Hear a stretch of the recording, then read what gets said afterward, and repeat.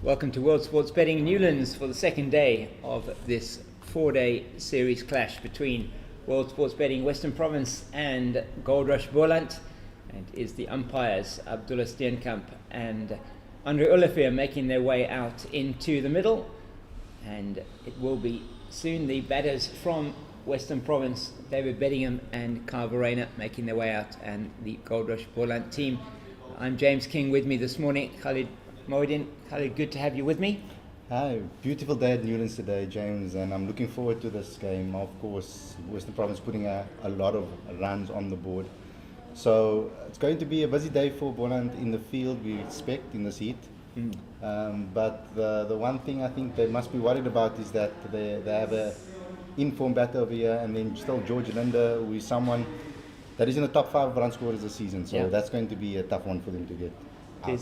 And looking at his numbers yesterday, he averages in the four-day series at Newlands, averages 75, George Linder.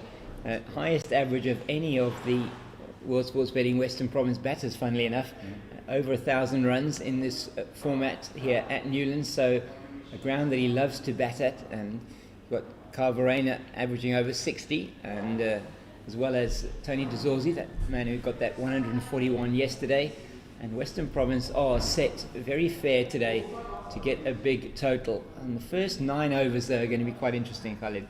9 overs until the bonus points are a thing of the past. What do you expect to see first up from the batters this morning?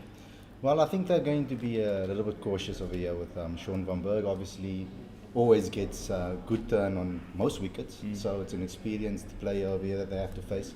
So I think they're going to be a little bit watchful at first, but look for those singles and look for those gaps, and then see from there, because they were batting at quite a quick rate yesterday.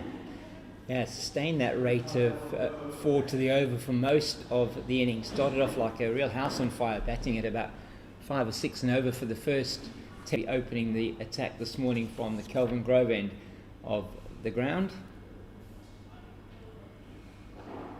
And David Bedingham on strike for the first delivery, and it's been a very good partnership between these two. It came together when 2 wickets had fallen quite quickly. So Moore going with a score on 241, De Zorzi and the scores on 252, and they came together and really they were a bit cautious to begin with. First 50 runs in the partnership came up about 3 and over, but then they accelerated towards the end of that day yesterday. First run today on the board for Bedingham moves him to 65. And I think it also helps that they both get along very well off the field as well as on the field, and you can see it with the Proteas. They have a very good relationship and understanding of each other's game. So I think that also helps a lot as Sean van Berg runs in again. And full toss that time, and probably surprised Verreynne, wasn't expecting that, just tickles it down to mid-on. Is that out there? Looks like Grant. It's Keith Dudgeon, and it's mid-on. So interesting field for Van Berg as he bowls now. He's got a slip. He's got something like I'm quite sure, a bit between a short third and a backward point. He's got a man on the point boundary. He's got a short catching extra cover. He's got a cover, and then he's got a mid-off, a mid-on, a mid-wicket, and a deep square leg. So we did see the sweep come out yesterday of the reverse variety from Eddie Moore, quite a bit. And we know that David Bedingham is very strong on the offside, so obviously setting this field will obviously help Boland, because they need wickets, of course. So that's something. But they've been cautious and watchful, as I thought they would be, looking for the singles, not being afraid to block the ball either.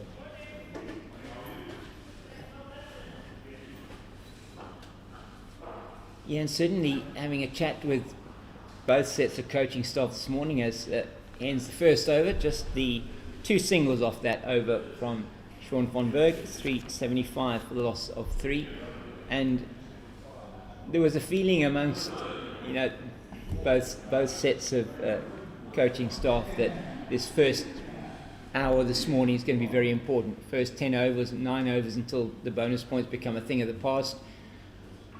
But very much the feeling that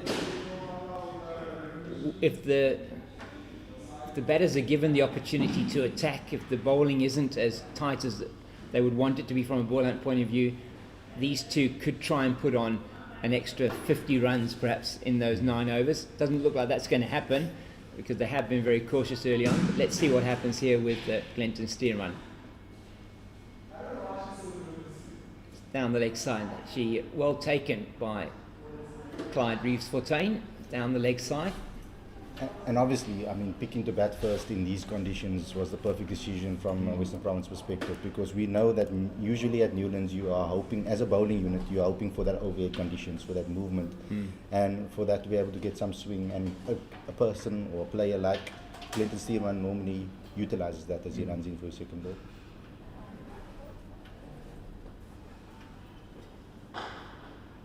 That one again straight, and Verreynne just plays it down to mid-on. Frisco Adams doing duty there in his first game in this 4-day series. In fact, didn't play for Boland in any of the other representative games this season, so good to see him back on the field.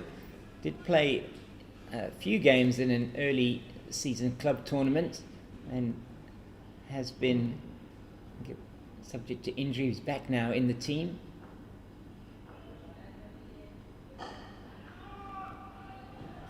And that's a nice thing of watching Boland versus Western Province, because a lot of these players would have played together under the Cobras banner, so they know each other quite well, so it's also fierce rivalry.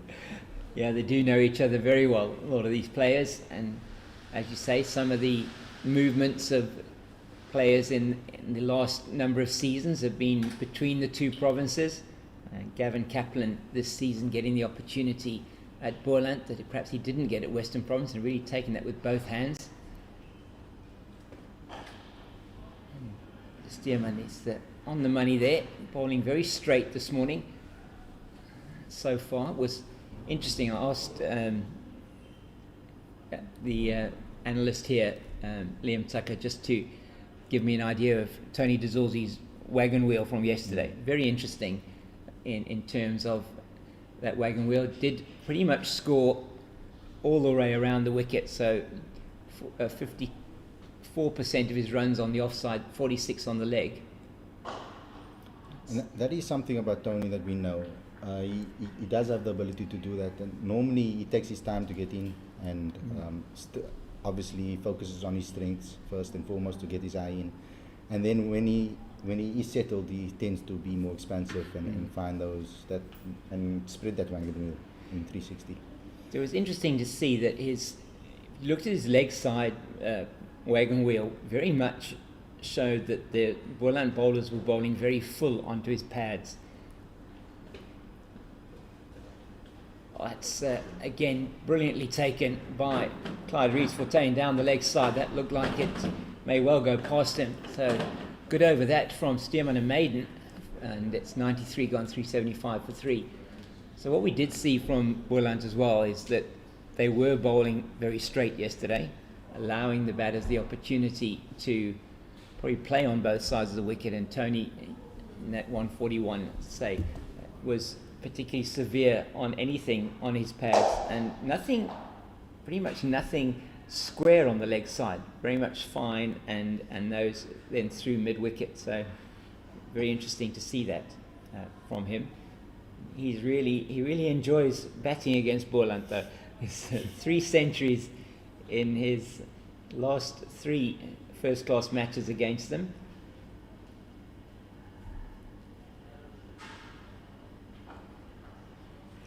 Betting once again cautiously forward to Von Berg. So, as you said, Khalid, they're just having a bit of a look this morning, aren't they? Yeah, first up.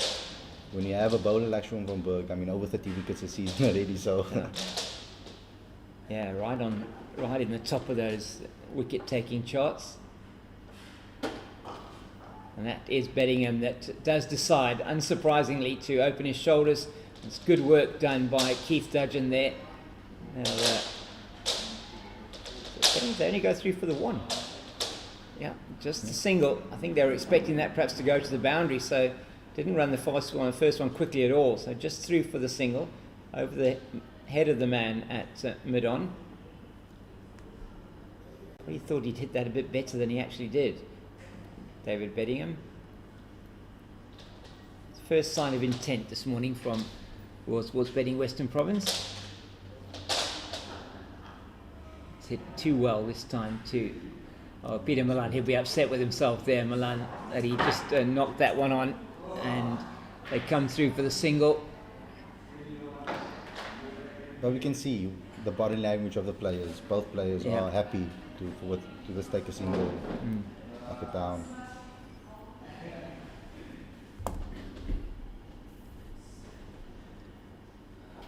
That's neatly played into the leg side.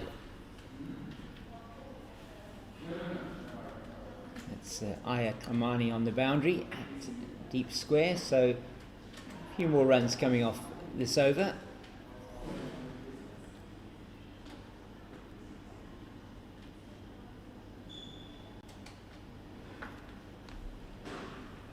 Take another single out to the man on the cover boundary. Just sticking those runs over, just putting more pressure on Boland, frustrating them. It's a hot day at Newlands, so toiling away in the heat. Yeah, it is going to be interesting to see how they respond here. Goldrush Boland. I think Sean von Berg will be doing quite a bit of bowling today. World Sports Betting Western Province now 379 for 3 after 94, and has been a good partnership between these two Proteas batters, and certainly is what they would have been looking for, Western Province, from their senior players and the Proteas after their good performances last week as well against the Titans. Because it was looking quite dangerous for them at the beginning of this second half of the season. So it's good to see that these senior players are now stepping up.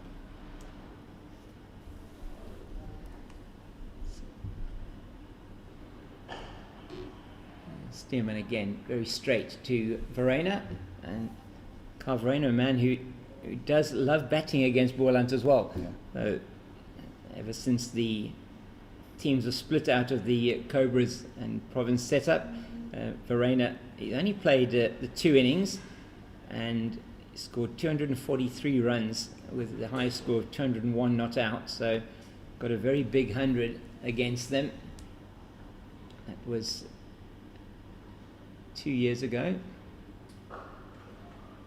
I don't want to say it's a shame, but it's almost a shame that we don't have overhead conditions when we see a guy like Clinton Stearman running in the middle. You would like to see how he can manipulate that ball over here at Newlands in a morning session. But the one thing that you're going to get from Clinton, particularly in his first spells, is that accuracy. Putting that ball on the same spot over and over again. That is what the key is to 4-day cricket. And it's the lessons that we need to teach the young cricketers as well, is that consistency.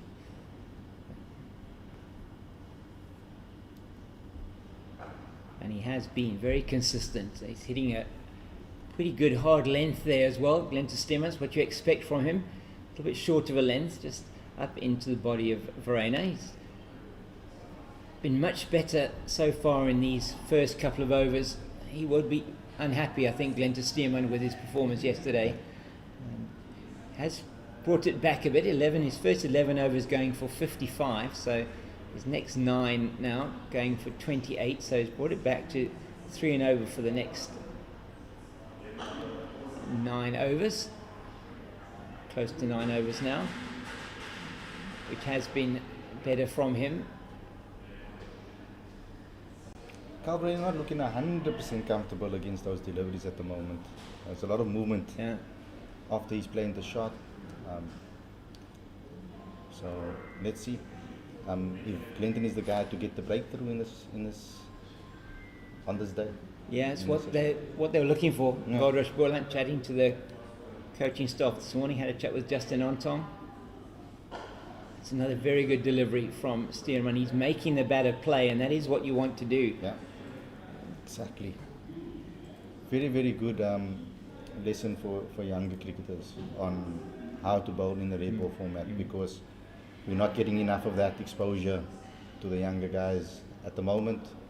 So this is why 4-day cricket should be watched by as many youngsters as possible, just to see what it takes to be able to bowl with that consistency. It helps you in all formats. It does, absolutely right. It's the basis of your building your game of cricket. That one is too much on the pads, and that's brilliantly played by Verreynne. He finds the gap between the man at long leg and the man at deep square, and that's probably the first time that Stearman has just probably strayed a little bit too much down the leg side, a little bit was short of a length, maybe a bit shorter than what he had bowled before. Verreynne, just a short arm jab down to the long leg boundary for 4. Excellent shot from him. 95 gone, 383 for 3 this partnership. Now on to 131, and it is looking, even at this early stage this morning, a little bit ominous for Goldrush Boland. They were saying earlier on, chatting to Justin Ontong before the game, he was saying they didn't bowl well yesterday, particularly with the new ball early on. There was something on offer for them, as there always is at Newlands. Perhaps not, as you said, overhead conditions yesterday very much were like they are today. No real overhead conditions to help with the swing, but there was still something there, and they didn't utilise the new ball as effectively as they should have done. Nicely cut into the offside for a single down to Gavin Kaplan in front of the Oaks, and I'm sure he'll be looking forward to batting on this surface as well. 100%. I mean, one of the top run scorers in the in this particular tournament as well, doing really well for Boland. Saved them in a couple of matches actually this season. So he's really settled in very nicely at Boland, of course. Very familiar with these conditions as well. Scored a lot of runs for Province.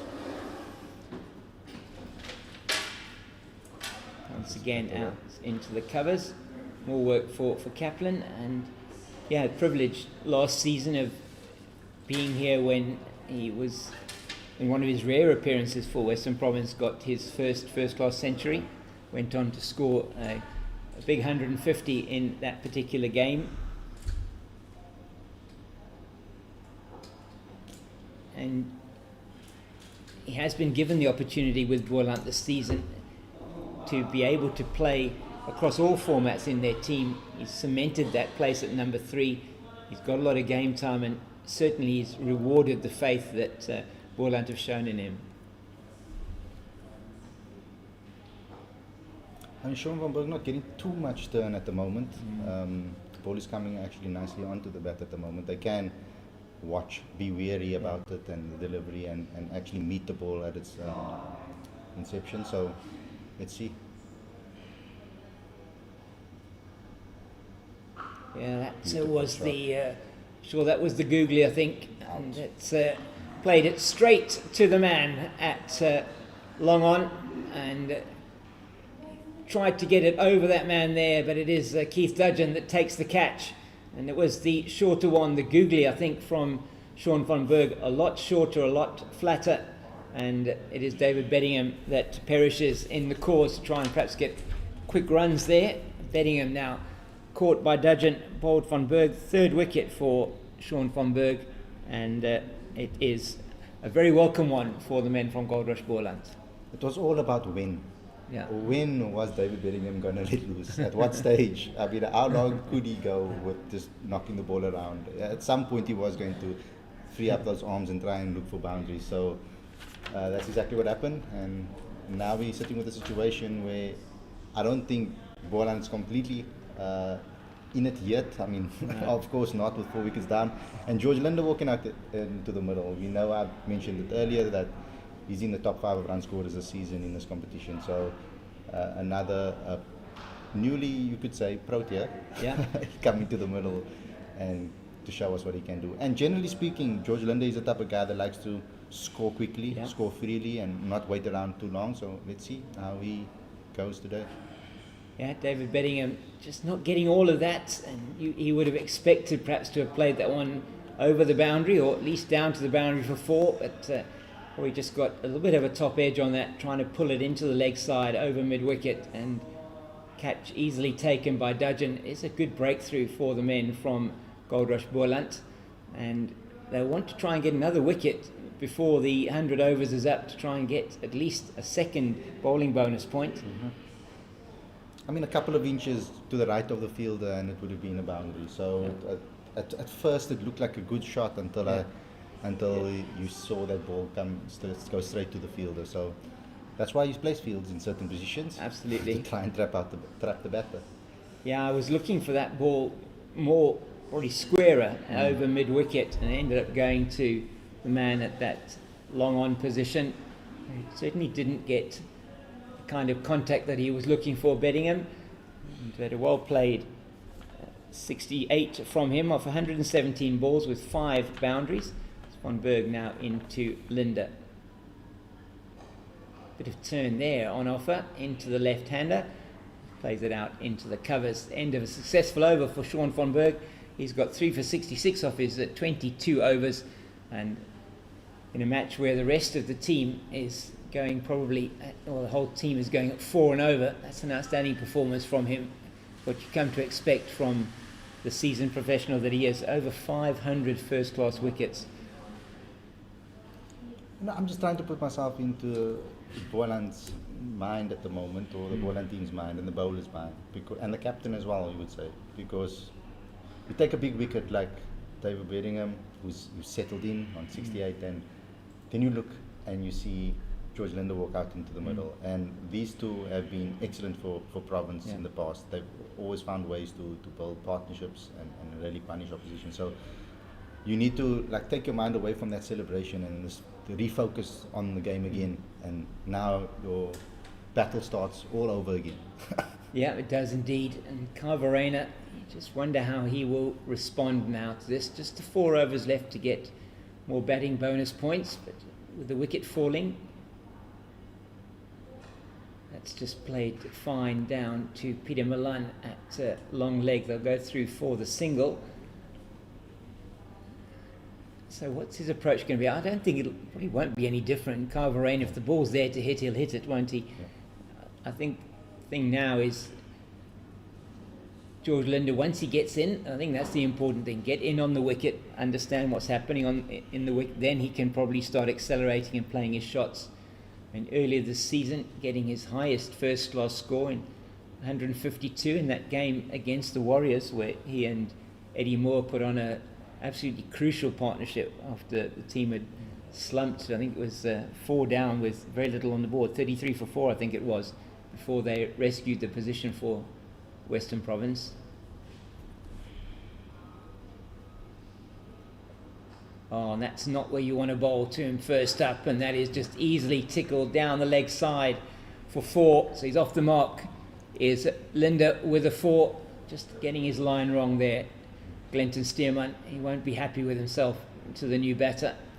And that's the great thing about having a right-hand, left-hand combination, because obviously Glenton Stearman running in, bowling in the same positions over and over again, just moving over now and trying to bowl to a left-hander is going to spice things up a little bit in this match. Yeah, they want to get Linder out as soon as possible, Goldrush Boland. And the pitch is looking like an absolute belter, it must be said. So yesterday morning there was a little bit of potential, a bit of help for the bowlers. The grass was a little bit greener than it is now. Still a very good covering of grass, but it's dry grass, so very hard underneath the surface. The ball has been coming on perhaps a little bit better than we normally see at Newlands. Tries the short one there, just that'll be 1 for the over so far, signalled by Abdullah Steenkamp. And it certainly was a toss which Western Province were happy to win. They got off to an absolute flyer with 77 for that first wicket, and coming off just 16 overs, so batting at close to 5 and over for that opening partnership, and then an excellent 164 between Moore and De Zorzi for the second wicket. Another one down the leg side this time, goes through to Reeves Fortuyn behind the stumps. And it's also a perfect position for Western Province on day 2. With a nice score on the board, the batters that come to the middle right now can actually play with a lot of freedom, and they don't have to necessarily play with too much pressure. So it's going to be all in Boland's court to change this game and try and find a way to break through. And the way they would be looking to do that is to just try and dry up the runs get Western Province thinking where perhaps is the next run going to be coming from. It's again tickled fine down the leg side. This time though, Peter Milan will get around easily to field that. It's another single to Linda. He moves to 5, 391 for 4 after 97. 3 overs left for the bonus point situation. At this stage, Western Province just shy of 6 batting bonus points. I think this is, if my memory serves me correctly, is one of their best batting performances in the opening innings this season. That match against the Warriors, they did also have a good haul of bonus points with that fantastic partnership between Moore and Linda. But in the main, Khalid, they've been struggling. They've been getting out in the first innings in the 200s, not been able to get that. They are 9 batting bonus points behind Boland. Yeah, and all the senior players stepping up and performing.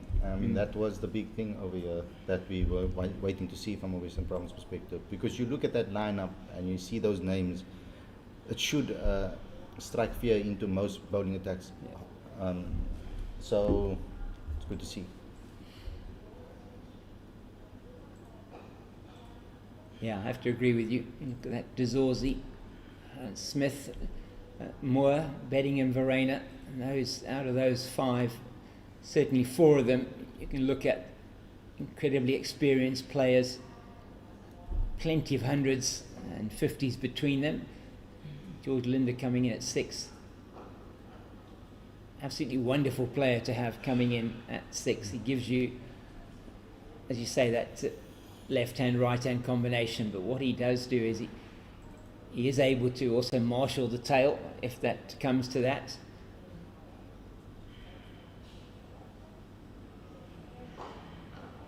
But you can always see by the captain, now you know the captain's in the middle, but you can always see by the captain's approach on what the team's approach is going to be today. And Verreynne looks relaxed. He's not in a rush to score runs quickly. So it kind of gives us an indication on what they feel they should be doing in this first session.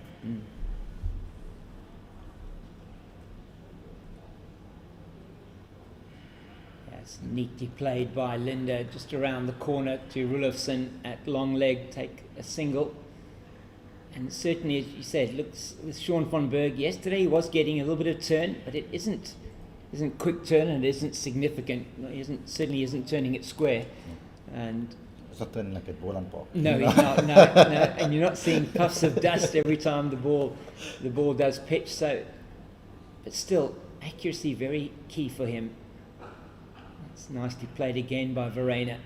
Very easily played out to the man at long off. Takes the single, keeps the strike at the end of the over. 395 for 4.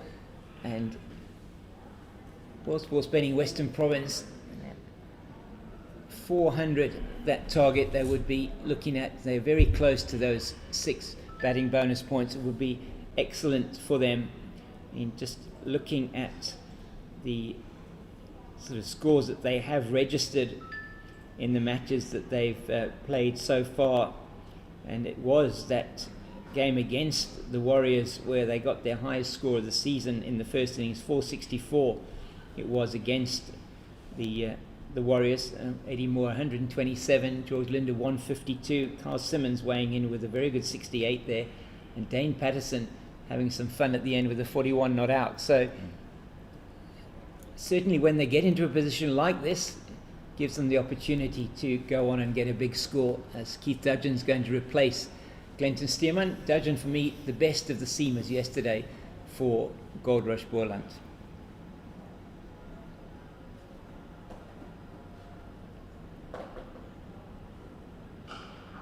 Yeah, despite taking no wickets, obviously on day one, Keith Dudgeon was, as you said, I feel the best bowler on day one with regards to the seamers particularly. Bowled with aggression and he bowled with accuracy. So it's going to be very interesting to see what he can get out of this wicket. But I'm more interested in to know what this wicket will do on day 3. Yeah. Defensive shot forward. good delivery, wasn't that, from Dudgeon, targeting that off stump. And I'm with you, Khalid. I think days 3 and 4, it's going to be very interesting to see. I think the wicket is going to wear.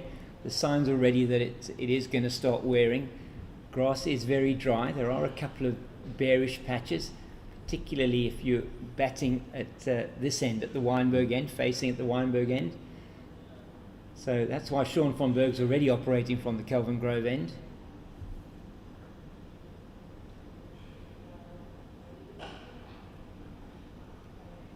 It's another defensive shot from Carl Verreynne. Just being cautious, as we said, and not being too much of a maverick today. So talking about that again, just about the spinners. If this pitch is going to wear and tear a little bit later on like day 3, particularly when Western Province probably want to bowl, that's where I'm going to be a little bit worried that they only have one spinner. You know, lacking the injured Carl Simmons is a big loss for Western Province. Yeah, you talk there about Carl Simmons. He is a huge loss for World Sports Betting Western Province. 25 wickets this season in the 4-day competition. I think he was sitting at, just looking at the season record, sitting at number 3 or 4 on that top wicket takers list. So that is a massive blow. He's been such a consistent performer for World Sports Betting Western Province over the last number of seasons. In fact, since he arrived here in the Cape, it's been a fantastic acquisition for the team here. And really, you would have to say, it's really one of their premier bowlers. If not, I mean, this season so far, the premier bowler. So there's going to be a lot of expectations from George Linder and what he can do with the ball in this match.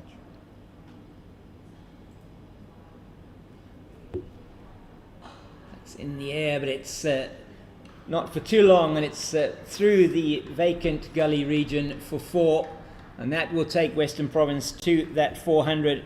So 400 there up for Western Province, and that is very, very healthy bonus point haul for them off 598 deliveries. So the last 50 coming off 66 deliveries, so still getting a good strike rate in there, and 4 to the over, 39 4s and 3 6s in that particular innings. And this match situation is perfect for George Linder.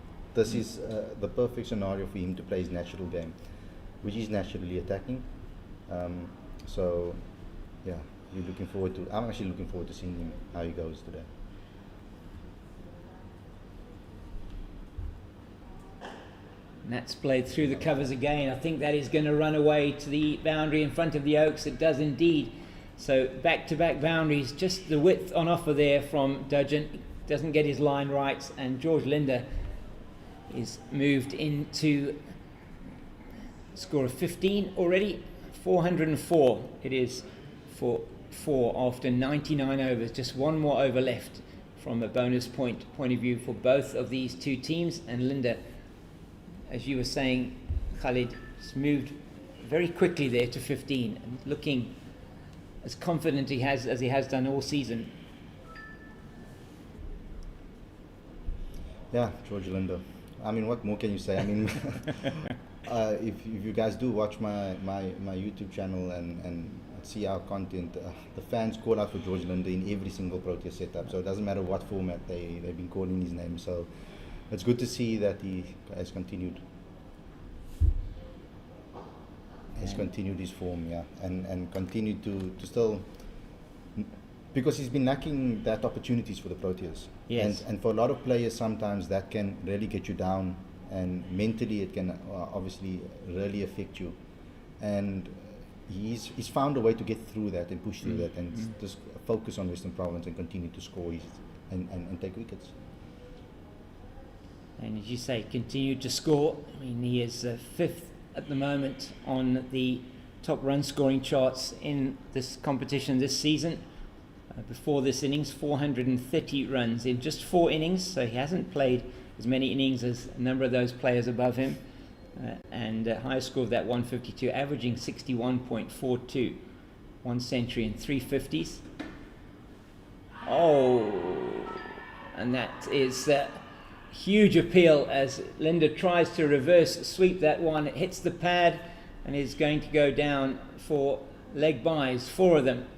I wonder whether that just hit him outside the line of the leg stump, but a huge appeal from the bowler and from the fielders behind the stumps. I do feel though that this season we are seeing a different George Linder than the past. I mean, famously recently he said that he feels that he is the best all-rounder in South African cricket. Yeah, so right. he's been proving it.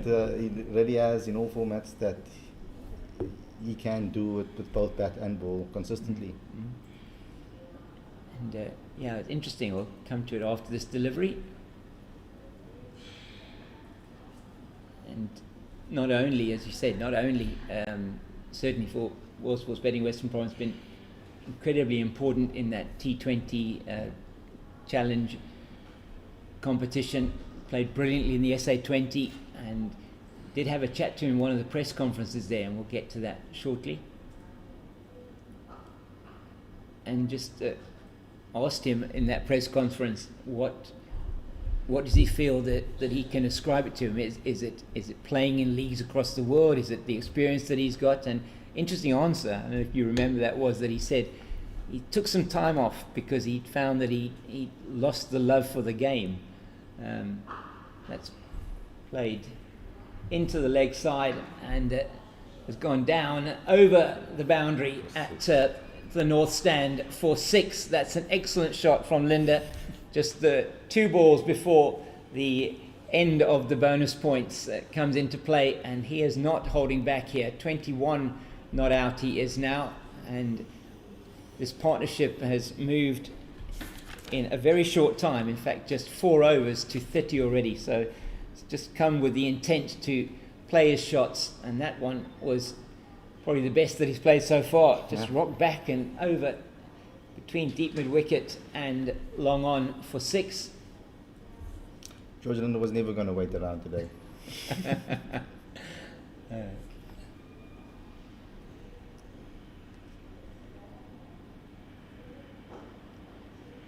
Straight back to Sean von Berg, who stops on his follow through. It is the end of 100 overs, and 100 overs gone means that the bonus points now for the first innings are complete. It's 415 for the loss of 4 after that 100 overs. So it has been, you'd have to say, again, advantage to Western Province. They've scored 42 runs in the session, those 9 overs that they had, so 4.5 and over. So there we have it on the scoreboard, just telling us there. World Sports Betting, Western Province, 6.3 bonus points from a batting point of view. I think that's probably their highest haul of the competition so far.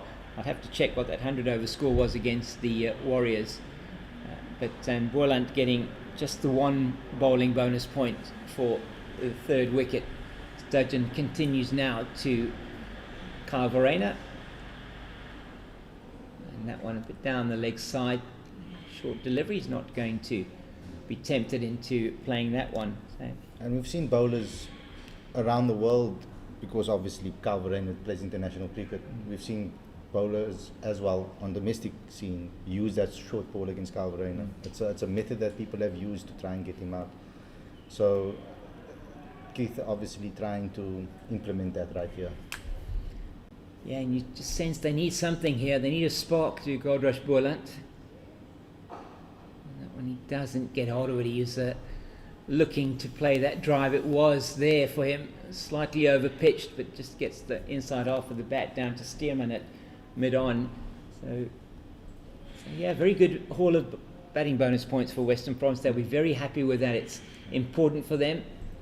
6th on that log at the moment, but there's only 8 points the difference from the team in 2nd down to the team in 6th. And so Dolphins on 81 and some change, and Province on 73.5 before this game. And I think, James, after 100 overs now, I think it's probably the perfect time for us to discuss this. And I'm going to ask you, James, if you were in that brain trust at Western Province, in that dugout sitting over there and part of that coaching staff, what would be your suggestion with regards to a score, a perfect score for Western Province? They probably are going to look to only bat once. Yeah, I would say you just keep batting. You set targets for yourself here, and you'd be looking to probably maybe just before tea or to put the Goldrush Boland in. If you could get to 550, 600, it's a nice easy run down to Stearman. I certainly think you've got the opportunity then you've got the bowlers, you've got 6 frontline bowlers in World Sports Betting Western Province, so you can rotate your bowlers. You're not going to necessarily, I mean, depending on how well Goldrush Boland bats, I mean, they have batted incredibly well this season. I mean, they've got some of the highest runs in terms of the first innings, some big partnerships up at the top of the order, but you just sense that with 6 bowlers, you've got the opportunity to really give your attack a chance to bowl them out twice if you're going to get to a score of 550, 600, and it's certainly not impossible with these 2 at the crease. And then, yeah, just look to bat once. Look to make sure that Boland will be the ones that on day 3 and 4, as the wicket will deteriorate, as the wicket will get easier, will get more difficult to bat on, should I say, and perhaps easier for the bowlers to extract. Maybe there will be some variable bounce.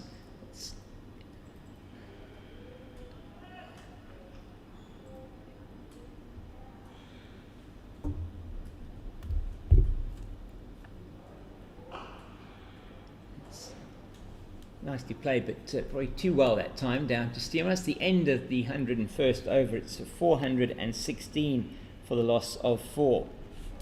So, yeah. I just wanted to have a look at the weather report for tomorrow to see if there's going to be anything to try and aid these Western Province bowlers, because with the likes of you've got Patterson and Nabe and Lawrence and Beja, having those guys in the team, that overhead conditions are always going to help you at Newlands, but it doesn't look like there's going to be any cloud cover or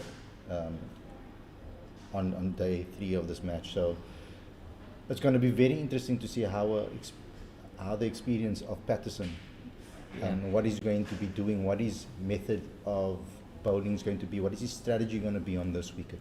I'm very interested to see how he's going to approach this, because he is a man that is all about accuracy and consistency. So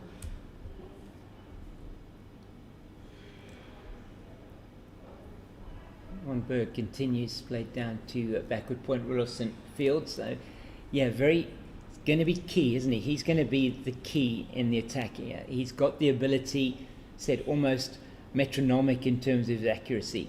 He's able to set a batter up. He's got the one that goes away. He's got the one that comes into the batter.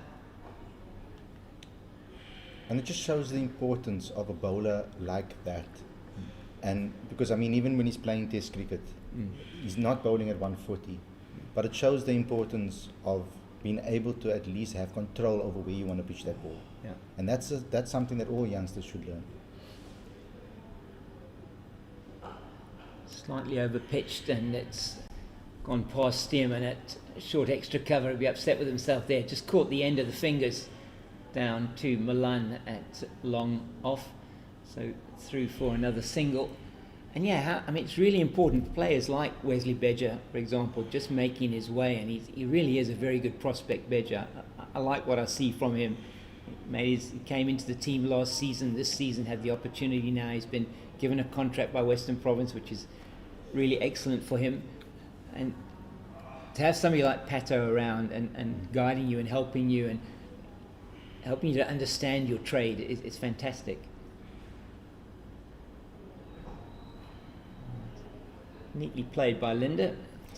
And it just shows the importance of having senior players within your 4-day system, because that's where the young players are going to be learning their trade.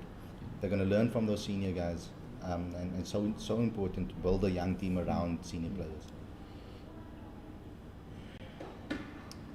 It's nicely played, well fielded once again in that mid-wicket region. Some excellent work done there. It's like Stearman once again going off to his left-hand side, getting up a bit gingerly there. Yeah. He's okay. just on the edge of the square. Sometimes it can be a bit difficult. They have that left ankle there, just a little bit painful. Straight to him again from Linda. And you don't want another scenario like we had in the final of the One Day Cup where Stearman took over off the field. So it's a little bit worrying because he is an important bowler for Boland. Yeah, certainly is their senior bowler, isn't he? You've got some real experience in this Goldrush Boland team. Ayat Kamani, Sean von Berg, obviously Clinton Stearman, Keith Dudgeon, who's been a fantastic signing for Goldrush Boland this season, coming from the Tuskers, and Conor Mnyaka, the left armour, still a young man. He was in these parts playing for the Cobras, and he made a move to Goldrush Boland as well, the left armour, and you just feel again there that the experience of Stearman, Omani, and von Berg, particularly with the spinners that you have got in that team. I mean, you've also got tons of experience with players like Imran Manak, Sia Mahima, and youngster like Michael Copeland is also potentially could develop into a very good off spinner.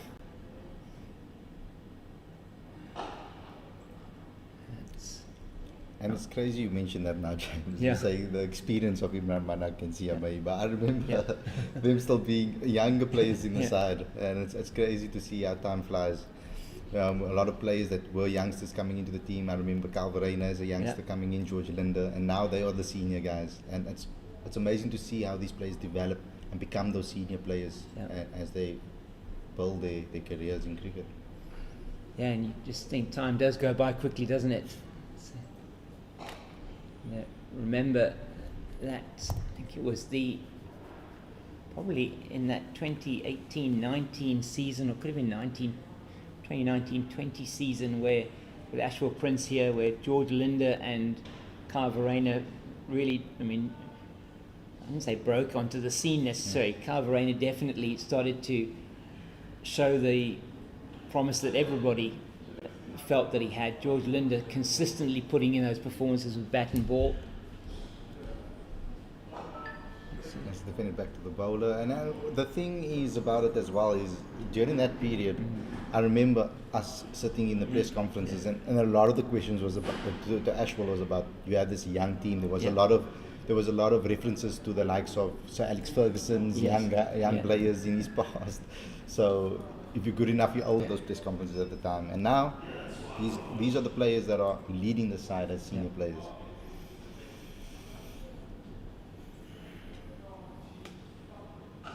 He pulls that one. That's played very nicely, but there is some kind of protection out there in the deep. Conor Mnyaka out on the boundary in front of the Oaks, but once again, a nice sound off the bat of Verreynne. He's on 77 now, and as you say, they were the young guns.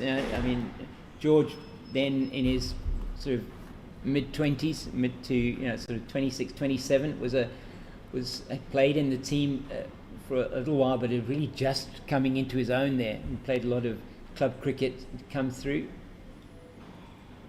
That's beautifully played, and it's going to be a chase for the man on the boundary, and he doesn't stop it. And Mnyaka, beautiful shot from Linda, a little bit short and wide from, it was more the width really from Dudgeon, and he plays it into that gap backward of square, a point for a 4, and he's really looking in good form, isn't he? Brilliant form. That's exactly what I expected from him today, and he's doing exactly what he's used to doing for Western Province. I mean, these two normally have always been at the forefront of a comeback when there was a period where Western Province used to lose a lot of wickets early, and then they needed a rescue act from these two. So very familiar with each other, these two in the middle, and we're going to see more of that, and how the game complements each other. It's brilliant. Linda on strike once again. That is down the leg side. He pulls it nicely down to Milan on the long leg boundary. Once again, a lovely shot, just swivelling as he played that one down to long leg. 423 for 4 after 103. And his importance, George Linda, as you say, as well as Verreynne, just coming in that middle order and providing not just the solidity that you would have, but also the acceleration from a run scoring point of view, and very, very important. And just look at some of his contributions this season. In the first match against the Dolphins, Linda 34, and then a 61 for him. Was then in that match against the Warriors, 152 that he scored in the first innings and a 57 in the second innings. So really has been a fantastic performance from the entire season. The only game, he didn't play in that game against the Knights from what I remember. So the times he has played, he has made a contribution. He continues to do that now, as that one's out to Milan at wideish long on.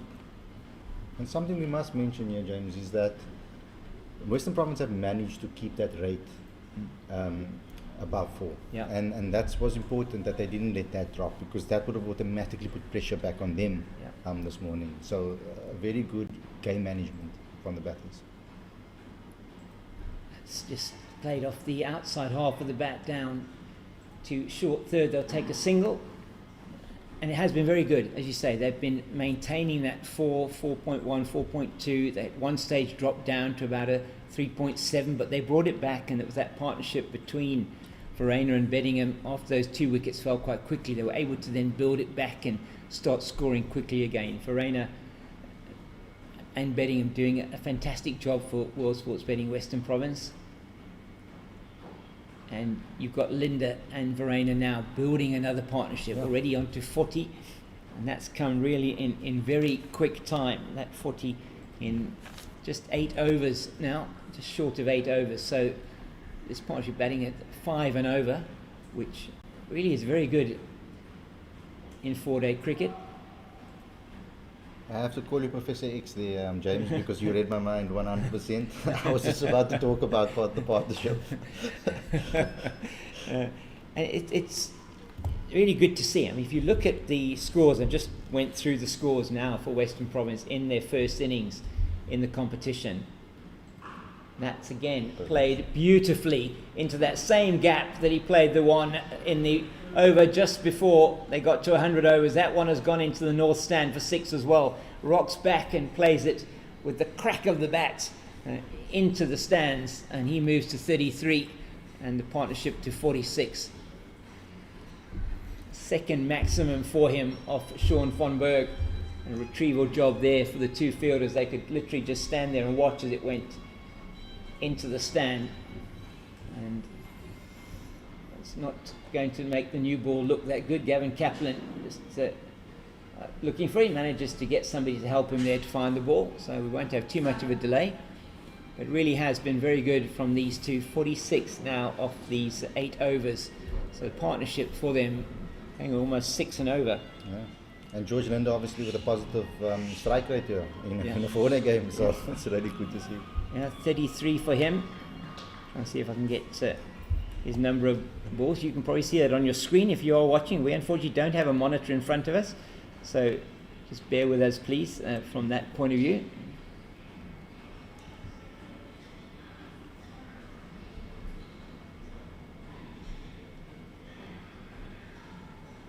And it's the end of the over. Just some news from the other 2 matches taking place up in Gauteng, one at Centurion and at the Wanderers. Both matches there have been delayed start this morning due to rain.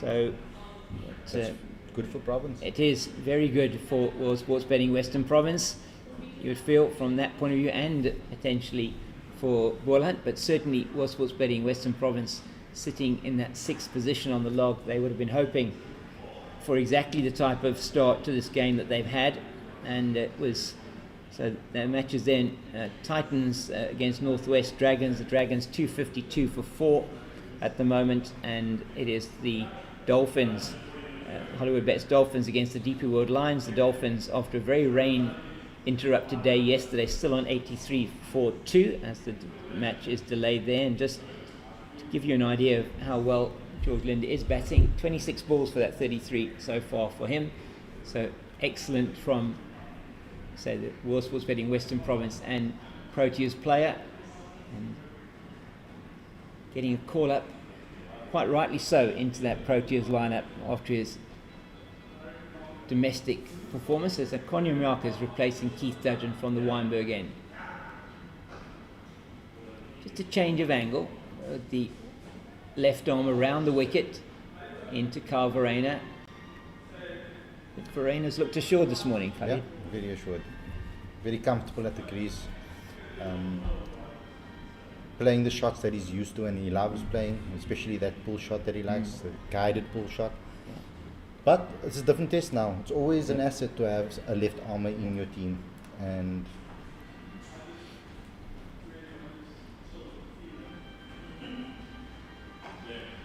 Manyaka always had an amazing potential.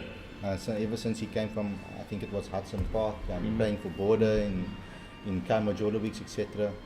I think he was one of the bowlers of the tournament in their T20 in their T20 competition. The youngsters were playing at, I think, Stellenbosch University at the time, back in the day, and he was one of the top bowlers in that tournament. Really looked great. I was quite shocked when he moved to the Cobras. I thought he would stick around in his hometown, but as he runs in here to Carl Verreynne. Yeah, that one's wide, and Verreynne's not tempted there on that one. Really wisely so. He replays the shot, potentially going for see if he would have gone for that. But yeah, as you say, just looking at his history there, and it's been back in the Boland now, his second season, say back in the Boland, but back in the Western Cape and playing for Boland. Second season now with Boland. 25 years old, so certainly as a fast bowler, he's sort of getting into that stage where you say would be in his prime, getting towards his prime. Neatly played and really well done by Sean von Berg as he keeps Carl Verreynne honest there with that throw into the stumps. And yeah, he's played with a number of different provinces. Southwestern districts, moved there from the Cobras while he was still playing, I think, for the Cobras 2019-20. Played for the Cobras between 2018-19 season and the 2020-21 season, and then just the 2 seasons with the Warriors before he moved to Boland. Neatly played by Verreynne. He plays that shot really well. Often, doesn't he? And he plays it really well. It's just the wristiness of that shot. And watched him play that a couple of times yesterday, and just thought, that really is it's one of those trademark Carl Verreynne type of shots. I don't know how he manages to do it. No, me neither. Because it's like you would think that it would be going off to the leg side, because it almost brings the bat down, but then he almost opens the face or moves his wrist to open the face at the last minute for it to go down to the offside, and he takes another single, moves him to 79. 432 for 4. World Sports Betting Western Province in complete control of this match at the moment.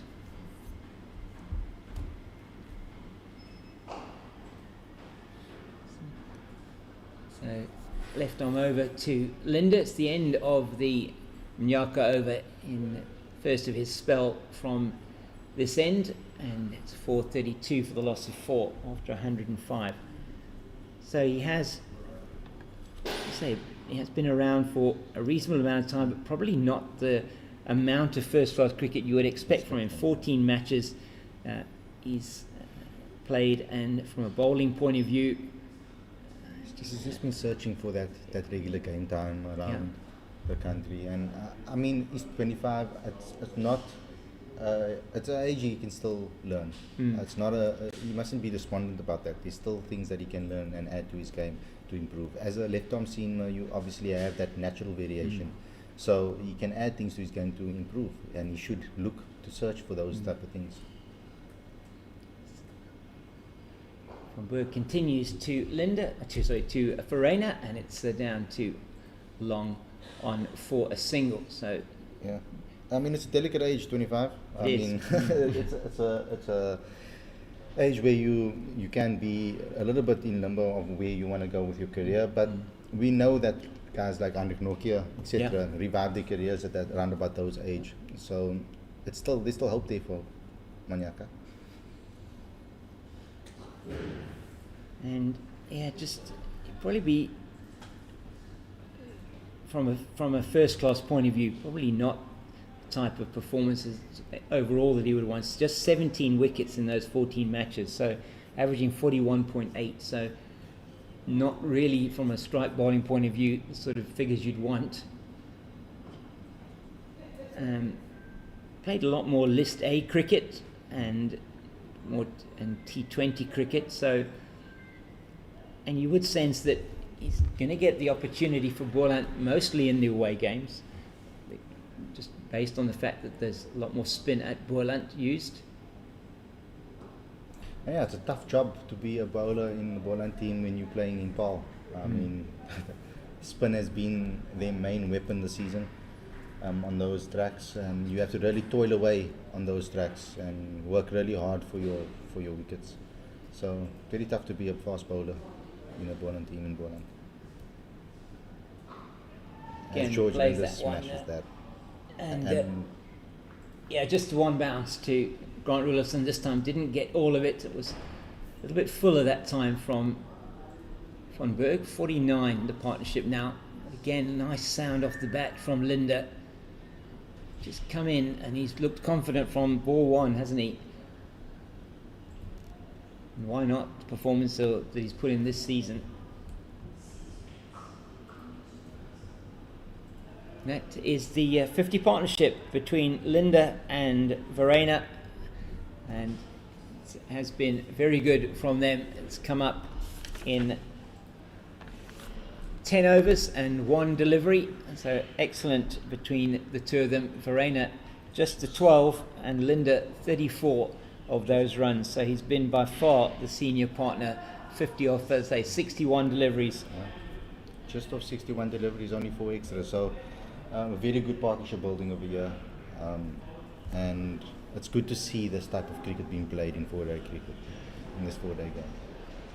Yeah, I think the big thing, you were talking about it earlier, is just the way that they've gone about it and the run rate that they've achieved. So once again, they're batting at, these two batting at 5 and over. They've been able to maintain that overall run rate over the 4 runs to the over. As it's some Nyaka away from us again. Beautifully played into the covers. So I think that's, it's not Rudolfsson, that's Blade Capel is on the field for somebody, 12th man. Let's see if I can figure out who it is. Perhaps Glinton. Glinton's here at mid on, yeah. So just having a look.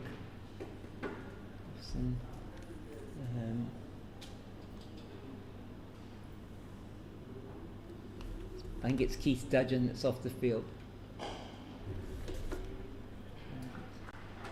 Yeah, so Keith Dudgeon at the moment off the field after he bowled that spell from this end. Nyaka replacing him, maybe just gone off for a quick break and will be back on shortly.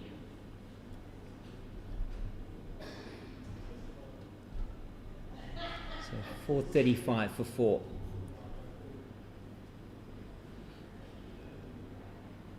And just looking at those first innings scores for World Sports Betting Western Province this season, and it's been noticeable. So the Dolphins, a game in which they did win in Durban, 212 in the first innings. Then it was the 464 against the Warriors, which was before this the highest. Well, this one still not reached that 464, but was their best first innings of the season. And then 208 against the Lions, 202 against the Knights, and then 250 against the Titans. So you can see where that's meant they've only had the 14 plus batting bonus points up until now. Let's switch our attention quickly to Boland, because I mean it's pretty simple, straightforward game plan for Western Province. Put as many runs on the board as possible. Obviously, getting the match situation in a period where they can dominate, but obviously winning the toss. What do Boland have to do here to stay motivated, to keep their side in the game? I mean, normally I would say body language and energy in the field, etc. But they're really struggling here to find actually consistent breakthroughs here. Yeah, they are. There's nothing really in it for them. They're not. They've not been able to stem the flow of runs, and whether those are coming in singles or whether they're coming in boundaries, It's been both, in fact, in this partnership so far. So, a bit difficult. There's not really any chatter out there, is it? It looks like they're just going through the motions, and that can happen when it's 4:36 for 4, and you are, into already the 107th over. I mean, they've tried everything so far, except maybe Verreynne, Mujima, and who else over there? Yeah, and Kamani. Yeah. So maybe they can turn to that. That's nicely played by Linda once again, and that is a glorious shot backward of square on the offside to the deep point boundary for 4. And he's played that shot beautifully today. It's been outstanding from him. And that's what happens when you have to switch sides as a bowler. It throws you off completely sometimes, to get that accuracy and put the ball where you actually want to put it. You're getting yourself into a rhythm. Yeah. And especially in this heat, it's very tough to get in that rhythm and that mentality, to keep that mentality consistent. So running in from one side on one end, and then you have to switch to the other, to over the wicket, and then back to around the wicket. It can really confuse you as a bowler. So being accurate is so key, and working on those things. I think the best way to probably practice that is to put yourself in those positions regularly in training.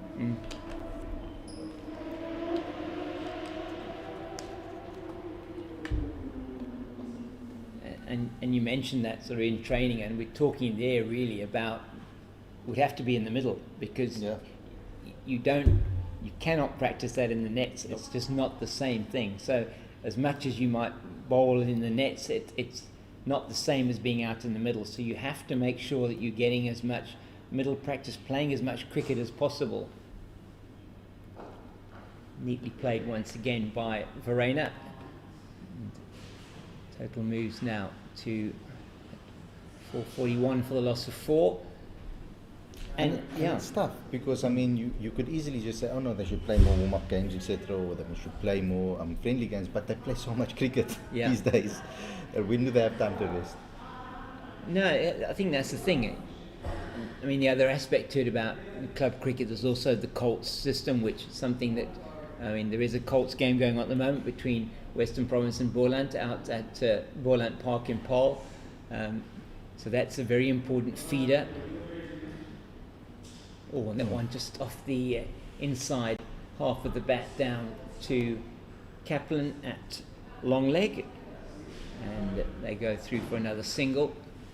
And so, I mean, you do want to be playing cricket. That's the thing. You want to, throughout the season, you want to be able to play cricket. You want to be able to be in a situation where you can keep yourself fresh, keep your skills where you want them. But everything is slower, almost delayed, because cricket is such a long game. You're playing 8 hours majority of the time a day. If it's a 4-day game, 8 hours a day, or a T20 game is the shortest, obviously, format. You've got 3.5 hours to 4 hours. But you're playing long hours in the middle, so you need to rest your body at some point. So you can't always also overtrain as well, because that's how injuries happen, and those type of things. So it's very tricky in cricket. It's a different sport. And it's very mentally draining as well.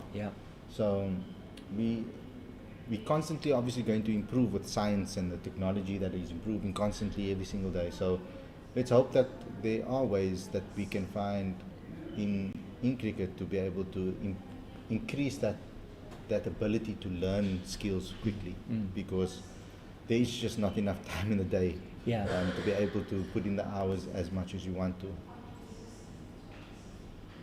And particularly, you talk about injuries from a fast bowling point of view. We spoke to Elstein in the SA20 about it. How do you manage those workloads? Because you in the SA20, you're getting players that are coming in that have played a whole long season, and then they're ending off with the SA20 kind of after the domestic season is done almost, or a break between. So. Neatly played again by Linda. I think they'll get 2 here. Turns now easily for the second down to fine leg, and that will be the end of the 108th over. It is drinks in the first session on day 3, and we'll carry on with this discussion around the bowling workloads and the fast bowlers and potential injuries, and how you just manage that once we come back to you after the drinks break. I'll be back with you very shortly.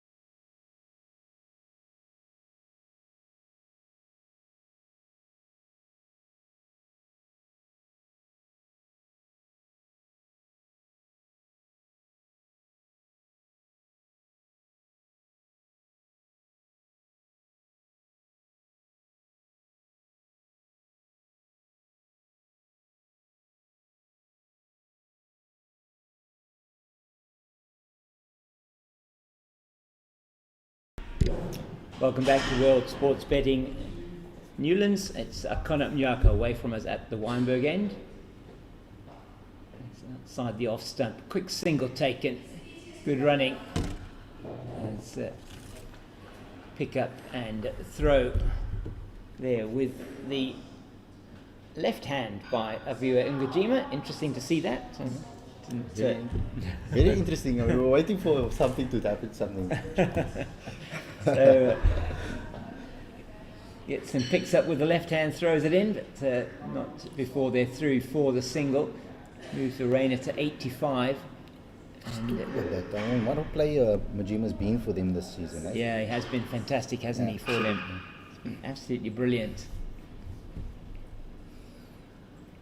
That's played down to the leg side. It's going to split the fielders there at deep square and long leg, and again it's a 4 from George Linder, and tall man, he got over that one very nicely and played it down to the boundary for 4, and that brings up the 450. So 450 for Western Province of 655 deliveries So that's next, that's 50 coming off just 57 deliveries between 400 and 450, 43 fours and 5 sixes, 2 of those to George Linder and 3 of them to Eddie Moore. It's 450 for 4 after 108 overs. Nicely driven, but it will be fielded by Stearman at mid-off. So we're just going to have to keep track here of the balls. He's 38 Yeah. balls now, George Linder. And let's see how quickly he can get to that 50.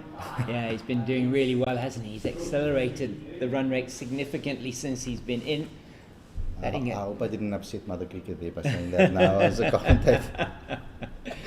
Commentator's curse is what they call it. No, you certainly haven't upset Mother Cricket. 45, another very good contribution already from George Linder in what has been, you would have to say, his best season in 4-day cricket with the bat. Okay.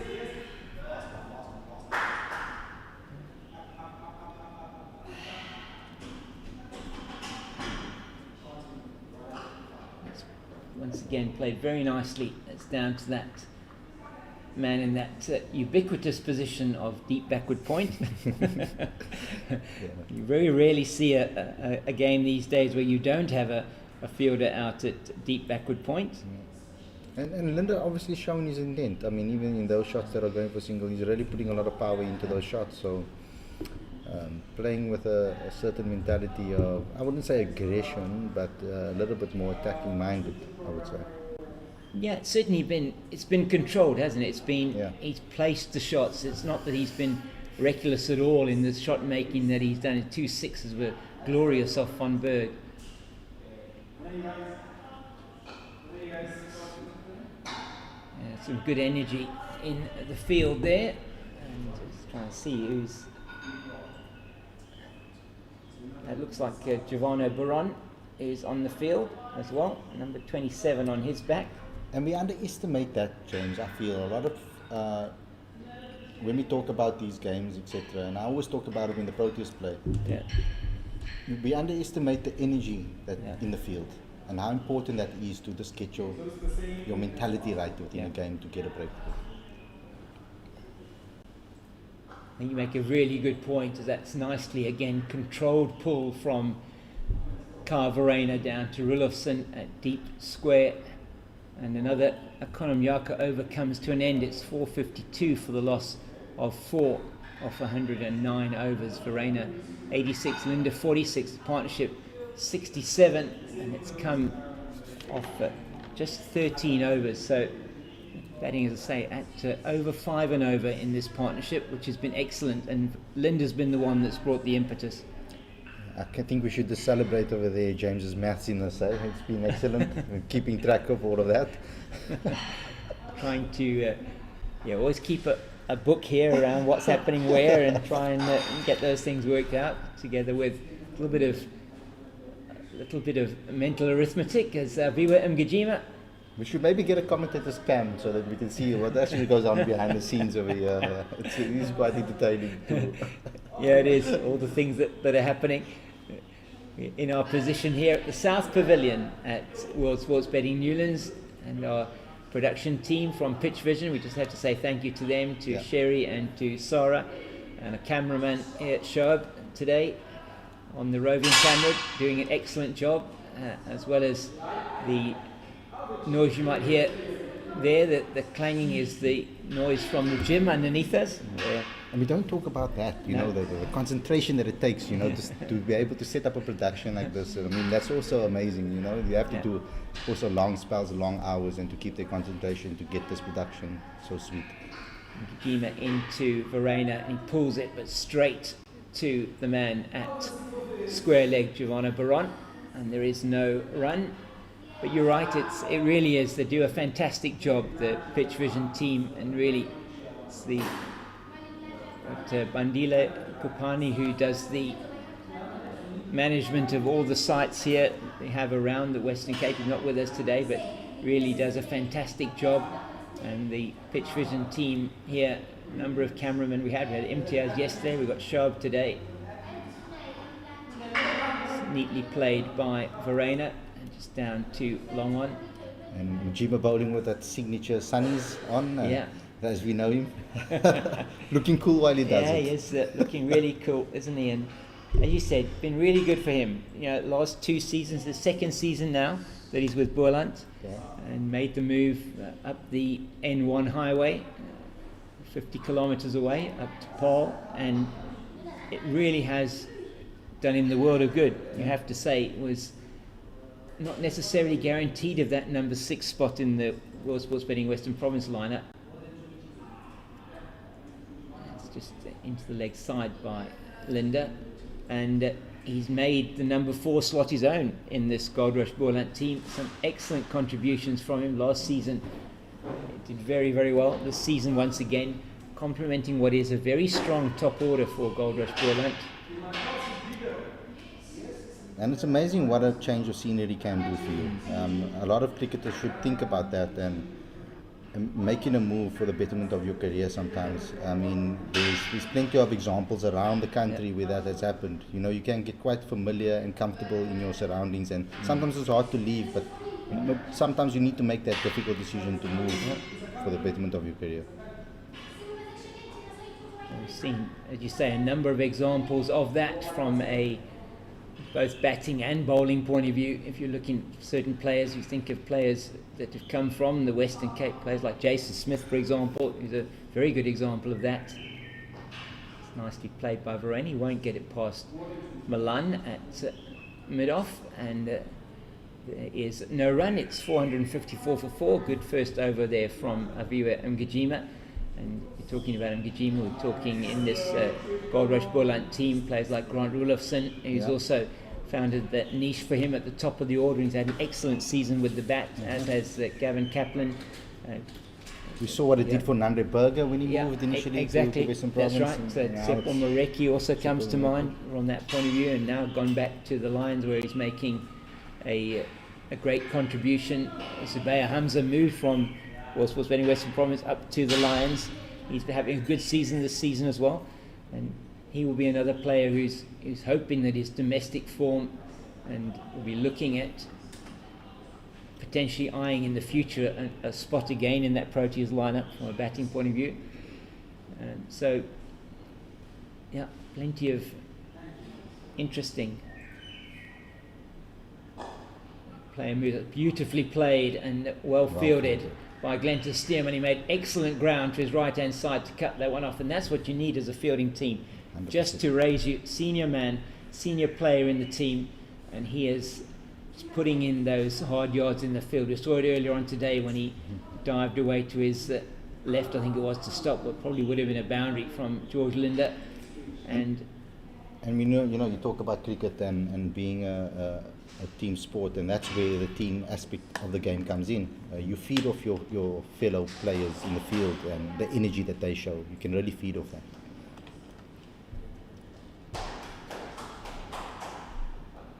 Nyaka in again, and it's that once again that trademark Carl Verreynne angle into the offside for a single. Linda now approaching. I think, James, if you can come up with a term for that type of shot, I think you can actually copyright that and make a lot of money. I think so, yeah. I'm not quite sure what you would call it. It's you talk about players sort of going inside out over extra cover, but I mean, it's almost like he goes inside out, guided down to third. I mean, it's a really interesting shot. So, yeah, I'm going to have to come up with a term for that one. That one very short from Nyaka. And they're not going to take the run for the misfield from Capel in the mid-wicket region. It's almost like I don't know, I'm bringing nerdy terms here that from my past, but it's almost like an Atulgat from Street Fighter. You get the uppercuts they speak about, but it's almost like an Atulgat. Well, there we go. That's probably a good name for it then. Yeah.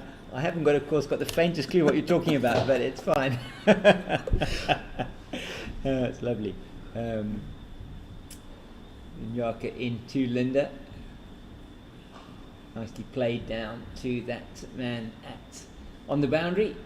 To a deep backward point. He moves to 49 with that shot, and George Linder here looking for his 20th first class 50, and averages 33.89 overall in his first class career. But averages at Newlands in the 4-day series, this is only in the 4-day series, averages over 70 in the 4-day series at this ground. That's again neatly played by Verreynne. That shot this time, not playing it sort of how he has been with these tucked up. He plays that one very nicely. The delivery outside the off stump from Nyaka. And we were talking before the drinks break just around fast bowlers and how difficult it is to keep going. Conditioning absolutely important for fast bowlers these days, and managing workloads as well. And you were alluding to that just in terms of how much they do bowl. Neatly played by Linda, and that will be his 50. And that is another 50 for George Linder this season. Has been excellent from him. He gets that 50, comes off just 45 balls, and very good strike rate for him. 6 4s and 2 6s, and he's been pretty much all around the wicket. The only place he hasn't got runs to has been to the sort of mid-on side of straight, and he really has batted exceptionally well. 50 in the partnership of 74 between himself and Kyle Verreynne, and he'll be facing now Will Linder to Aviwa Ngujima at the end of that Akona Nyaka over. So he's, to say, his 20th 50 in first class cricket, averaging 33.9 in the first class cricket, and I reckon that average has gone up quite a bit this season. I've always had admiration for fast bowlers in this format, because you really have to bowl a lot of overs. You do. And it's incredible how they actually condition themselves for that, and how they can actually find ways to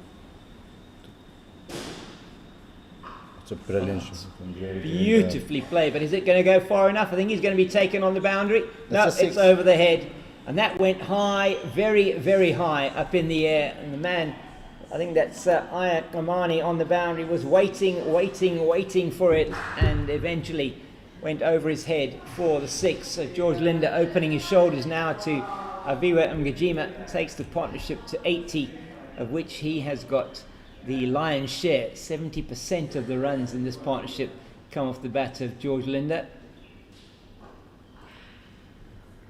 And he takes another single down to Peter Malan. That one must have gone incredibly high in the air. Yeah. Just was almost an age in the air, and eventually going over the head of Ayat Kamani at long off.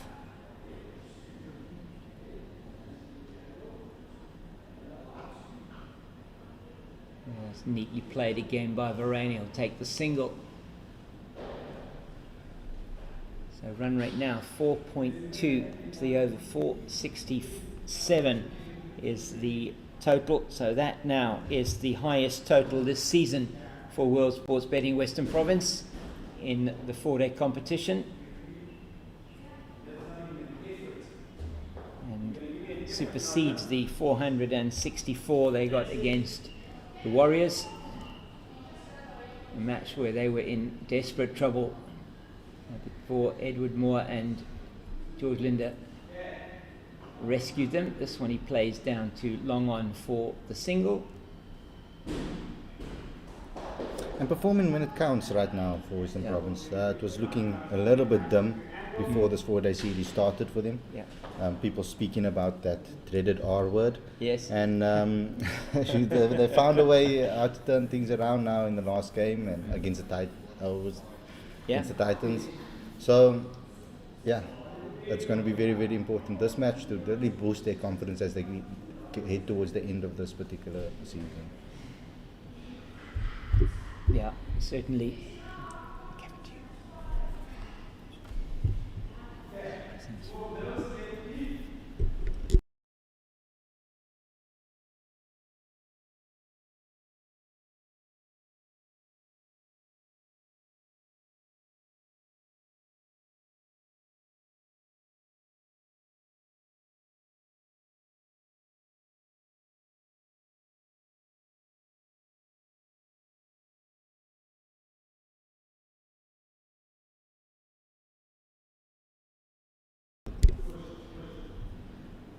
Nyaka over the wicket to Linde. He has a full go outside the off stump, doesn't get hold of that at all really. Goes off the outside half of the bat down to deep backward point for a single.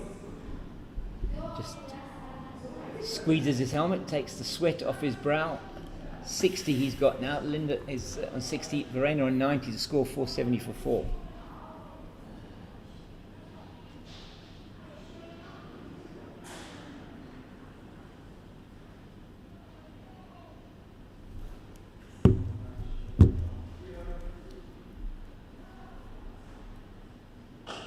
The full go, and that one he has got hold of, and that is going to smash into the stands here below us to our left over long on, and that's gone for another maximum. That is his 4th maximum. He moves to 66, the partnership to 91, and now the acceleration coming from George Linde.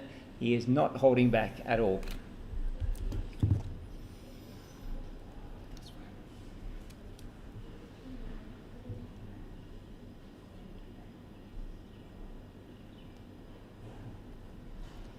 So an excellent shot there from Linde, and once again just accelerating the scoring rate here as World Sports Betting Western Province moved to 476 for 4, and it is very quiet out there in the middle, and it is really almost seems like a waiting game here for Goldrush Boland. That's a full toss. That is going to be played down to the fielder in the deep. That's Frisco Adams. They'll go through for a single. I lost the flight of that one for a while. Full toss from Nyaka, and George Linde played it a lot straighter. Might even come off the leading edge as it came down to Adams here in front of us at long on. And perhaps in this heat, Boland might need the Iceman today. I think they will, yeah. Definitely. He's got the double teapot out, has Frisco Adams. If we're going to see him bowling again, 4 overs, 0 for 24. That's down the leg side from Nyaka, just struggling again with his line for the left-hand, right-hand combination. He has taken a bit of a pounding in this over. His figures not reading particularly well at all. 14.4 overs, 0 for 84. They're nearly going to 6 and over.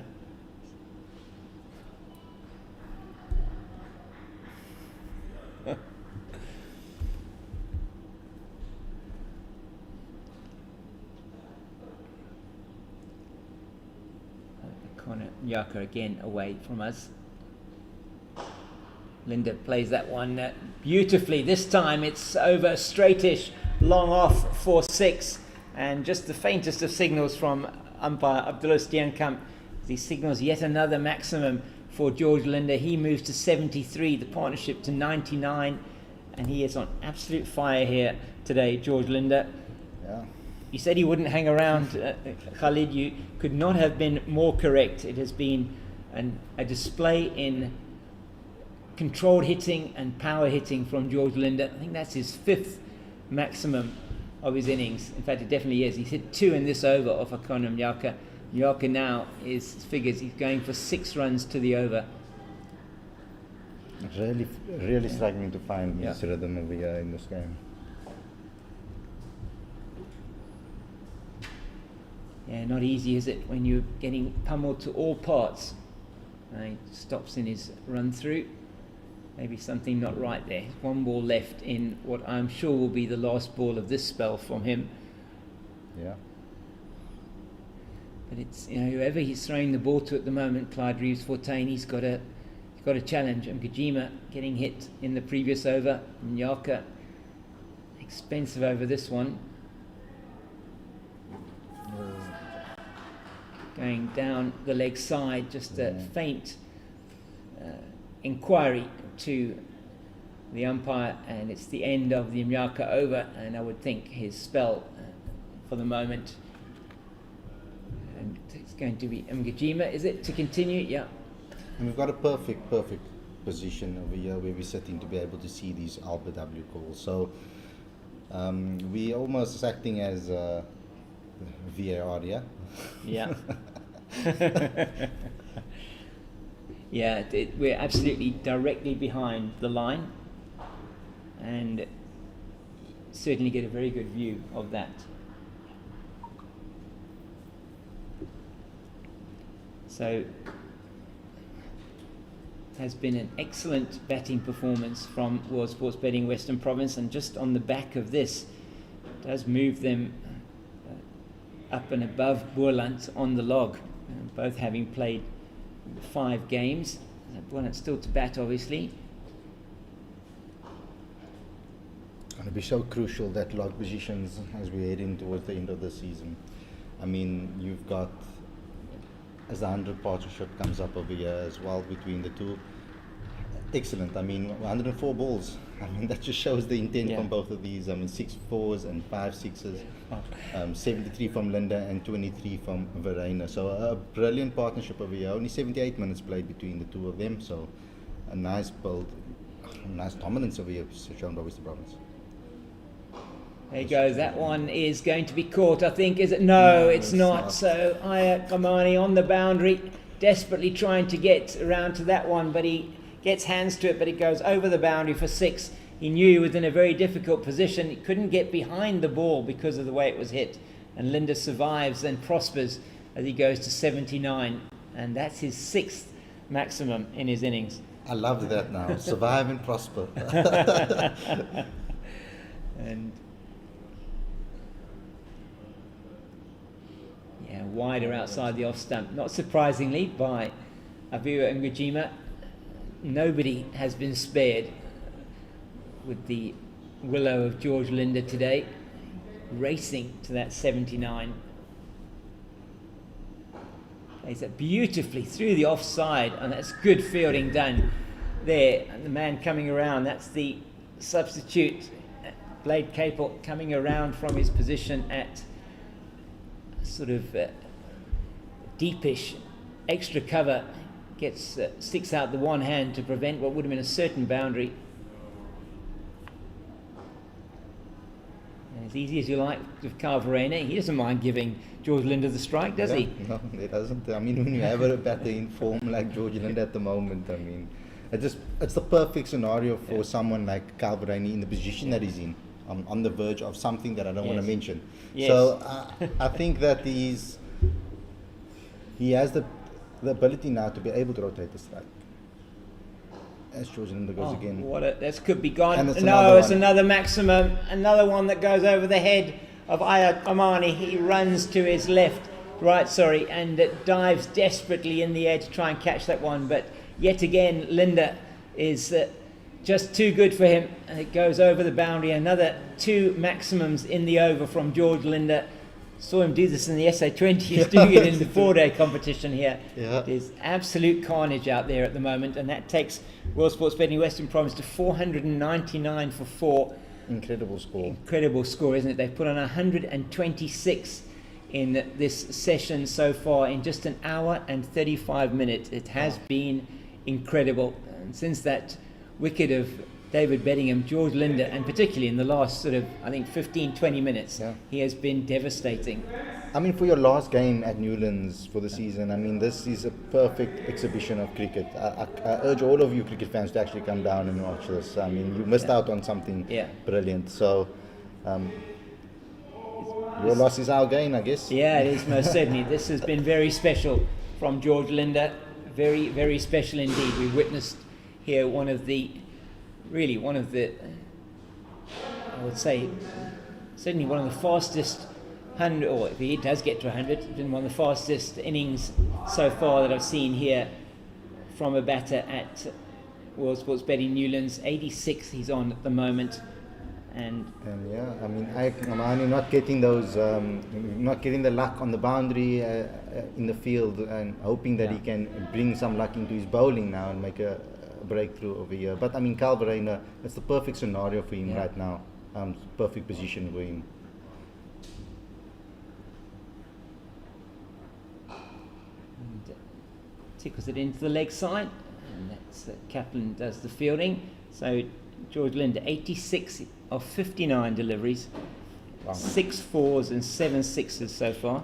Yep, that is a SA20 type scoring rate. It is indeed. So he has scored 66 runs of his 86 with boundaries, Wow. which is the perhaps for the fourth wicket. I can't remember who it was against, but it was complete carnage. And this has really been no different from George Linder. 87 of the 117 in the partnership. Kamani's away to him now. That one is Very mad with himself over there. missed out there. He Yeah. feels that he was going to get a single. The end of the Omani over, and it is 502 for the loss of 4 after 115 overs. The run rate achieved now 4.4 to the over, and I'm sure Goldrush Boland are thinking, when is this pain going to be over? Yeah, when is this pain going to end? It's a tough job to be a first-class cricketer, especially as a bowling side on a wicket like this, especially after you've lost the toss. I mean, I can't stress enough how hot it is out there in the middle. We walked out there this morning early, and it was already beating our skin and burning our skin down there. So it's a long day for Boland. It's going to continue because, I mean, these two are looking exceptional in the middle and looking like they are in perfect synergy. Yeah, it's Kojima into Verreynne, and he just tickles that into the leg side. That'll go through for the singlers, Adams, Fields, and now the field will once again, I'm sure, spread a little bit wider for George Linder. Not as much this time. He's still got the man at backward point. This man at extra cover, this man at deep extra cover, not quite on the boundary. A deep point, a long off, a long on, a deep mid wicket, and a deep backward square. Will he take them on again? Plays that one to Blade Capel at that deep extra cover position, just a single. I mean, it's very difficult now. What do you in this period? I mean, it's a very sensitive period, I would say, for the two batters to keep your head and maintain. As Verreynne just knocks it to the fielder. I mean, it's a difficult one because George Linder has been playing with a lot of freedom to get into this position. Does he now obviously pull back? Yeah. Or does he continue with that method of trying to find those boundaries? But I mean, Boland's not making it easy with the field that they've obviously placed over here for them. I mean, they are trying to slow that down. And that is what they have to do, and that's good bowling from Kojima, just with his off breaks. He's just getting Verreynne playing into that mid-wicket position to Frisco Adams.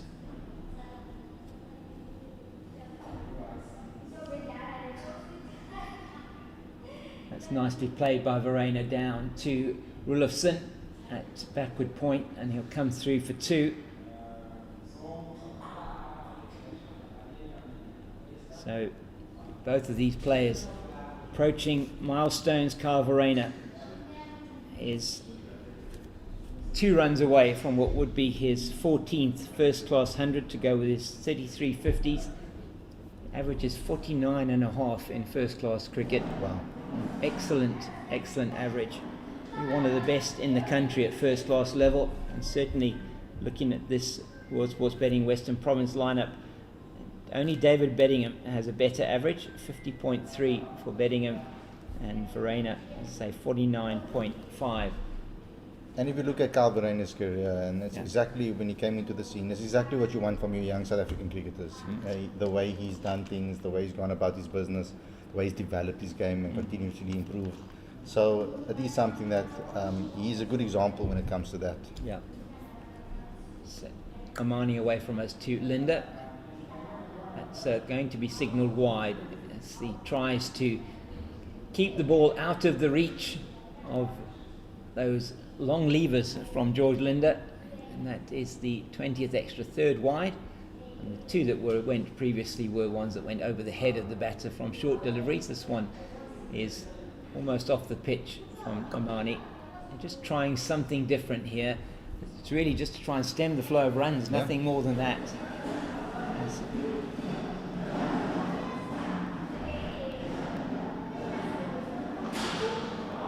mean, does that come into play, James? I mean, we talk about the declaration, which is looking more and more inevitable in this particular match. Yeah.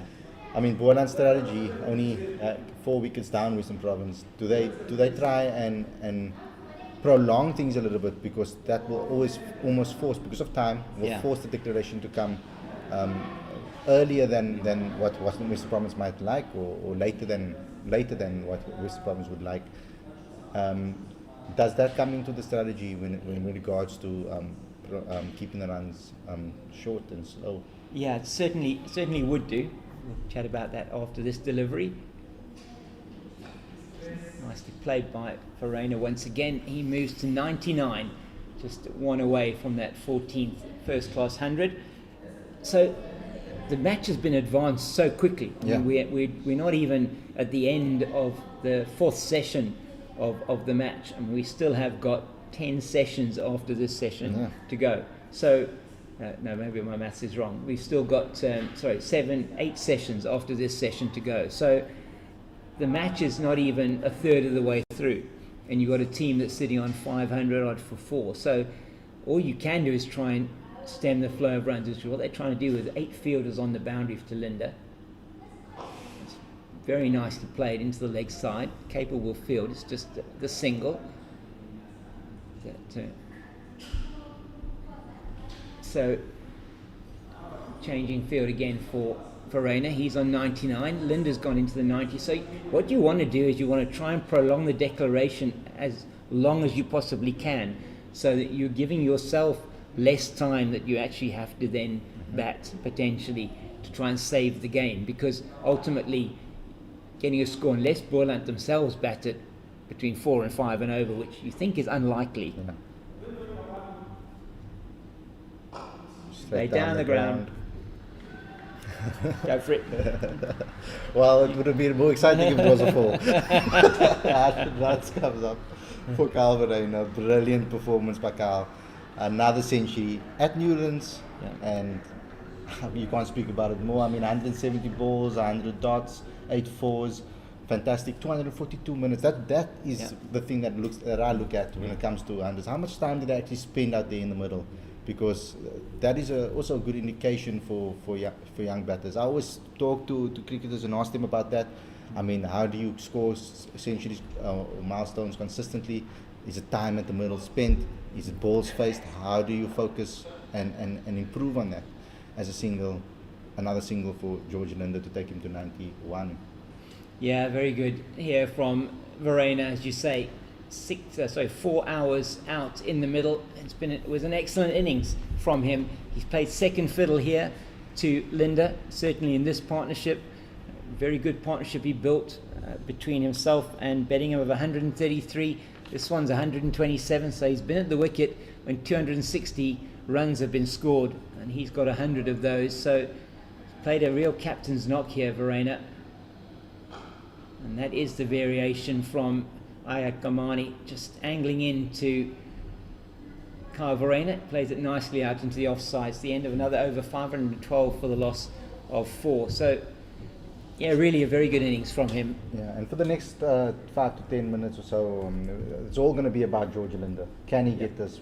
Obviously, his aim is going to be to do this before lunch, get that 3-figure score, and then it's going to get into really dangerous territory for Boland, because I feel that both of these batters are going to open up and start to play some shots and be a little bit more aggressive, especially with the amount of wickets they have in hand here. So a very important period here for Boland to try and prolong that. If they can keep George Linder at bay, I'm trying to look for any little bit of hope, but if they look at any bit of positivity, but if they can keep him at bay until lunch, and not let him get that 3-figure score, they can maybe just put that little bit of positivity on this particular session for themselves. Yeah, hoping, I'm sure, that they can get this wicket of Linder. He's been the key aggressor for Western Province. It's played, and you have got the wicket of Linder. As we talk about that, it's played straight to Verreynne Adams at extra cover. George Linder going for his shots, and he doesn't hold back. He's not one to look or worry about milestones. George Linder goes for the shot, plays it straight to Verreynne Adams And that is the end of an outstanding innings from Linda. 91 off just 66 deliveries, 6 fours and 7 sixes. And it is Aviva Mgijima who gets the wicket. And that's the little positivity I was just speaking about that Boland was looking for, because they've done that exactly what they needed to do in this particular period. It's the only thing they could have done, I felt, is take that wicket or keep George Linda at bay. And they've done the former. So well done to Boland for getting that wicket at this particular stage. As Mkhlali Mapungwana comes out to the wicket, another attacking type of mentality batter, all-rounder, very exciting prospect or player at Western Province. We can't call him a prospect anymore. Yeah, he is very, very much so. Very exciting player. A man who has made in this season his debut for the Proteas, and another one that you feel has got a fantastic future. Tall man, really is making a name for himself and has done over the past number of seasons. Last season had a huge role to play in that one-day cup triumph for World Sports Betting Western Province. I think he would probably, by his own standards, say that he hasn't had the best season, certainly with the bat this season, but he's certainly in the frame still for the Proteas. It's Mkhlali Mapungwana, affectionately known here in the Western Cape as Popos, and he will be facing up to Aviva Mgijima.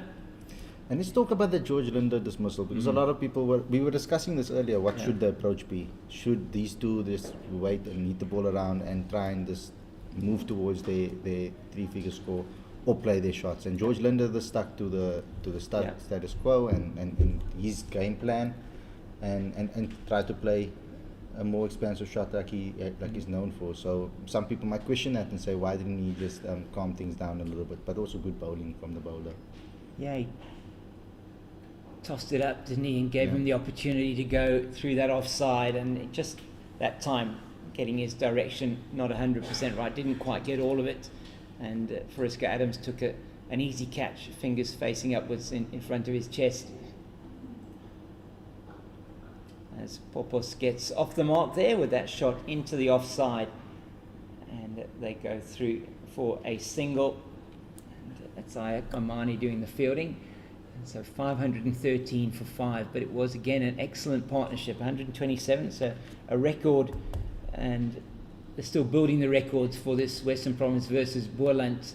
The record's only 4 seasons worth of records at this level, and that was a record partnership for Western Province against Boland for the 5th wicket, superseding the previous record of 69 between Verreynne and Aviva Mgijima in Paarl in 2021-22 season. So now, and funnily enough, it was the 6th wicket record is held by Verreynne and George Linda as well, 128 unbroken in Cape Town in 2022-2023.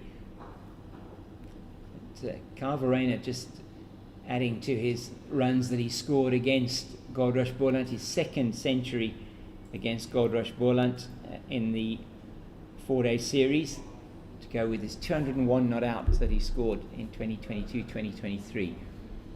And this century coming at a perfect time for Verreynne, particularly with that World Test Championship around the corner. Okay, not really, but it's still it's very close. It's close, yeah. But it's good for him to end off this 4-day season positively, with some good runs on the board, and just to be able to get that under his belt would be perfect preparation going into that World Test Championship.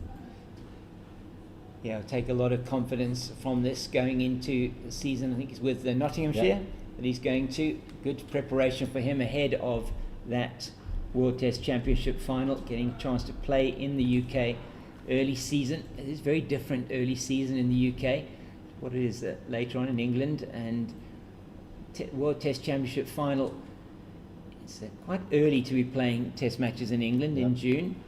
Sean van Berg replaces Ayak Amani, and he's into Verreynne, and that should be 2 runs. Popos is Mapungwana's back quickly and for the 2, and they go through easily. Verreynne 103. And you can also learn a lot from this situation from a Boland perspective to see what end they're bowling the spinner from. Yeah. Because that's going to tell you obviously what the pitch is doing. So Western Province will have to also take some notes over here with regards to that, because it's a good indication of what end maybe George Linde should bowl from when he comes in to bowl for Western Province. And it is interesting because really isn't a breeze at all to speak of here at Newlands today. That one is played on the full this time by Verreynne. Kaplan will field. So quite a few of the pacers like to bowl from the Kelvin Grove end of the ground. So as you say, it's going to be interesting to see whether Van Berg does get any kind of purchase on the surface here from the Wynberg end, because Kyle Simmons quite often bowls from the Wynberg end. George Linde more often from the Kelvin Grove end. So it's going to be very interesting to see how Western Province vary their bowlers. Oh, that was a chance. Oh, and Mpongwana goes for a half-hearted drive, you have to say, outside the off stump, and it turns away from him slightly. Aviwa Ngajima slip, gets a hand to it. Very difficult chance, it must be said, but a chance nonetheless, and he'll be unhappy that he's put that one down. So there is turn on offer there for Sean van Berg. That one a little bit of slower turn. That was the quicker one that he fired through, but it did get a bit of turn. Yeah. So I must say, hats off to the captain for reading this speech. That was neatly played by Mpongwana past Peter Malan at a wideish backward point, and he will field it on the boundary, and not before they come back for two. Showing that he still has some power in those legs. He does Peter indeed. Malan. Incredibly fit man, Peter Malan. Yeah. He works really hard at his fitness, and fantastic example to younger players. Also takes his diet very seriously. Yeah. What he eats and what times he eats, etc. So a very good example from that perspective as well as for an athlete, particularly young athletes. And in cricket, it's not necessarily known for the athletes. No, not always. No, you're absolutely right. But so he is an athlete. Yeah, so it's a very good example for younger cricketers and how they can still manage their diet, etc. And what they put in their body in the sport. Yeah, and as you say, the pressures when you're training, doing a lot of training, when you've got matches, you've got different types of food, different situations that you're exposed to. You might be traveling, you're eating in hotels, you're doing that. So to make sure your nutrition is exactly what you would want it to be, very, very important, and not always the easiest thing to do. When he was at the Cobras, I remember very clearly sitting in one of the training sessions and seeing him take out a little lunch box with his protein in, with his steak in, etc., and his vegetables and things, and the way he separates the meals, etc. So it was fascinating to see that. You don't often see it in cricket. That's a faster one there from Ngajima, and Mpongwana just playing it to the man at that shortish mid-wicket position. Looks like Gavin Kaplan in there. These two teams, as you say, know each other well. Nicely played by Mpongwana. That's going to go down to Rillison at backward point for a single.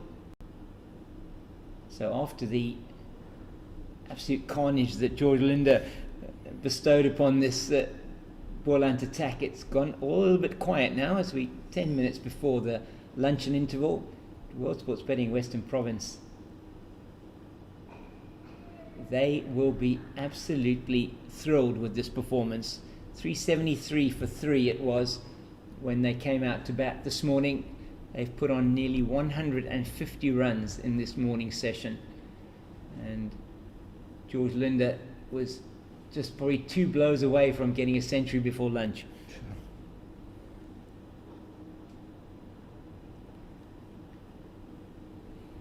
And you don't see that happen very often. No. Somebody getting a century in one session, in fact, less than one session. But you do often see someone lose their wicket before a session. You do, yeah, most definitely. So, could easily have gone that way for World Sports Betting Western Province this morning. I'm actually really excited to see Mapungwana play here today because there's no pressure on him. No. He can just go out there and play a game, his natural game.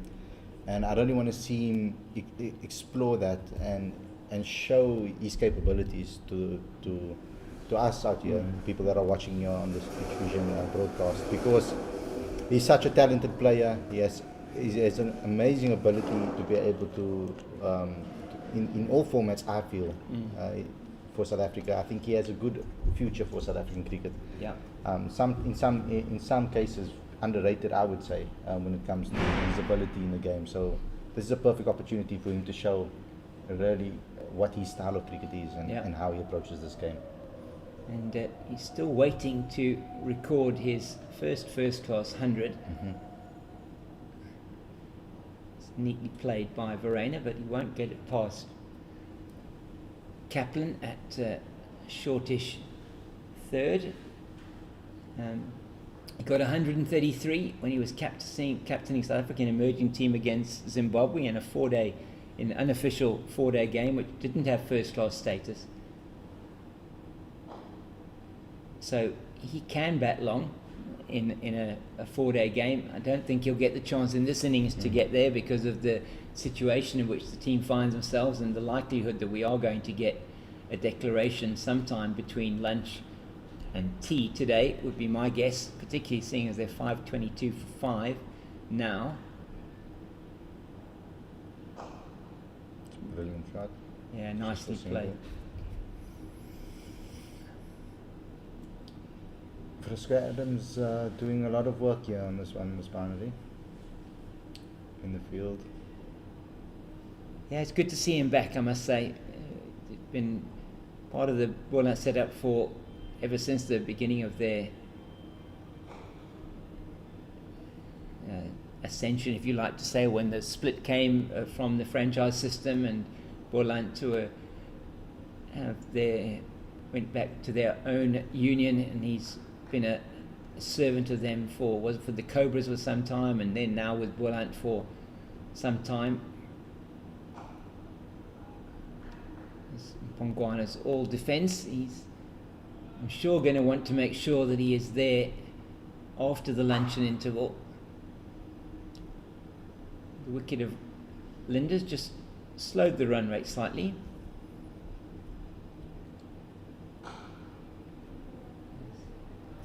Plays that nicely down to Adams, and the end of the Sean von Berg over. He's bowled 30 overs now, 3 for 103, the first bowling centurion of the Goldrush Boland attack, and he's been, together with Keith Dudgeon, probably the pick of the bowlers for the men from Paarl.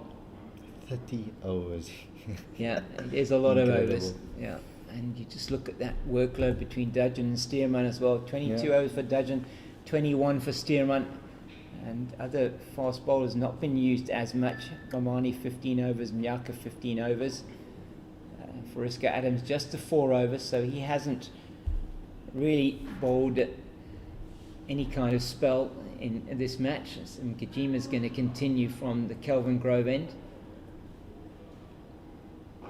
Which I am a little bit surprised about James. Yeah. I thought that he would maybe bowl a little bit more than he has so far. And I just hope he isn't Carrying. nursing a bit of a niggle.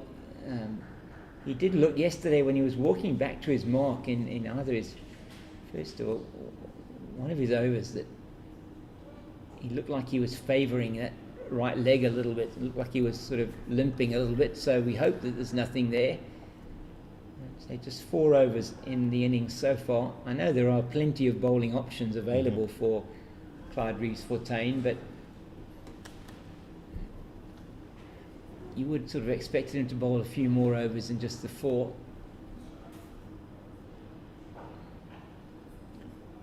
And here with Mgijima bowling, his off breaks, just easy enough for Verreynne and Mpongwana to play that ball in the V down for a single almost off every delivery.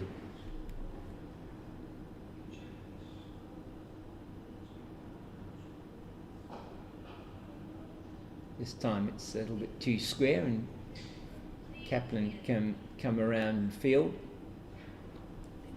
So Verreynne, he'll be looking for a red inker here, won't he? try and get that average above 50.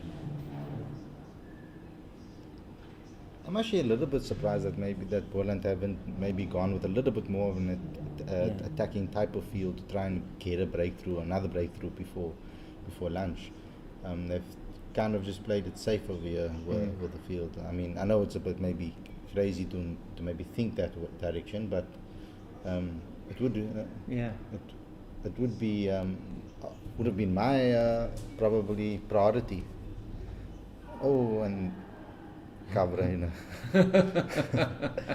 Face down. Reached for that one, didn't he? And there was an appeal, but Andre Olafir not interested in giving the decision. And he's on 110. It's 5:29 for 5 after 122 overs. It's going to be. Yeah. We'd forgive him for taking a short nap. Yeah, I think so. We'll let him have that one. He's put in a fantastic effort from the captain. He's shared in 2 very big partnerships with Bellingham, 133 for the 4th wicket and 127 for the 5th wicket with George Linder. It's been excellent from the World Sports Betting Western Province captain.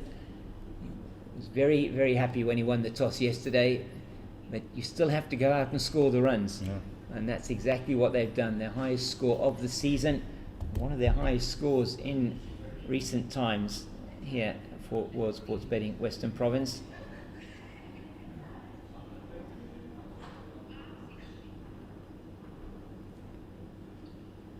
And as you can see, they have done that. They've a little bit more of an attacking field with Sean van Berg's bowling. Trying to get another breakthrough over here just before lunch.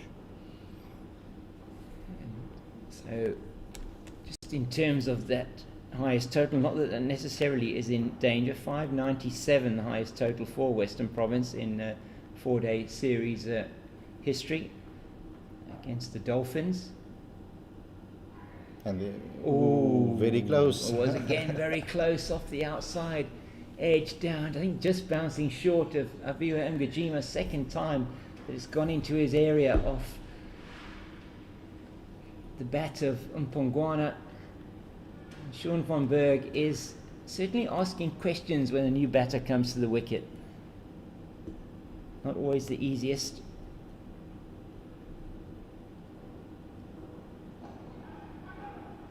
No run there as Milan's around quickly from square leg to field. I think there's a little bit more turn in line with middle stump and off stump at the moment on this particular wicket. We're seeing Sean van Berg getting a little bit purchased over there on a fuller length. He has a go, it's in the air, he should be taken and is. And that's exactly what. Yeah, and it's the end of Mhlali Mpongwana, and that may well be lunch as he perishes going for a shot over the offside, and he's caught by Blade Capel, perhaps not exactly what he would have wanted just before the luncheon interval. Yeah, not really a great shot choice there from Mhlali Mpongwana, and Van Berg gets his 4th wicket, and it is now the 6th wicket down for World Sports Betting Western Province. Mpongwana 7 off just 13 deliveries. And he pitched that delivery in the perfect position that we were just talking about, that fuller length delivery, really getting that little bit of mystery in the from the wicket that there is. There's not much. That's the clap of Verreynne as we call lunch. Yeah, we'll be back with you in about 40 minutes, and lunch will be taken now. We'll be back at about 10 to 1 o'clock South African Standard Time, when we see how much more Western Province are going to be trying to get in the sittings of theirs. It's 5:29 for 6 at lunch.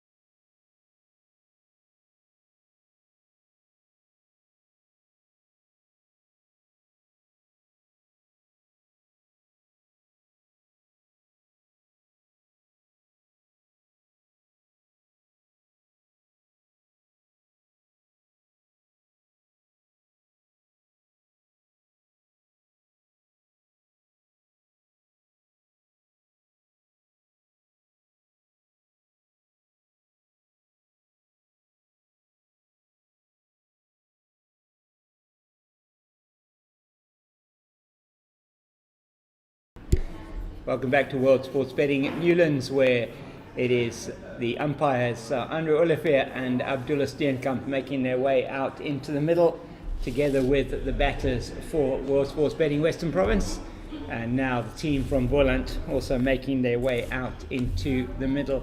It is 5:29 for 6, and World Sports Betting Western Province on the back of an outstanding 91 from George Linder off just 66 balls, and Verreynne's 110 has scored 156 runs in that morning session, and those of just 31 overs, and 31 overs, and it really was outstanding from them.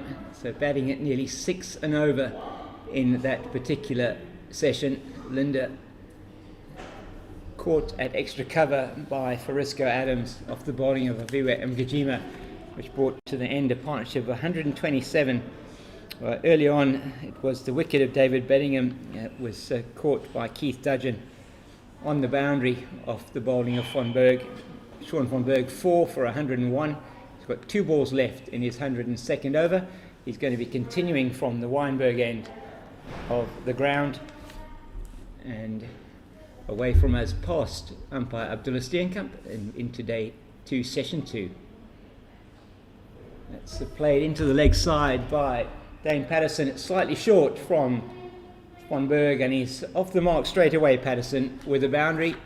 Just a bit of a loosener, it looked like there, from Von Berg, and a little bit short. Pato on his back foot and plays it very nicely to the deep square boundary for 4. Picked up by the man who is in fact at a deep mid-wicket position. That's Peter Malan. It's Von Berg in once again to Patterson.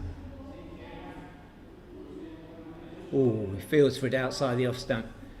End of the over. A successful one for Sean Von Berg either side of the luncheon interval. He's bowled now 31 overs, 4 for 105, and between him and Glentis Stearman have shared the wicket. Stearman 1 for 93, got the first wicket yesterday morning, which seems a long time ago now, of Daniel Smith, LBW, and since then all the 4 wickets to have fallen, not all 4 in fact, but 4 of the 5 wickets to have fallen have gone to Von Berg, 1 to Aviwa Mgijima. He's going to continue from the Kelvin Grove end.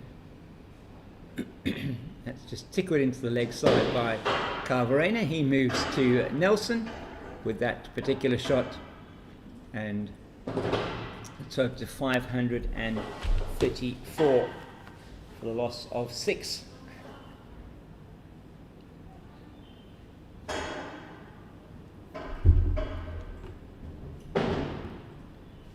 So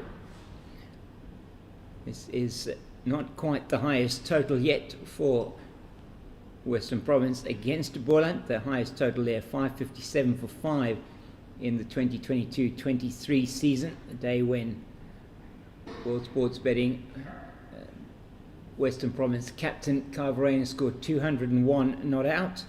So this is the second highest score though. That's played to the right of the man at extra cover, and Verreynne turns quickly for 2, gets back easily, and Patterson moves to 6. So Pato is unlikely to hang around. He's going to play his shots. We're used to that from him. 5:36 now for 6. Pulls that one powerfully across the line from outside the off stump, straight down to Akona Umyaka on the lawn boundary. So it seems clear what the intent is here from World Sports Betting Western Province after the lunch interval. Verreynne just bunts that back to Mgijima.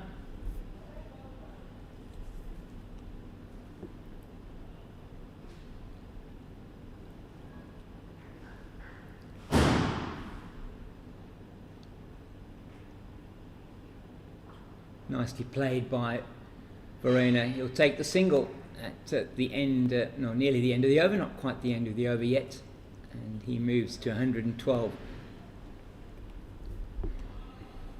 So say 5.57 for 5, the highest score for World Sports Betting Western Province against Goldrush Boland. And just the 3 matches they've played. That's down the leg side, and it's tickled fine. It's running away down to the boundary, and it will not be stopped, I don't think. It's going to be another boundary for Patterson. He moves into double figures almost immediately. 2 boundaries for him already. That one just straying down the leg side from Ngajima, and moves World Sports Betting Western Province to 5.42 for 6. It's been a good start after the lunch break for the men in, well, they're in white at the moment, but the men in blue, normally they are. The men in gold looking to Sean von Berg now to help them to wrap up this innings from Western Province.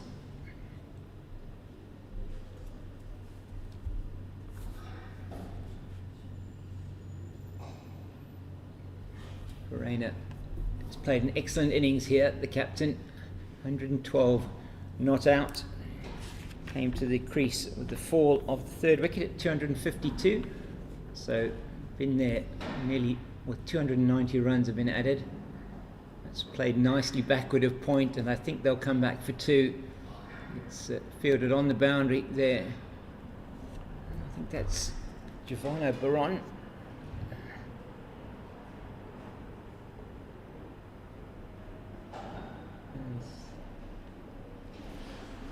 He's on the field. We've got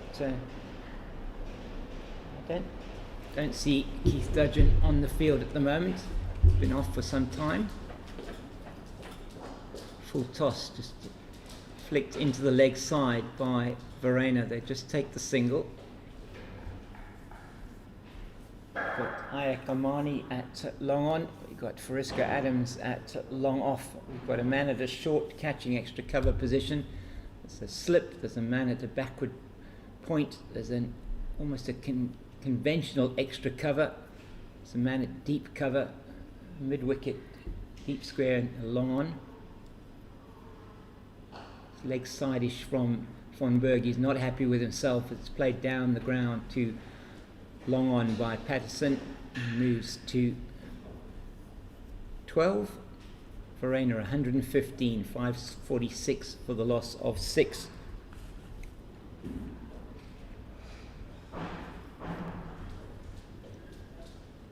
It's tossed up again. And that man, Abani, who does the fielding, in front of us here at long on.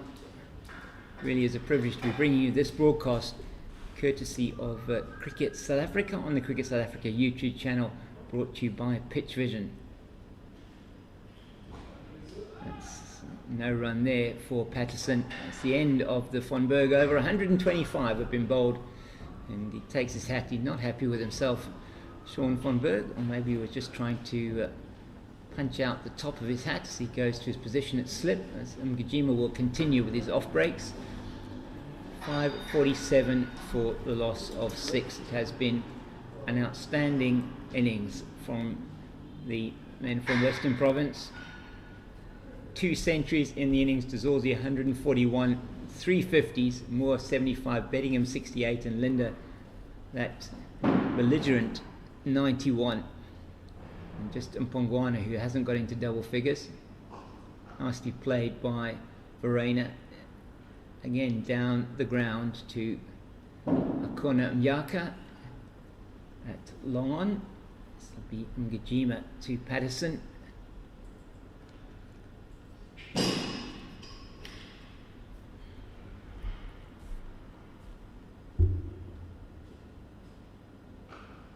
Plays that into the covers, where fielding is done by Wellington Stearman. He's patrolling that extra cover region.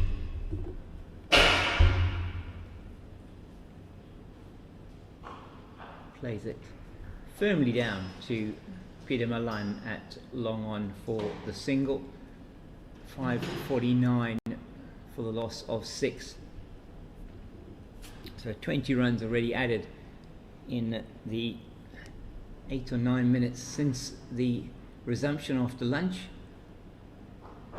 It's dinked into the offside, and Stearman will come around. So easy single. It's 550 up for World Sports Betting Western Province, and that coming off 760 balls. So 69 deliveries for the 50 between 500 and 550, 45 fours and 10 sixes. So that onslaught from George Linder, 7 sixes in that innings of his. He was particularly severe on Akona Mnyaka and Aviva Ngujima. It's in the air, it's going to bounce short of Milan, quite short of Milan from Patterson. They go through for another single.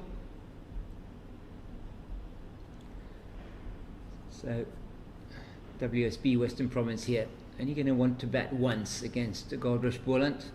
The wicket we have seen taking a little bit of spin, hence they've got Ngujima and Van Berg bowling, resting the fast bowlers. Played straight to Kaplan, and it is the end of the Ngujima over. 551 for 6 after 126 overs. Sean Van Berg will continue from the Weinberg end. So, World Sports Betting Western Province in a very strong position here, looking to push higher up that table in the 4-day series. News from the other 2 games taking place today is, if you haven't been up to date with that, is that the game in Johannesburg at the Wanderers has already been called off for the day, and that is Stumps there, and the game between the Titans and Northwest in Centurion start has been delayed. Patterson just back and practices pulling that shot. He just defended it into the offside.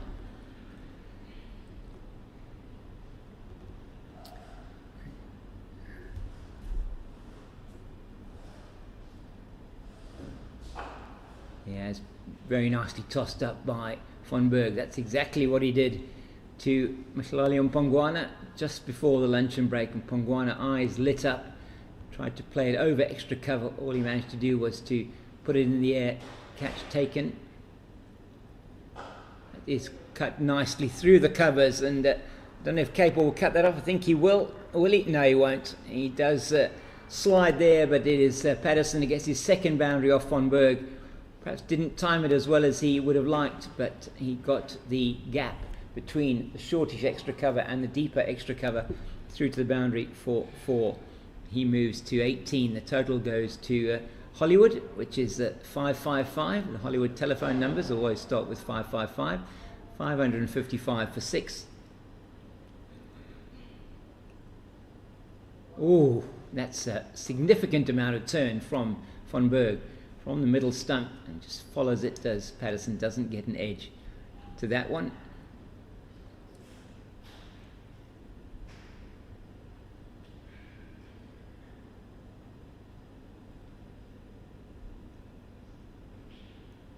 Oh, it's a good delivery from Van Berg once again. Pick of the bowlers for Goldrush Boland. He has 4 for 114. One of the top wicket takers this season in the competition.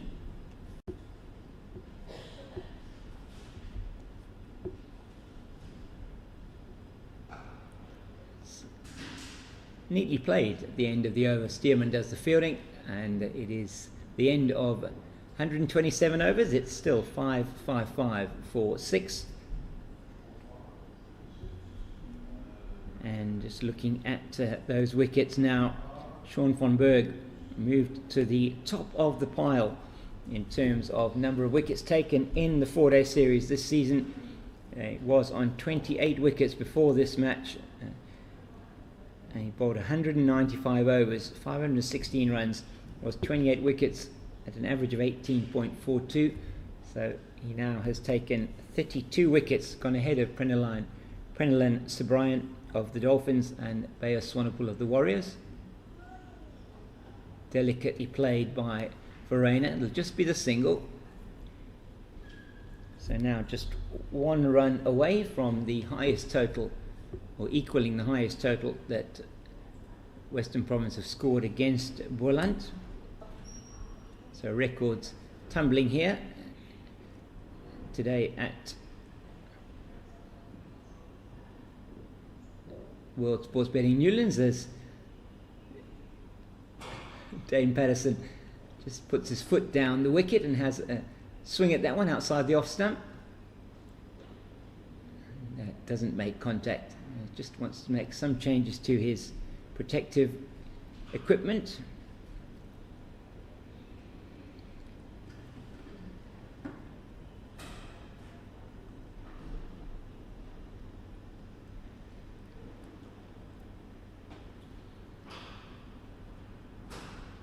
So 5.56 for the loss of 6.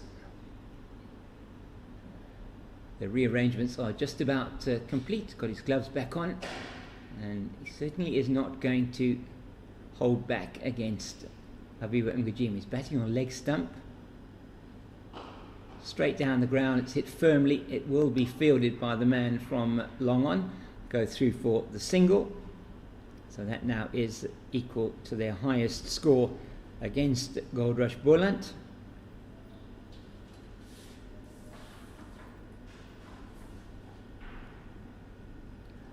$557 for 5 declared. That was at Newlands. They've now gone past that with that single.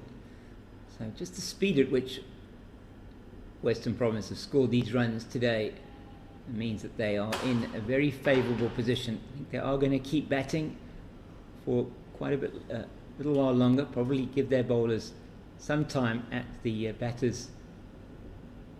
It's cut away, and it's just parried by Stearman. Once again, it hits that right hand. He's taken a couple of blows there today. Upset with himself that he didn't stop that one. At the moment, it's a bit of a waiting game here for Boland.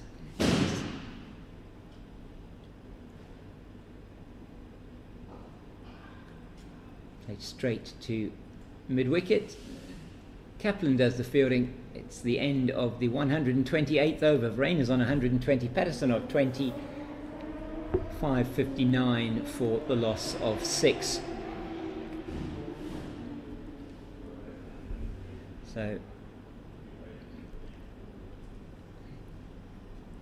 it's looking at a number of potential records here today from a batting point of view, depending on how long the team from World Sports Betting Western Province bats here.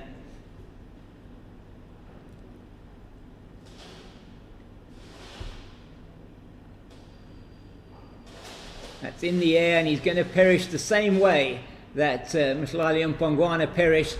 Goes for the one tossed up by Sean von Berg.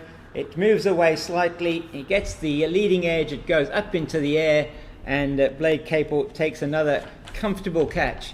And Dane Patterson once again caught by Capel off the bowling of von Berg. Von Berg gets another 5-wicket haul, and kudos to him for sticking this out, as it's 20 of 20 balls by Dane Patterson and the 3 fours in that innings, and the 7th wicket goes down with a score on 5.59.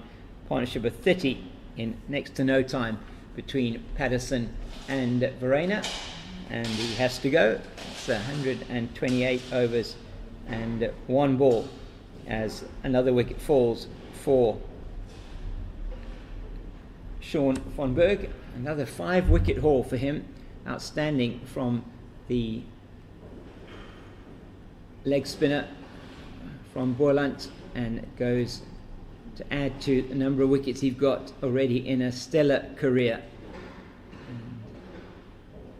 So 508 wickets in first class cricket before this match, and that will take him to 513. He has got now 29 5-wicket hauls.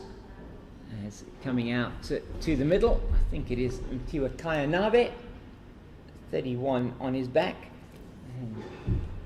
T Nabe, he can also hold the bat, most definitely. Just try and give you an idea of his numbers as well.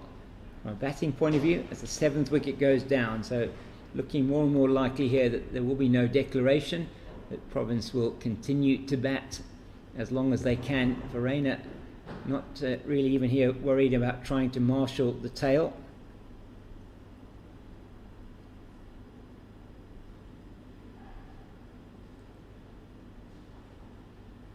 Swept, it's in the air, it's going to bounce though over the head of the wicket keeper and Aviwa Mngajina, and it takes the single to get off the mark. 560 for 7. So Tiwakaya Nabe has got 2 50s in first class cricket, 63 matches, 77 innings, 29 not outs, 473 runs with a top score of 68. Nicely played by Verreynne. They'll only take the single. 561 for 7.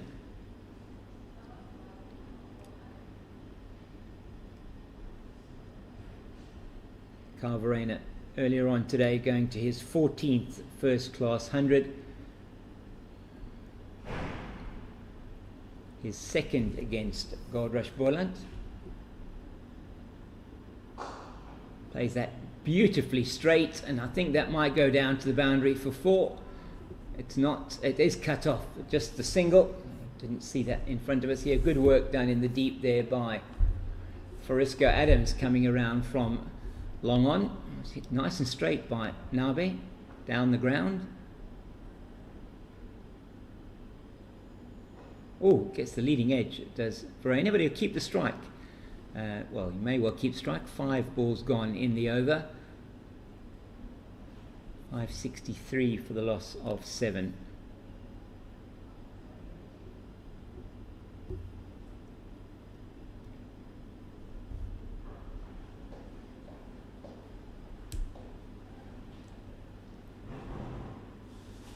Has a full go outside the off stump, does Nabe. Misses.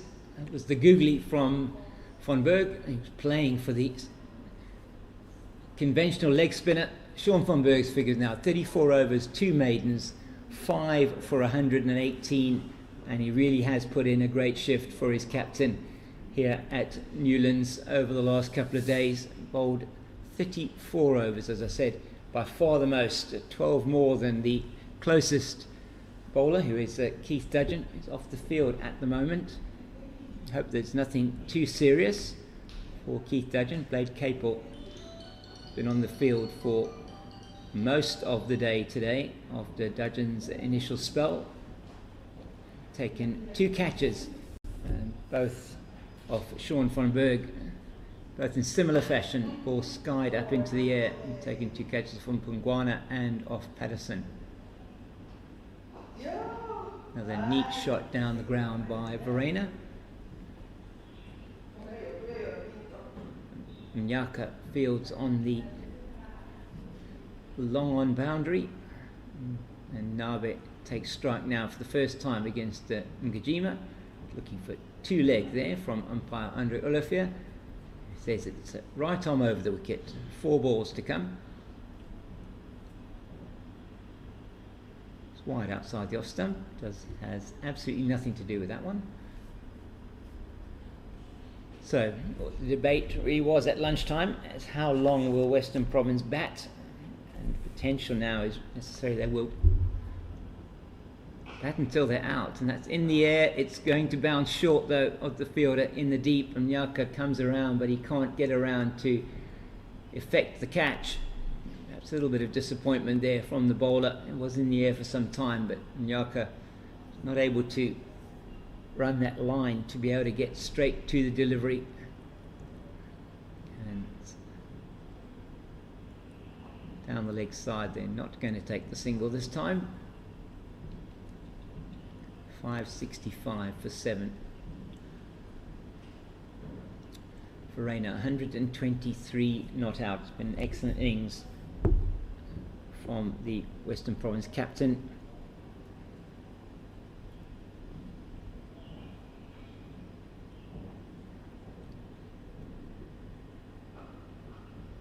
Just defends the last delivery from Ngajima. And at the end of 130 overs, it's 565 for the loss of 7. Verreynne 123 of 204 deliveries with 8 fours earlier on today, resuming at 373 for the loss of 3. It was World Sports Betting Western Province that got to their 400 with the loss of the wicket of David Bedingham. He was trying to accelerate the run rate and was caught with a score on 385 at long off. It's neatly flicked into the leg side by Nabe, no run, and he's tried to play it over the man at long off and ended up getting caught on the boundary by Dudgeon. Sweeps and sweeps well. It's going to go straight down to the man at square leg though, just for the single. And so Bedingham, it was a very good 68 for him off 117 balls with 5 fours. And then George Linder came to the crease with that score at 385, and he shared in a partnership of 127. It's neatly played by Verreynne. He's looking for 2, and he's going to get them as well. Good running. Could have been close had it been a direct hit. Runolfsson hands on head, but Nabe's back for 2. It's good running between these two. Moves Verreynne to 125.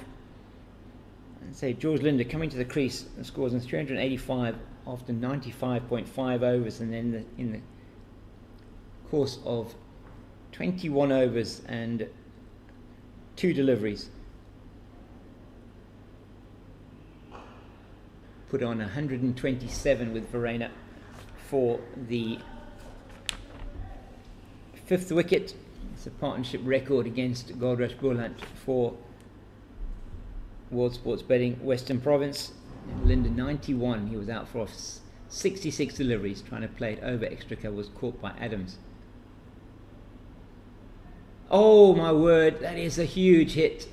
Attempt from Nabe against the spin from Von Berg. It goes over the head of Ngajima. He needed to be a foot taller for that one to be taken, and they go through for 2. It's 571 for 7.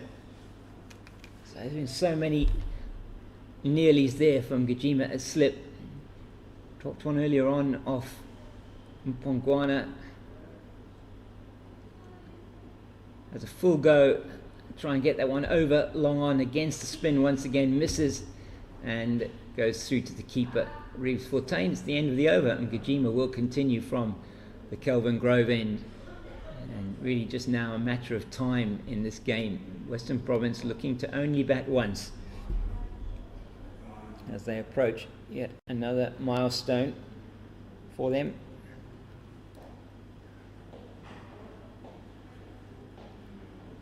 .576 is the 3rd highest score by World Sports Betting Western Province in the franchise era, including the Cobras. It's played straight to Stearman. Good fielding by him at extra cover. That would have certainly gone down to the boundary for 4. There's nobody protecting that region out there. Just a 4. It's a 4-5 offside leg side field. Slip extra cover. Deep backward pointer, long off on the offside. That is played into the gap. He's looking for 2. He's not going to get them. Rolfson's in quickly. 572 for 7. So Tiwaka Nabe, he's not going to hold back here. Can be looking to play his shots.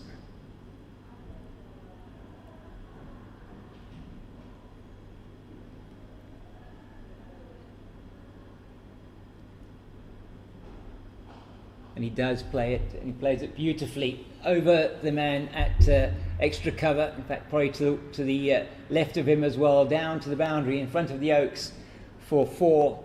And that is an excellent shot from the number 9 of World Sports Betting Western Province.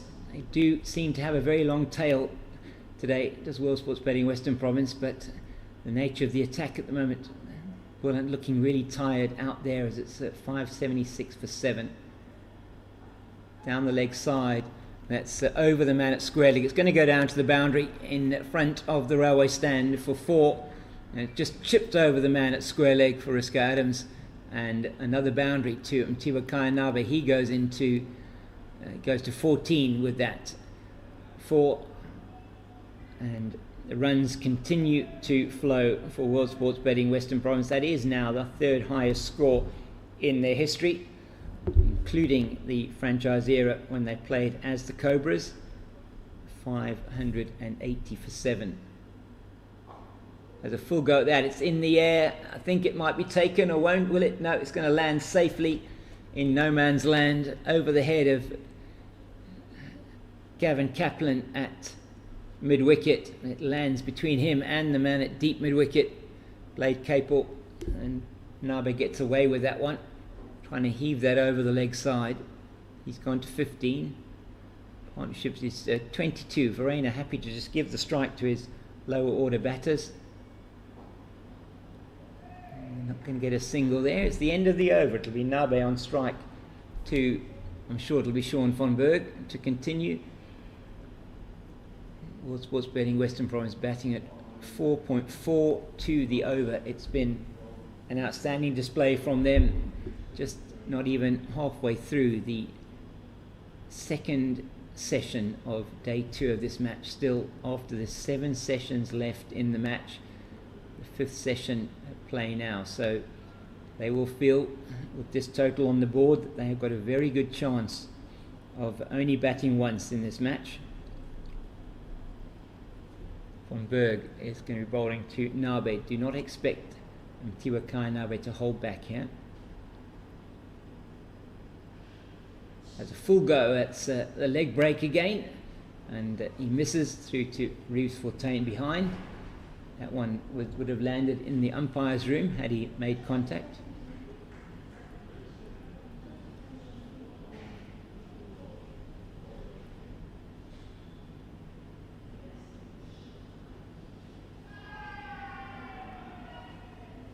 An appeal there for leg before wicket. Nothing given by the umpire. It seems to miss everything if it goes off the pad, just deflecting off the wicket keeper. There's nothing happening here for Goldrush Boland at the moment. They'll be hoping that when they do get into bat, their top order, who's been in such good form this season, will once again guide them to a total that they feel they can at least draw this match. Well, once again, well bowled by Von Berg. Nabe not going through with the shot this time.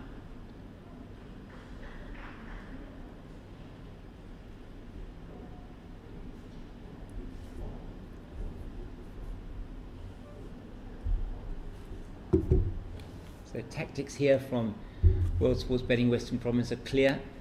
Is to get as many runs as they possibly can while they're still out there at the crease.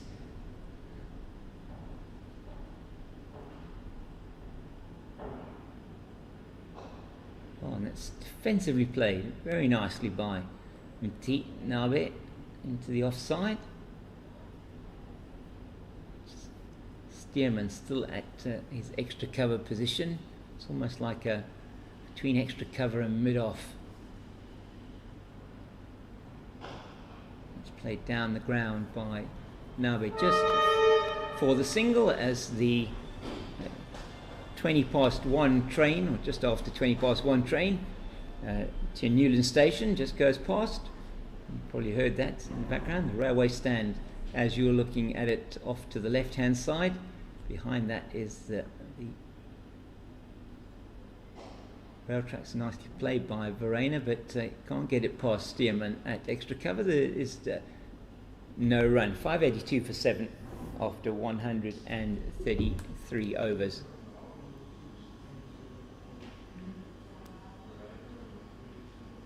So Nabe here also batting at close to a runner ball, and that's exactly what they've been looking for. 16 off for him off 17 balls with 2 boundaries. As I say, the only player not getting into double figures is Mhlali Mpongwana, as it's going to be Aviwe Mgajima bowls, and it's down to Rulofsson off the bat of Nabe at backward point, 583 for 7. So it is going to be interesting to see how this World Sports Betting Western Province attack responds as well to the conditions out there. It's played down the ground to long on for a single, because it is got the 5 frontline pace bowlers, Beja, Lawrence, Nabe, Patterson and Mpongwana, the one spinner in George Linda. Expect him to bowl a lot of overs. You do think that they'll be coming out if they are in a position to still be at the crease. Tries to play that one down the leg side, misses. They have got a man into a short fine leg now. There's a short fine, deep backward square, deep mid wicket, a mid wicket and a long on the boundary. 5 on the leg side, 4 on the off. Down the leg side again, and that's going to go past Clyde Reeves-Fontaine down to the boundary for 4. I think that's buys. It is indeed, signalled by Andre Ulafir. So he fired it down the leg side, beat everybody down to the boundary, and Western Province won't mind how they come. That's the moment 588 for 7. Just a reminder that World Sports Betting Western Province in the franchise era, including the Cobras, have not ever scored over 600 in the first innings, or in any innings, should we say. That's in the air, and he doesn't pick it up. It's going to, I think, land short, is it? Yes, it does. They get through for the single. Akuna Mnyaka completely unsighted there. Not sure that he would have got through for the catch, but he didn't see that at all and responded very late. It did land, though, probably between him, halfway between him and the stumps, so catch was probably not available to him on that occasion. Ngajima continues, last ball of his 21st over, 1 for 112. He brings mid off and mid on up to try and prevent the single from Verreynne. Verreynne in. He plays that one to the man, wide-ish of him. Mnyaka at mid-on takes the single, takes the total to 590 for the loss of 7. Verreynne 129. Just looking at that scorecard for World Sports Betting Western Province. They won the toss yesterday, decided to bat, and they put on 77 for the first wicket, Smith and Dazorzi, off just 16 overs. Very fast start for them. Smith out to OBW Stearman for 17. Dazorzi and Moore then put on 164 for the second wicket. It was 241 for 2. Moore caught by Ngajima off Van Berg, trying to, well, he was reverse sweeping, just got the top edge, and Ngajima took the catch diving forward from slip. It was 241 for 2, 252 for 3 when Dazorzi was out, caught in the deep, trying to go over the top against Van Berg. It's neatly played once again by Kyle Verreynne. Fariska Adams does the fielding, and then it was the 4th wicket to fall, and that was this morning. So yesterday, end of the day's play, 373 for the loss of 3. It was.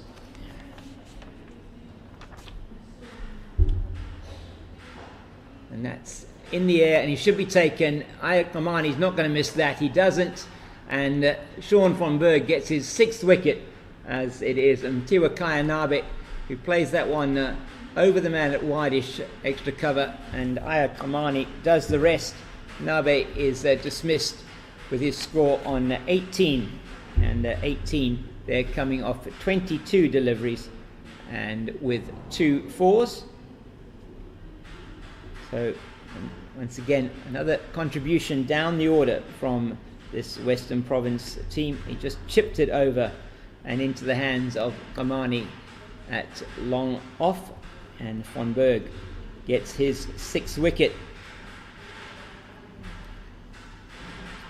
as I think it is going to be Jody Lawrence coming to the crease.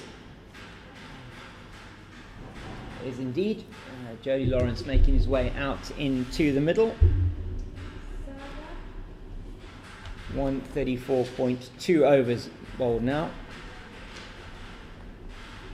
591. So for the loss of 8. So partnership there of 32 between Nabe and Verreynne. So now, how does Verreynne deal with this? Just the 2 wickets left to fall. 591 for 8. Just to complete that scorecard for you, I said it was betting him out with a score on 385 this morning after 95.5 overs, going for the runs. It was caught by Dujanov von Berg at deep long off for his 68 of 117 balls, and a brilliant innings from George Linder in a wonderful partnership of 127 with Verreynne. He was out with a score of 91 of 66 deliveries, 6-4, 7 sixes, put on 127 with Verreynne for the fifth wicket. 512 for 5, 529 for 6, 559 for 7, and 591 for 8. The wickets of Mpongwana, Patterson and Lawrence respectively. Nabe respectively. Lawrence now coming in to bat.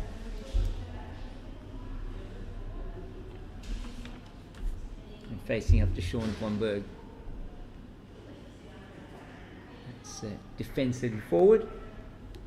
The Durbanville Cricket Club player, a man who took 7 for 88 in that win last week against the Titans up in Centurion. Excellent bowling from him. Not known for his batting necessarily.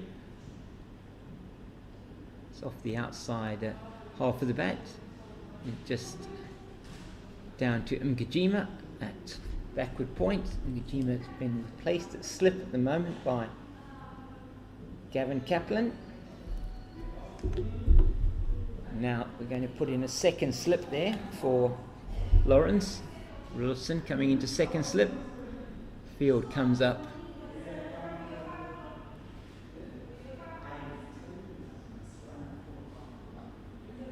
Defends nicely into the offside. Jody Lawrence.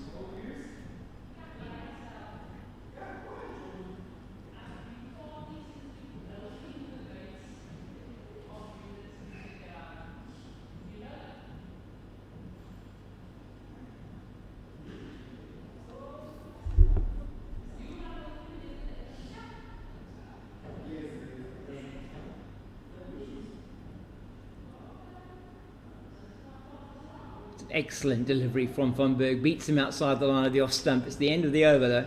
591 for the loss of 8, and Verreynne is going to have a discussion with Jody Lawrence. Just looking at those numbers now for Sean von Berg. 6 for 126 after 37 overs has been really outstanding from him. And so Jody Lawrence, just his 4th first-class match in his 5th innings, and just 26 runs with a high of 18 not out against the Lions earlier on this year.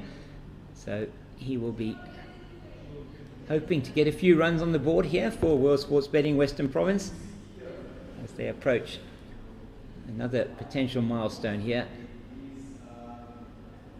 Ngijima into Verreynne. He's 130 not out. See how we'll look to potentially protect Lawrence here and still try and score a few more runs. We're not quite, in fact we're still 20 minutes shy of an hour, so we've been out here for 40 minutes after the lunch break. It was 5:29 for 6 at lunch. Neatly played by Verreynne. It's 592 now for the loss of 8. So now equaled the second highest score by Western Province in the 4-day era. And it looks to me like that is the declaration. And it is indeed the declaration. It's 135 overs and 2 balls. And that is the declaration from Western Province. 592 for the loss of 8 after 135 overs and 2 balls. Verreynne, he ends on 131 not out. And once again, increasing his average against Goldrush Boland, and certainly a very good innings from the captain. And we don't have to wait any longer to guess when that declaration is coming. Jody Lawrence not out without scoring, and 592 for the loss of 8 after 135 overs and 2 balls. It is World Sports Betting Province, Western Province, that have declared their first innings closed. We'll be back with you in about 10 minutes when we will be describing the first action of the Goldrush Boland innings. It's been a huge shift put in by Sean von Berg. Congratulations to Sean von Berg. He takes 6 wickets. He's getting applauded off the field by his teammates, and well he might. Certainly has put in a huge shift as Sean von Berg. 6 for 126, 37 overs, 2 maidens for those 6 wickets, and gets the applause from his teammates as he goes off the field. Now he's taken 514 wickets in first class cricket. What a servant he has been for South African cricket. We'll be back with you in a little while.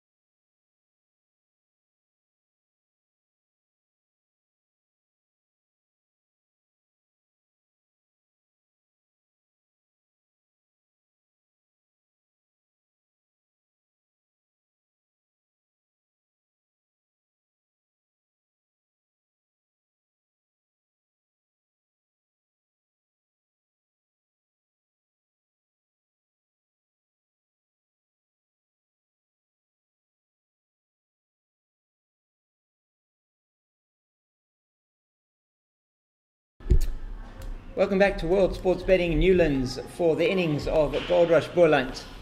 Time just about 2:45, and World Sports Betting Western Province declaring on 592 for the loss of 8. Verreynne 131 not out, and taking his total first class runs to over 6,000. When he got to 105, he reached 6,000 runs in first class cricket, and this innings with the asterisk next to his name takes him to an average of over 50 in first class cricket. It is the batters from Goldrush Boland, Grant Rulofsen and Peter Milan, who are out in the middle, with the umpires Abdullah Steenkamp and Andre Olivier. And now the team from World Sports Betting Western Province making their way out into the middle. The captain leading from the front in that match, together with his senior players, all recording excellent innings in that World Sports Betting Western Province lineup. It was 50s for Eddie Moore, David Bedingham and George Linder, and then hundreds from Tony DeZorzi and Verreynne, and good contributions down the order by Patterson and Nabe as they looked to accelerate the run rate ahead of the declaration. They are going to have an hour and 15 minutes now that they can bowl at Goldrush Boland, and it is going to be Peter Milan who's going to be on first strike, and opening the bowling for WSB Western Province going to be Dane Patterson.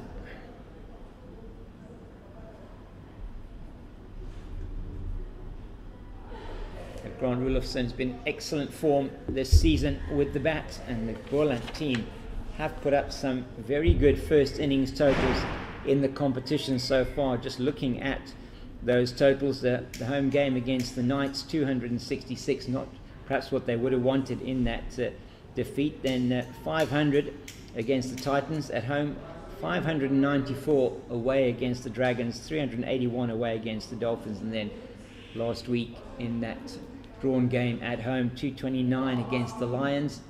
It's Patterson towards us from the Kelvin Grove end.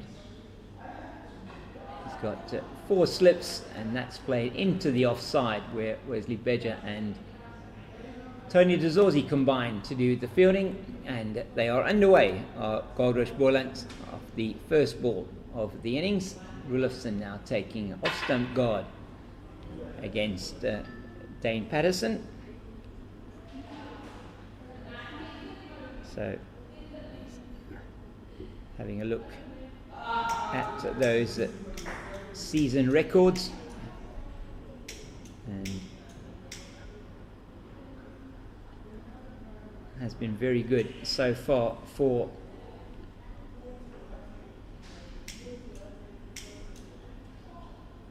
the men from Goldrush Boland. That's played down into the 4th slip position. Mhlali Mpongwana does the fielding. So what have we got here? We've got 4 slips. We've got a backward point, really a gully. We've got a extra cover, a mid-on, mid-wicket, and a long leg. So they're attacking with this new ball, and why not this very important for World Sports Betting Western Province to try and take wickets early in this innings.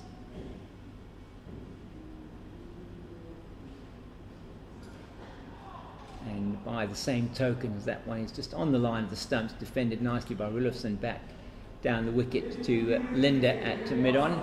And equally important for Milan and Rulofsen to weather the storm here early on from Patterson. Not sure who is going to be opening the bowling from this side. Looks like it'll probably be Jody Lawrence. He's fielding at long leg. Don't see him necessarily warming up at the moment. It's likely that he will be opening the bowling from this side. So, just looking at Grant Rulofsen, 424 runs this season. Oh, he's got the edge, and it is the breakthrough immediately for World Sports Betting Western Province. It's outside the off stump. He fends at it, does Rulofsen, gets the edge, and it goes through to Verreynne, and that is not the start that Goldrush Boland were looking for. It's exactly the start that World Sports Betting Western Province were looking for. been in the field for the best part of 1.5 days, and Rulofsson, ball outside the off stump, feels for it, gets the edge, and he's caught behind by Verreynne without scoring, and just faced the 3 deliveries, and that is a disastrous start for Goldrush Boland. Patterson just getting that one beautifully in that 4th stump line outside off stump. His batting on off stump was Rulofsson, moves across, just feathers the edge through to Verreynne, and that is the start that World Sports Betting Western Province was certainly looking for. As I'm joined now as Gavin Kaplan comes into the middle, into the commentary position. Next to me comes Khalid Moedin, and that is exactly the start that the men in blue would be looking for. Exactly, really the start that they wanted.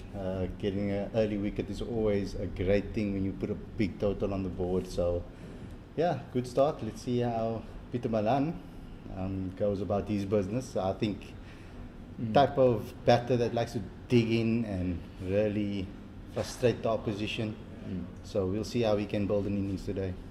He's joined now by Gavin Kaplan, and he'll have a point to prove here. Gavin Kaplan want to play a long innings, I'm sure. Rulofsson just going to be calling out his numbers, in fact, and he's had such a fantastic season with the bat. 424 runs, the highest score of 240. He was averaging 84.8 in this season before this innings, and now he'll be very, very upset with himself that he's not been able to go on here and get a big score. Kaplan's facing up to Patterson. And it was exactly the guy that we spoke about before, while Western Province were batting. We spoke about Patterson being the guy that's going to be key for Western Province. He's also bowling to 2 batters that are very familiar with the Newlands ground, and that is something that they also going to be taking a note of. I mean, look at the slips that they put in place. Obviously, Western Province very confident about their start of the year, looking to take early wickets. Yeah, and they can attack, can't they? They've got those runs on the board, Yeah. so they've already seen success in the first over. That's down the leg side. Not sure if Lawrence will get to that. I think it's off the pads, but he does get to it. They're just through for the single, so an excellent opening over that was from Dane Patterson. Exactly what the doctor ordered if you are a Western Province fan, not what you wanted if you are a Goldrush Boland fan, but it is 2 for 1 after the first over. Gavin Kaplan's numbers for this season and Peter Malan's numbers this season. Kaplan 399 runs, so second on the run scoring charts with an average of 57, 5 matches for him, 8 innings, 1 not out, and really has been a very good season for him. He's got 200s and a 50, a high score of 166 in that mammoth partnership. I think it was 390 between him and Grant Rulofsson in that match that they played against the Dragons. And with him, Peter Malan, 272 runs in 5 matches, 8 innings for him as well. Top score of 106, averaging 34. So perhaps not exactly what he would have wanted, but it's Kaplan on strike at the moment as Lawrence goes away from us now. And that's a real loose. In fact, it's a no ball signal. It bounced off the pitch, perhaps is why. I'm just trying to think. Oh no, he hit the stumps, that's why. So he did a Stephen Finn. Yeah, you don't very often see that. No, you don't. So. And with this amount of runs on the board, come on, umpire, give them a free hit. Oh dear, love that. Yeah, so Jody Lawrence just getting a bit too close to the stumps on that occasion. That would have hurt the knuckles, definitely. So you do feel sorry for certain players when things are associated with them, don't you? So Stephen Finn, was it an Ashes series that happened? I think it was so often. It's down the leg side, and Kaplan just flicking at that, doesn't make contact with anything. Well taken behind by Verreynne. And Khalid was just saying before you came in, Carl Verreynne, that 131 that he scored took him over 6,000 runs in first class cricket. Wow. And now averaging with that red inker, that asterisk next to his name, averaging 50.6 in first class cricket. So he is certainly a player that in first class cricket in South Africa has got one of the better averages.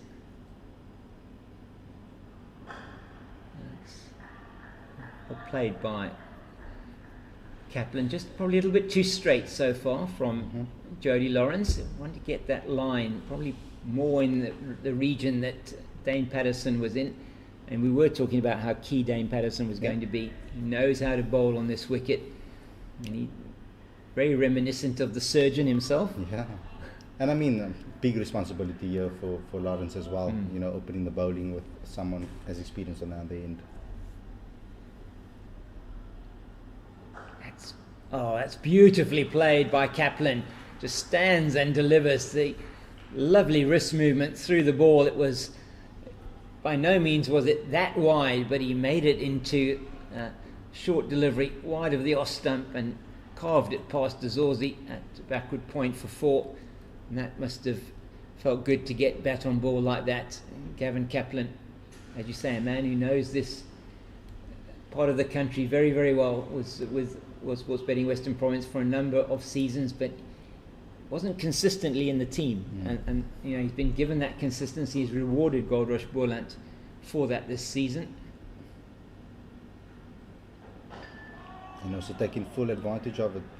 And you can see the confidence of having runs on the board, how loud the Western Province players are in the field, cheering every single delivery, clapping for every single one of it. So brilliant from Western Province today.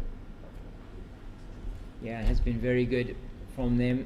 Just symptomatic of that was the 156 runs they scored in the morning session at just under, I mean literally by decimal points, under 6 runs to the over.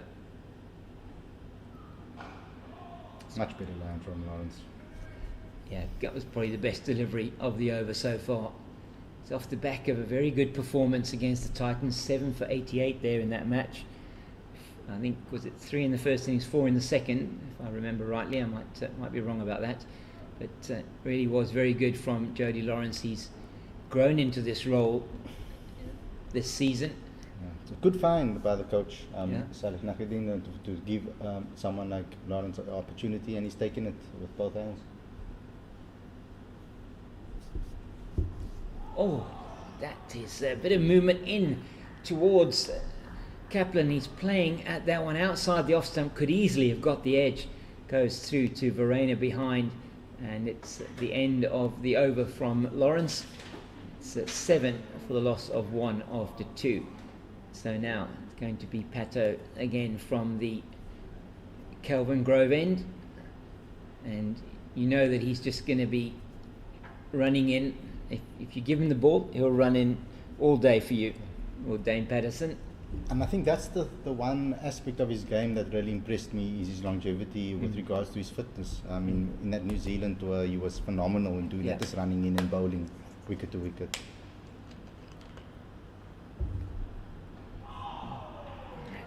Yeah, big oohs and ahs as that's played down to Lawrence at long leg. They'll come back for 2.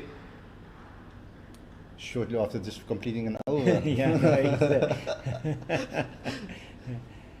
Yeah, he would have worked really hard now with the opportunity to be in this team and spend a bit of an extended spell in it. A man who's played for many seasons for Durbanville Cricket Club, one of the reasons amongst many others, I'm sure, for the reasons for their success, just having secured the Premier League title once again. Lost it last season to Western Province Cricket Club, won it the season before.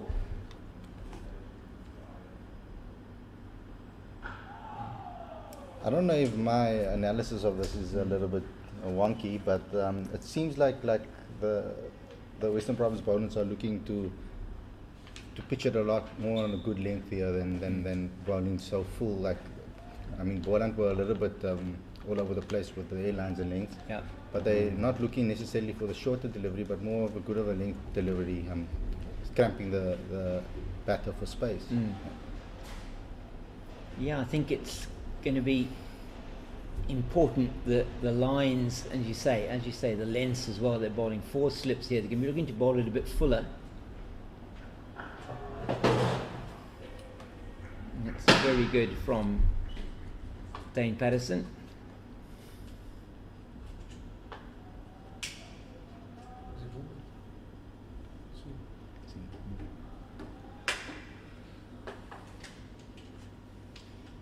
settled onto a good line already, Yeah. Patterson. And we know that he's got the ability to move it both ways. Works on that setting up of the batter during the over. Wants to keep him on strike. And you know what? That's what, for me personally, when I look at a bowler, it's when there isn't much in it in the wicket or there's no overhead conditions. It's whether you still manage to be able to bring in some variations of movement into the game, despite that. You know, using the seam as well to get those variations. He's really been able to hone his game in the county circuit. I mean, outstanding performances for Nottinghamshire over a number of years. He's moving now to Middlesex, I believe. Was it? I'm not sure. Yeah, so won't be playing his cricket at Notts this coming season. Just a little bit wider and going away further. Still some movement out there on offer for him. And he got success in that first over. Wicket of Grant Rulofson, playing at one outside the off stump. Decent edge through to Verreynne behind the stumps. And that's very important in this game on this pitch is making sure that you make the batter play. That's going to be the key to taking wickets here on the strip as a seamer. And you do sense, and I know that the Goldrush Boland coaching staff were not happy with the way in which their opening bowlers performed with the new balls. That's just defended nicely by Milan. It's the end of the over, just the 2 off that. It's 3 gone, it's 9 for the loss of 1. And where they were, in fact, their lengths were not consistent, line wasn't consistent, they were bowling probably too straight and very much onto the pads. And looking at Tony de Zorzi's wagon wheel, spoke a bit about that earlier, was that he played a lot of his 4s that came down fine down the leg side, and others were played in the sort of mid-wicket region, and so he scored quite a high percentage of his runs in that area. And then there was the overcorrection where they bowled outside the off stump and he was able to play through the covers. So consistency the key here. And as well, not offering up too many singles. You know, that's something that Boland offered Western Province way too much singles, way too many opportunities to just play the ball easily into the gaps to take a single, and didn't build that pressure of dot balls on the batters. Now you've got 2 batters here that like to sit in and the type of grinding type of batters, gritty batters. So Western Province is going to be have to be patient. Well, it's really well fielded at backward point by George Linder. Put into that position and got Tony de Zorzi is down on the boundary at long leg. This is Dane Patterson in at mid-on. Refreshing to see Tony de Zorzi in a different fielding position than what you normally see for the Proteas. Yeah, very much so, yeah. Not haven't got anybody under the helmet yet. Done some brilliant work in that position for the Proteas. It's very nicely. Oh, that one's going to beat George Linder this time, as Gavin Kaplan stands up and plays that very nicely through the offside. He's got the gap there to be able to exploit that with the 4 slips in place, and it's the second time he's got the ball through that region down to the boundary for 4. He moves to 9. And it's 13 for the loss of 1. So they're probably just a little bit too wide from Lawrence. Wasn't exceptionally wide, but well played by Kaplan.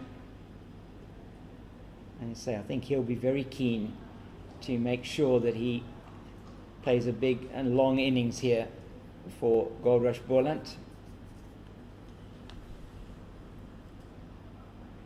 Oh, he only gets the edge. That was the commentator's curse, wasn't it? Once again, my goodness me, I can't believe it. He goes for the wider one outside the off stump.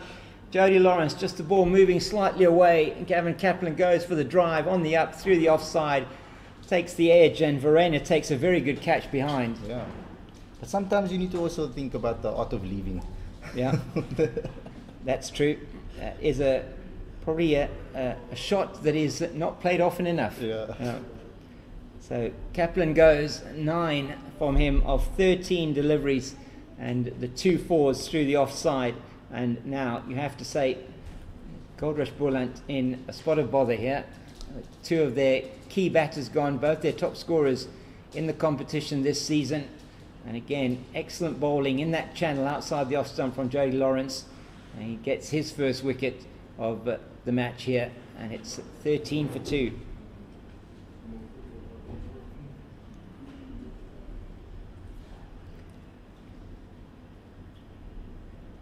Yeah, this gives Western Province full control of this match. They can decide what they want to do and dictate the pace of this game now. So it's going to take a lot from Boland to really recover from this. I mean, 30 for 2 after 3.4 is it's not a start they would have spoken about in the dressing room. No, they are in deep trouble here. And now they're just looking at that batting lineup for Goldrush Boland. Veriska Adams in at number 6 in the batting lineup, taking the place of Michael Copeland for this match. His first game back for Goldrush Boland for some time. It is Aviwa Ngujima. He's going to need to play a very good innings here. As Gavin Kaplan and Grant Rulofsson are back in the pavilion. So Peter Malan has got 2 very senior players out there at the moment. That sounds like I'm calling them old, but that's not the case. Senior players, Ngujima and Malan, they've got a job of work to do here. Good delivery from Lawrence once again. And it's the last time we can actually speak about the fact that you can use the experience of playing at Newlands for better. This is the last opportunity for Boland to actually take advantage of that opportunity that they have here to be able to use what they know about this ground to their advantage. Peter Malan scored a lot of runs here at World Sports Betting Newlands, which can get you his numbers now. Oh, yeah, a bit high there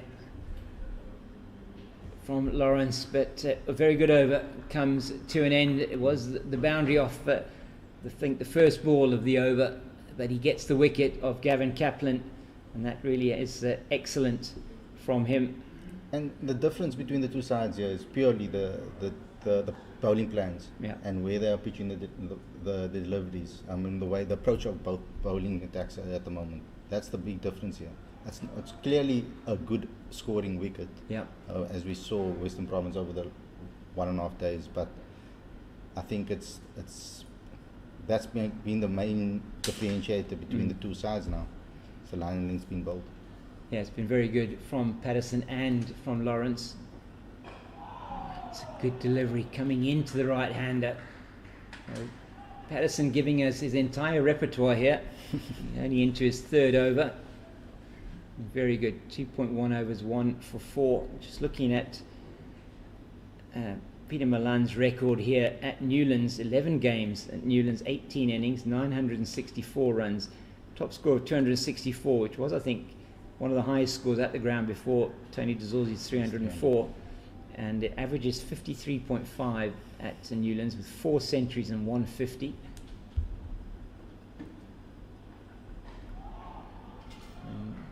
Another good delivery from Patterson. He's definitely bowling to his field here. Nothing that I can recall, maybe one ball that I can recall that was too straight that went down to long leg.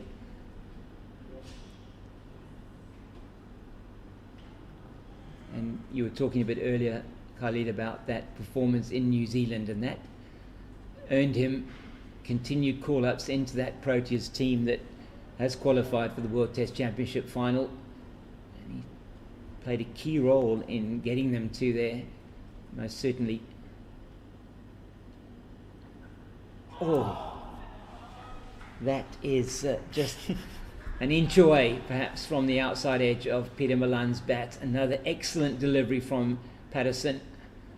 And that's why I also stress, I mean, Patterson is a perfect example of that. Verreynne Philander was a perfect example of that as well. And I urge all youngsters actually to do that, to make sure that they try and focus on a decent length and being accurate with their landing lengths consistently. That should be their main focus as they're growing up. I know just raw pace is amazing if you have it, but I mean you can really extend your longevity of your career if you can be more accurate with your landing lengths more consistently. Another good delivery there, trying to rotate the strike. Oh, and that was very close, you feel, from Wesley Bedger there, coming around from his position at extra cover. Hands on heads there, because it looked like Aviwa Mgajima may well have been out of his ground had that ball hit directly. Lawrence ties up behind, they're through for the single. And you spoke about age earlier on. I know you don't want to highlight that too much here, but I mean it's a very weird decision to go for quick single right now in this game, I feel. Yeah, he's probably just caught Aviwa Mgajima on his heels there, going through for the single. Milan Bedger picking up and throwing in quickly. So the reaction from the fielders, you just felt that was another chance potentially. So chances being given. We're only into the 5th over, 14 for 2.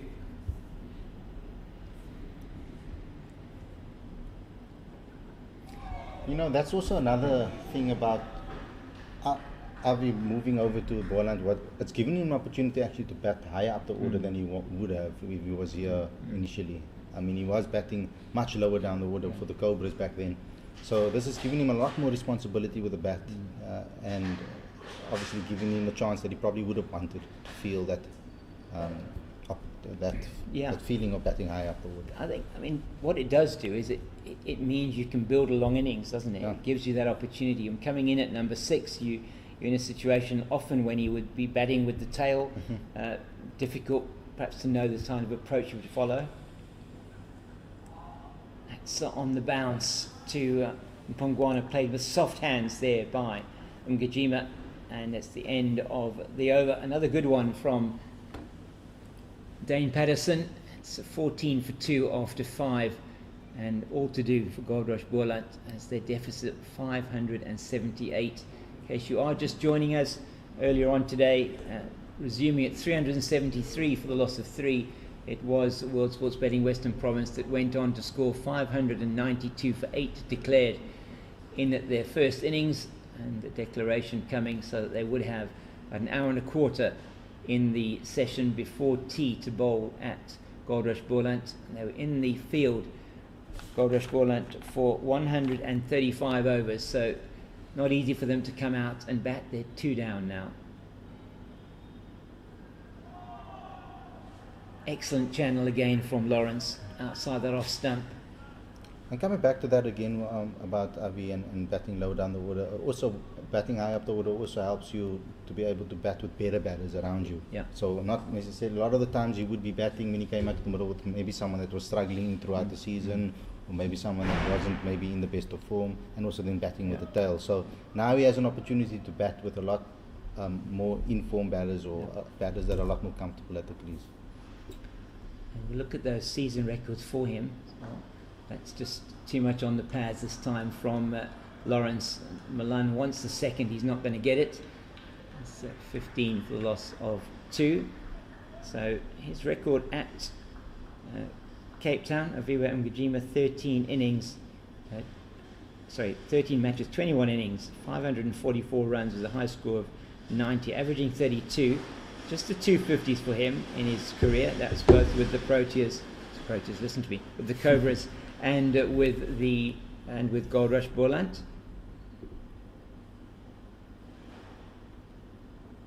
That was a brilliant delivery. Yeah, excellent again in that right channel outside the line of the off stump. He brings him forward, he has to play. It will be interesting to see what Avi's average and record is at Boland compared to his time at maybe the Cobras and Western Province. So it will be interesting to put that next to each other and actually see the difference and how moving to Boland has improved. We can see it obviously by his performances, but so we'll look at his overall average. I'll get those numbers now. Yes, again, too straight and played down to Dazorzi at long leg. Yes, Dazorzi, is it long leg? Does the fielding. That's, I think, helping Pato, who's sitting at, standing at mid-on to the right-hander. So his figures this season, were perhaps not as good as last season's. 5 matches, 8 innings, 250 runs, highest score of 122, averaging 31.25, 150 and 100. And so another good delivery in that channel, making the better play. Perhaps not as good as he would have liked, but let's have a look at his career record. Aviwa Mgijima.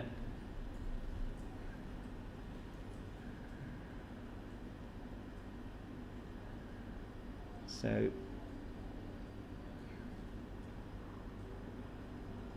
101 first-class matches, 155 innings, averaging 27.21.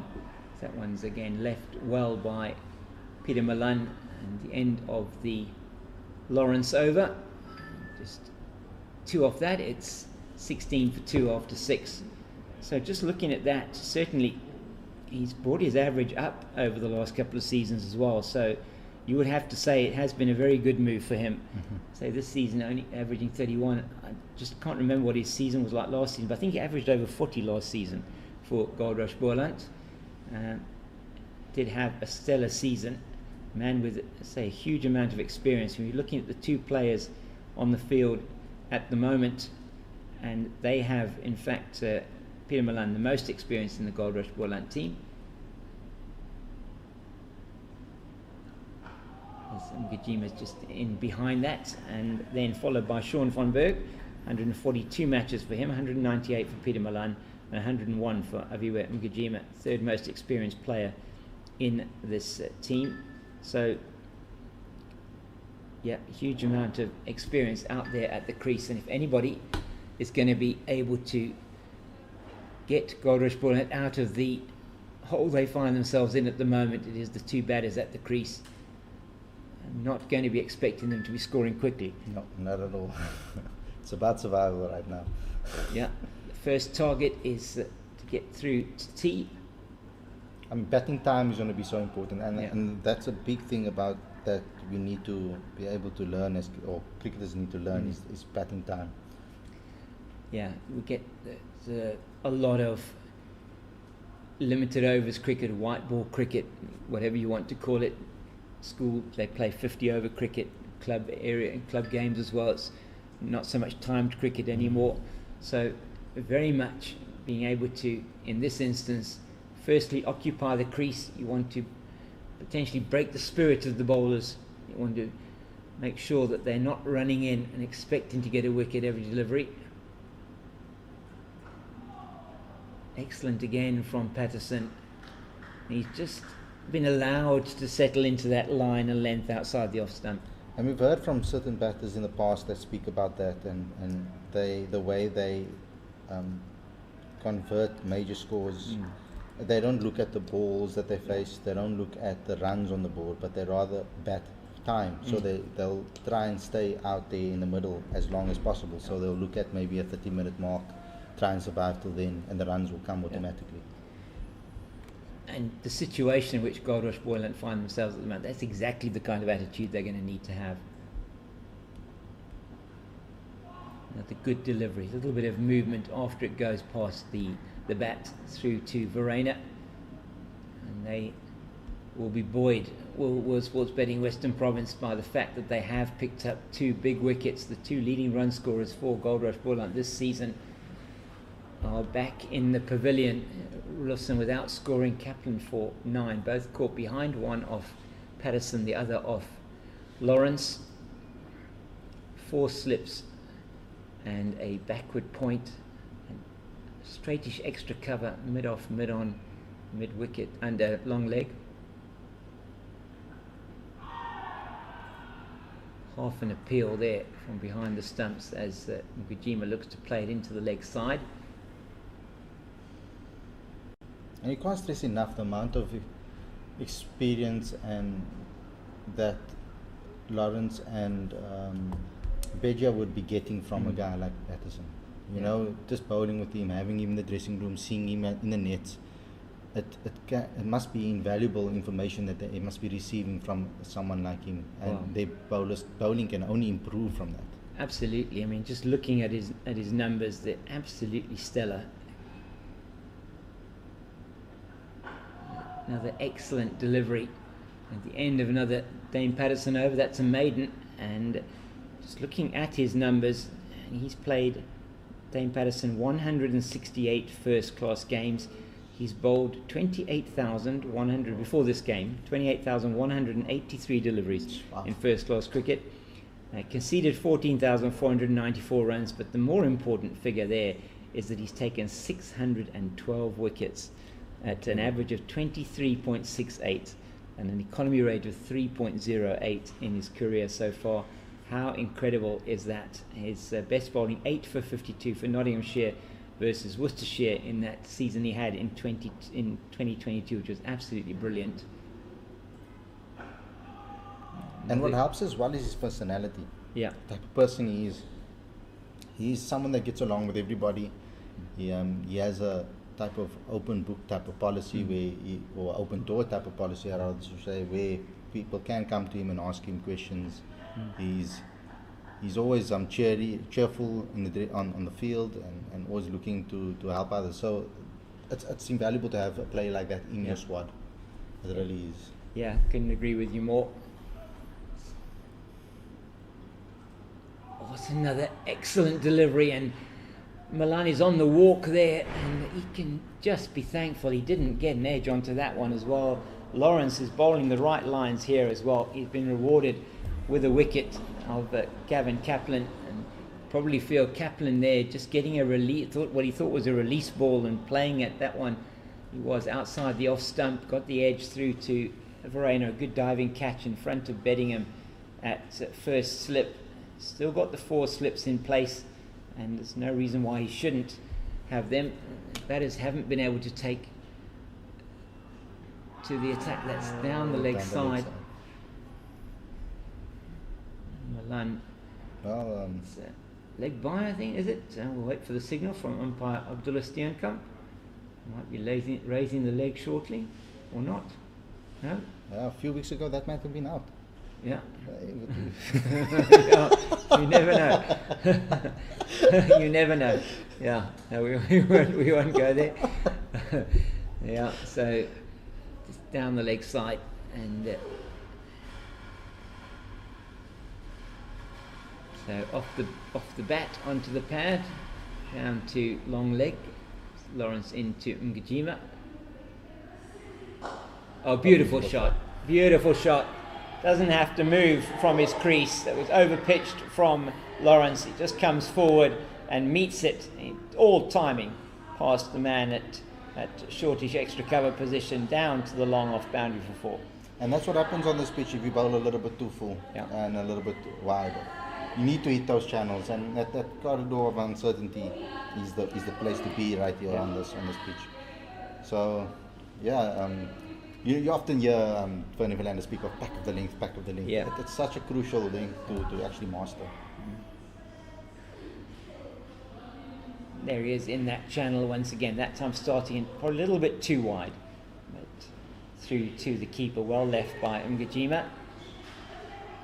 And if you're a Boland fan, you would want to hear you say that a lot more, well left, because it's going to be so crucial to this innings. Yeah, certainly not over for for Goldrush Boland. I mean, they are 21 for 2. Yeah, they're in trouble. They've got a massive deficit that they're looking at, but got to grind it out here. Beautifully played again through the covers. That'll go down to the boundary in front of the railway stand for 4. And again, just a push from Ngajima, but once again, Lawrence too full and a little bit wide that time. Just takes one step towards the ball and caresses it through the offside. So good over that one was for Ngajima and for Goldrush Boland. 25 for 2 now after 8 overs.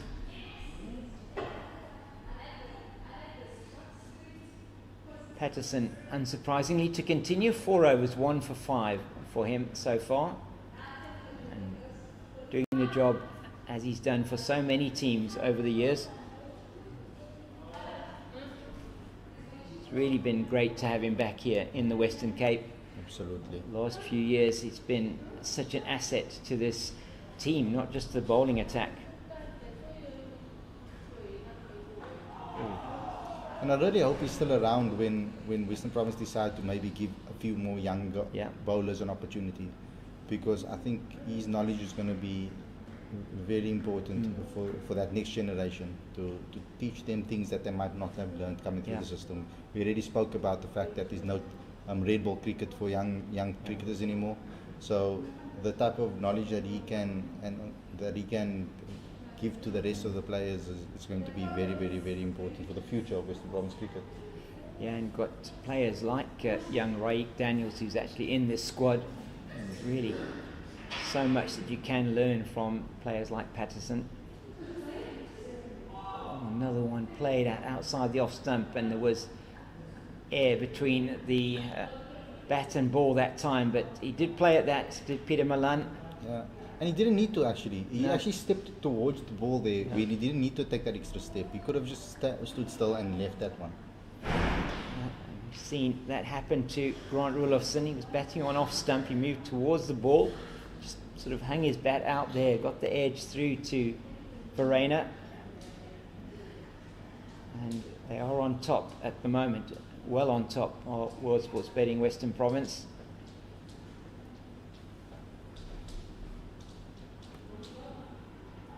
That's better from Peter Malan. Walks across cover, there's Stumps, and it goes through reasonably low to Verreynne. But be happy that Western Province have taken these 2 wickets early on before the tea interval. That was the whole purpose of the declaration. Get the players out there in the middle of a session. They were in the field for 135 overs and 2 deliveries. It's been warm out there today, not much of a breeze. Cooler weather expected in the next couple of days, which will be very thankful. I'm sure Western Province will be thankful for that. Another good delivery.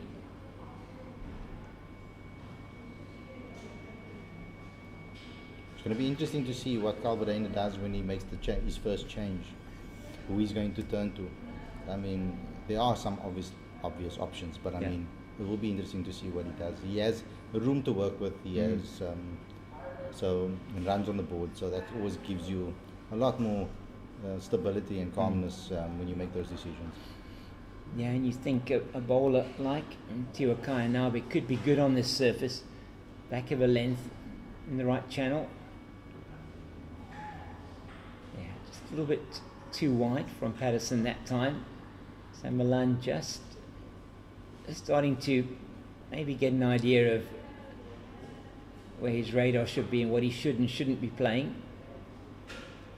He has played and missed a couple of times. He'll be very mindful of that. Experienced, very, very experienced campaigner, man who played for the Proteas as well. And he's selected just by sheer weight of runs at domestic level.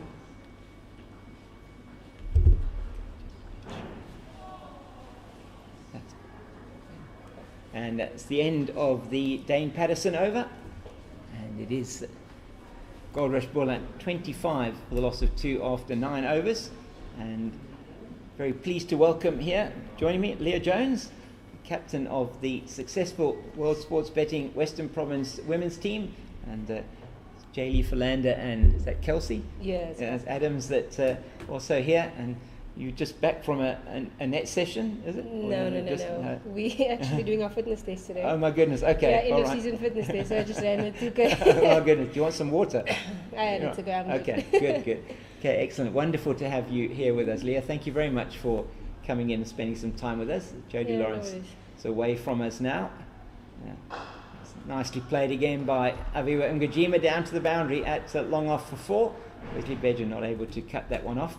But it has been a fantastic season for the World Sports Betting Western Province women, bringing home once again the T20 trophy, the Hollywood Bets Pro 20 series this year. and that final match on Sunday that you defeated the Hollywood Bets Dolphins to end unbeaten for the season in the Pro 20, and then finishing second on the log in the Hollywood Bets Pro 50 competition. It's been, as I say, a really good season, and for yourself personally, very good season with the ball particularly. And that's another lovely shot, too full again from Lawrence, and straight down the ground past Patterson for 4. So yeah, it's been so the focus this season, I mean, that's just passed, I mean, really in terms of the team, you had a few changes in the team. You had some welcome additions to the team. Danefa Nika coming into the team, certainly had her with you for a lot of that first part of the season, and then some of the younger players as well that have really developed in terms of their contributions this year. Think of Kayla Reinicke, Gemma Boerter at the top of the order as well for you, and a magnificent season with the bat for Faye Tunnicliffe. So, I mean, what do you think were the sort of the key things behind your success? Spin off the ball. Let's watch the ball. Yeah, it just played down to DeZorzi. So 2 straight this time, just overcorrecting at Jody Lawrence. So probably coming to the end of his spell now. Yeah. Yeah, I think it was an all-round team performance, like you mentioned. Not everyone's achievements. It was quite nice to have everyone chip in this season, and obviously I've done it with the experience. It was really good. She solidified our middle order, and that's what we were lacking, I think, in the previous 2 or 3 seasons. So it was good to have someone like that in the middle order. I think it was just the contributions from everyone that helped win the trophy again. Yeah. Lawrence away from us again. That's a better delivery this time. And it was, you had those key contributions. I mean, and just talk a bit about your particular performance, particularly from a Pro 20 point of view, equal top wicket taker actually at the end of the day with Kayla Reinicke at the end. So it really just goes to show how important both your contribution and say Kayla's contribution were from that point of view. But this season you've really been taking wickets. You've been very economical in the bowling. Has anything changed? Not necessarily. I think it's just in the bowling department. I think I worked for a lot longer and a lot more drills per se, and not necessarily bowling to batters all the time. I think a lot of the times I took a cone, went to bowl, and just bowled at that cone. So I think that's mainly maybe the change I did this season. And I think I kept my fitness up a bit better also. It's helped me to stay fit for longer and put in big performances more often, and obviously not get tired halfway through the season. That's a good delivery from Lawrence. Comes in viciously at Mgijima. He leaves it alone. It's the end of the over. Probably the last we might see from Lawrence in this spell. 5 overs, 1 for 30. Mgijima's gone to 19, 35 for the loss of 2. But it has been noticeable. I mean, from point of view, as you're saying, from a fitness point of view, I mean, in the field you've been outstanding as well. Really, it's been a pleasure to watch. In terms of how you marshal your troops in the field, and you take the lead from that point of view. Yeah, I think that was also a key area for me. I do think fielding is something that we don't work on enough, or we don't think it's really as important as batting and bowling, and I think that's something we emphasize as a team throughout the season. We said that's something we want to improve on, but I think it's just obviously doing extras with the fielding, do the difficult things, do the things you actually don't want to do, the things that you're not really that great at, and become much better. So I think obviously as a captain I had to lead from the front in that aspect, so I just had to do what I had to do. Patterson continues. That's another good delivery.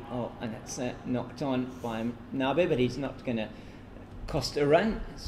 Milan's still on strike, 35 for 2.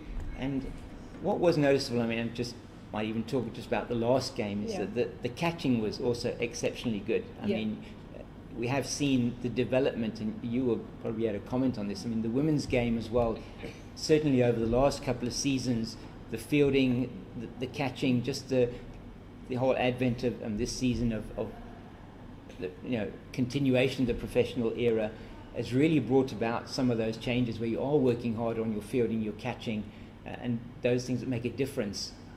It's a very good delivery. Once again, beats the outside edge of Milan's bat, and then Verreynne trying to catch him out. at the striker's end, all happening here.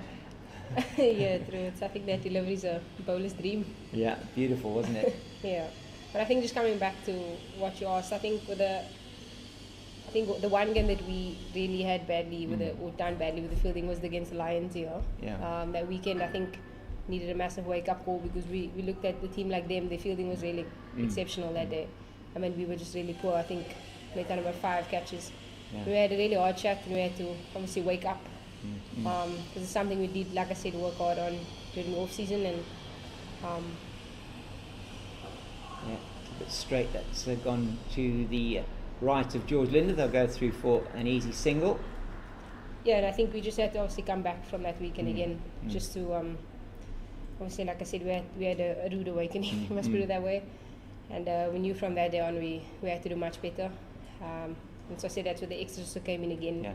Just had to be more clinical in certain aspects with our fielding because at the end of the day, you stop the runs in the field and those extra efforts help a lot. And it was noticeable as well. I'm just talking a bit about the Pro 20. Let's talk a bit perhaps now about the batting side as well, is that you've been able to get off to good starts. So your top order have really put in a good shift. Another good delivery outside the off stump from Patterson. And I mean, you did get, I think, the highest total in the Pro 20 this season. You had some very good contributions, say, from Danae at the top of the order, Faye Tunnicliffe, Laura Goodall in the last few games as well. So Gemma Buerta getting you off to good starts when she has had that, she has been given that opportunity. And it's really exciting to see that in terms of the brand of cricket that you want to play. Yeah, 100%. I think we all agreed to play fearless cricket, especially in T20 space. I think people have trained extremely hard, worked extremely hard on their nitty-gritty things when it came to the batting. Another good delivery. And so it was just a thing of, we know what we've worked on. People are in the nets every single day. It's just go out there and execute it. And that's exactly what the girls did. You can't fault them. No. So yeah, like I said, it was good to have our top order firing in the T20 space for this year. And they actually had made massive contribution to us winning the title, and obviously us as bowlers were put at ease because we knew, okay, they set a good platform for us. Like I said, it was just every day the girls worked hard, or every time we had a session the girls worked hard in specific things, just to make every game better. Yeah, and there were a couple of times, let's just watch this delivery from Patterson. That's another one into the body of Ngajimi. He's not going to take the single to Nabe at mid-wicket. The end of the 11th over, 36 for the loss of 2, and there were a couple of times when you didn't in the Pro 20 didn't get this kind of scores you would have wanted to, maybe batting first, and you were then able to defend those totals. I mean, we saw again in the last game. Okay, it actually did turn out to be a good total. The 142, I think it was, that you scored with contributions. Brilliant contribution from Nadine, but you lost wickets early on in that game, but still the confidence was there to take the game to the opposition, and then you defended it exceptionally well. Yeah, I think it's again a thing of backing our skill. Something that us as the bowlers had this year was a bowling coach from the outside. So also again, like eating that cone consistently. So we knew what we had to do. We also had a job, and we knew how to execute it. And our bowling has been good in the past. There's no shying away from that. But it was much better this season in terms of hitting our straps, hitting our lines lengths early enough, and knowing what we want to do with the plans we had. And I think the execution of the plans were even better this year. So it was good all-round performance. Like I said, really happy. Happy to bring back another one. But hopefully it can be both next season. Let's hope so. I mean, it is see George Linder coming into the attack from the Weinberg end. But about 20 minutes until the tea break, as he's away from us now, and it's going to be interesting to see how he performs from this end. We did see Sean von Berg getting some purchase off the surface earlier on, and it does look like it is a good wicket, but there is something in it for the spinners as well as for the pace bowlers. But today, just getting back to that, I mean, they say that bowlers win your tournaments and batters win your matches. It has been, as you say. I mean, if you just look at that with both yourself and Kayla being on the top of the wicket taken charts, it does show that is exactly what it takes. It takes that consistency, and you always feel I always felt in the past season from a Western Province point of view that you were always in the game, irrespective of what total you put on the board. Correct. That's down the leg side, and appeals there, does Verreynne, as he normally does, down the leg side. He whipped the bails off, but nothing from umpire Andre Olafia. And then just on a personal point of view, from your point, on the batting side, I know you worked really hard on that. Yeah. You can see that you're bringing yourself in higher up the order as well. I mean, is there, from your point of view, just a concerted effort as well there to do that? You've been hitting the ball a lot harder. You've been, you Yeah. might not have seen it in Yeah, the yeah. results necessarily, but Yeah, I think it's just a bit small growths, I guess. I have worked a bit more on the batting this season. I think it can obviously get better, but obviously I have to just work a bit more. But yeah, I've done what I could. See, I'm just, like I said, the gym work also helps a bit. Yeah. So yeah, happy to have contributed when I did. yeah. And running between the wickets, obviously a key thing as well from a fitness point of view. Yeah, that is 100%. very important for. Yeah, I for think it's there. something that I take pride in. I think when I come in, I know I can. That's something I can do well. So I think do that first, and then everything else goes with it. But yeah, I hope at least next next season can be better with the bat, Yeah. and maybe even better with the ball. And in terms of now going into the off seasons, we just watch George Linder away from us now. Last ball of his over. Another good delivery to Aviwa Ngajima. It's 37 for 2 after 12. What are the plans now for the off season? Not sure. Okay. Obviously, just again staying fit. Yeah. Doing the off-season cricketing things whenever we start with that. But I think it's just to work a lot harder this year, because obviously we know, or at least I know the rewards that are out there. So I mean, why not go for it? Yeah, very, very much so. It was, as you say, fantastic performance from the team all round, and as you say, supported by the coaching staff. It's been, again, in terms of that, you've had the consistency of coaching staff that you've had for the past couple of seasons, and working very hard there with them.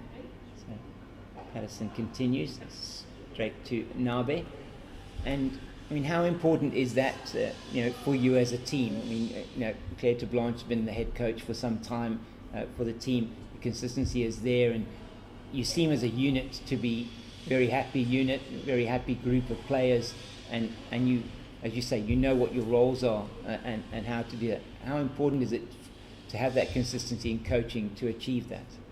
Yeah, I think obviously having the same management all the time could either be good or bad. Yeah. And I think it's also what you make of it. We had a batting coach come in this season, a bowling coach come in this season, so I think that also helped in terms of specifics. Whereas beforehand we It's edged and goes through Moore's hands. It's going to be fielded by Smith and will go through for the 2. So just that was off the outside edge. Patterson again finding the edge of the bat, bounce short of Moore, just goes through for a couple. Yeah, so like I said, can be good or bad. And this year we had 2 new additions in the bowling, the batting coach, which I think was really good for the girls, because like I said, could work on specifics. You had the extra time to do with your specific batting bowling coach type of thing. But like I said, the consistency in the staff that we have is also great, because it creates that camaraderie. We know what they're about. So it's no messing around type of thing. We all have one goal, and they know what it is, we know what it is, so we can work towards that. And just it's nicely played, well fielded there by Linda at mid-off. They'll go through for the single, and it's also been for this for the coming season, I say, difficult to know exactly what it's going to be like. Maybe that there may be some moves in personnel. They may say not sure what will happen there, obviously. But I mean, looking ahead to that, you do have still from a nationally contracted aspect, you do have Nadine and Marizan, who's contracted from a Western Province point of view.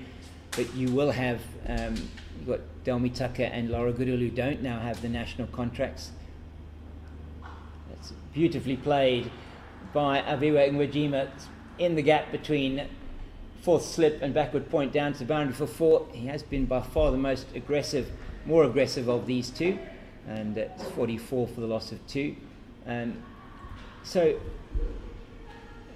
whilst the Proteas, and depending on who obviously puts their hands up for that team, there is the nationally contracted squad, but there are players that you have in your squad that have played for the Proteas in the last season. It's excellent. Good to see Faye Tunnicliffe getting a call up. Laura Goodall did play in that team. Delmi obviously not playing because of her surgery, and now she's got the opportunity perhaps next season to play a bit more domestic cricket, may well be part of the Proteas setup.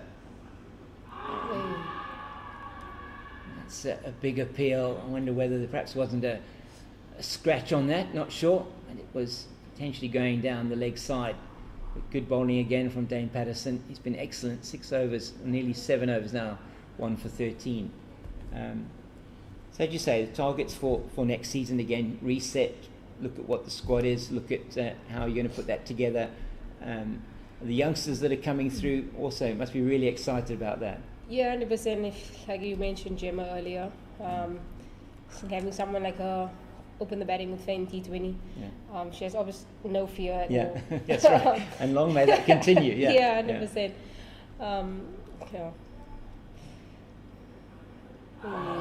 Another excellent delivery. Cuts him in half this time. Patterson into his finishing now his 7th over. He's been outstanding. 1 for 13. And it's probably a little bit unfortunate for him that he didn't pick up another wicket in that over. But it is Goldrush Boland that are fighting back. This partnership 31 after they slumped to 13 for 2. It's 44 for loss of 2 after 13. So, as you say, and just talking about that, Jay Lee, who we just saw now today again. Yeah, 100%. So people like Jim, you get Jay Lee, who's absolutely an exceptional wicketkeeper. I think if I look around the country, I think she's one for the future, and I think she could be easily one of the best wicketkeepers around. And obviously we have Kayla, was the national captain, so it's obviously a bit of leadership style in her too. And she's come through our ranks from I think about under 19 and 13. She's played for a number of years, and this season it's neatly swept. That's going to go down to the boundary, I think, for 4. It does indeed, and well played by Milan. And Kayla this season, from a bowling point of view, absolutely brilliant. But from a batting point of view, again, what we've seen is how well she's and how she accelerates the score when she comes in. So I think that innings that she played on Sunday when she came in with towards the end of the innings, scoring 36 and 3 6s, 3 4s. Was really an outstanding innings. Actually put the game there probably beyond the Dolphins just with that innings. So you must be really excited to see that coming through. You've also got Sinaleto Yasu, Caitlin Weingard, also 2 really exciting fast bowlers. Yeah, 100%. And like you said, Kayla has improved so much since she's been with us. I think her growth has been really, really good to see. It's swept again, and that's going fine, and that will go down to the boundary for another 4. And just the line from George Linder there, probably a little bit too leg-sideish, and that is the 50 for Goldrush Boland, and it is 52 for 2, and that's come off 82 deliveries, 13.3 overs. So batting it now close to 4 runs to the over, and 9 fours. So got off to a rocky start, but they're starting to pull it back here. Milan and Ngajima. George Linder will want to be starting that one a lot more sort of on the line of middle and off or outside off stump, you feel. That's better from the Western Province left arm spinner, Proteas left arm spinner. So the future looks really, really good. You've got also the experience in the squad, as you say, and it's really looking very positive for Western Province women's cricket going forward. Yeah, 100%. Another ball. Yeah. Spinners get through the overs very quickly. I think too quickly. Yeah. But yeah, it's very exciting. I think we have a good group of girls made up by the experience and the youngsters, and I think the youngsters have done extremely well this season. I have to give them like real good kudos. They performed every time, or they stepped up when they needed to, which was really good to see. Like I said, we have a bunch of fearless youngsters, which makes it even better. Yeah. And probably be a miss of me not to mention a couple of other players that you have. I mean, I saw Nasipo Vezi earlier on down in the gym. You've got players like Nasipo, you've got Tatum LaRue, Babette de Leerde as well, who's coming from the Netherlands, who really has had a very good season as well. Her first ever 100 in List A cricket for you, which has been fantastic. So it all looks really positive from a World Sports Betting Western Province point of view. Yeah, I think we have a good group of girls. Hopefully it stays relatively the same for next season. And I think even the new people that came in, like Olu, Dane, Rivka, I think they fitted in well this season and fitted our team dynamic. So it's really good to see, really exciting. That's why I say hopefully we can bring back both next season. Yeah. Because like I said, we know what we want, and it's just about being clinical on the little things. Yeah. And getting better at those small things that we can control. And I'm sure we'll bring back both next season. It's very positive. And on a personal point of view, just to end, I won't keep you any longer. I know you've had that's beautifully played by Mgajima. It's too short from Mpongwana, who's replaced Patterson at the Kelvin Grove end, and it's played into the railway stand for 4, and that's excellent from Mgajima. He moves on to 27. It's been a good innings from him so far. Let's say on a personal note, I mean, as you say, working really hard in bowling and the batting side and fielding in terms of all-round performances there from yourself. I mean, in looking ahead, and maybe not too far ahead, obviously, but looking ahead, I mean, goal of yours to be in the reckoning from a Proteas point of view? Hopefully one day. It's obviously a goal of many of us, and I think it's always something I'm striving towards. But obviously, while I'm playing here, it's not something that's on my mind per se. If it happens, it happens for me. It's not necessarily something that it's constantly on my mind. So if it happens, I'll be grateful. If it doesn't, it's also okay. I know that I'm constantly working hard, so whatever happens with that hard work happens. Well, we wish you all the best. See, that's a better delivery. This time a no ball though from Mhlali Mpongwana, just overstepping. A second no ball of the innings, second extra actually. There haven't been any other extras. So, but yeah, we just really, Leah, thank you so much for coming to chat to us today. It's been wonderful chatting to you as always.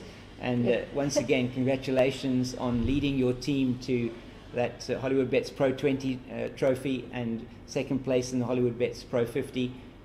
Really has been a fantastic season for you and the team. And once again, all the best. It's a good delivery from Mpongwana this time. Probably not the right kind of shot from Ngajima. But we just want to wish you all the best. And for whatever happens in the off season, hopefully there'll be something happening, even from whether it be an emerging tour or something like that will be coming up. We don't know. Hopefully there will be some cricket that will be able to happen for you, and we just wish you all the best for the off season and for the best for the preparation for the next season. I mean, it all seems to come around very quickly in terms of that. So, and well done once again on your performances and your leadership and for the team in general. Thank you so much. Thank you for having me. Really, it was always a pleasure. Thank you, Leah. You can come and chat to us anytime. Appreciate it. It's,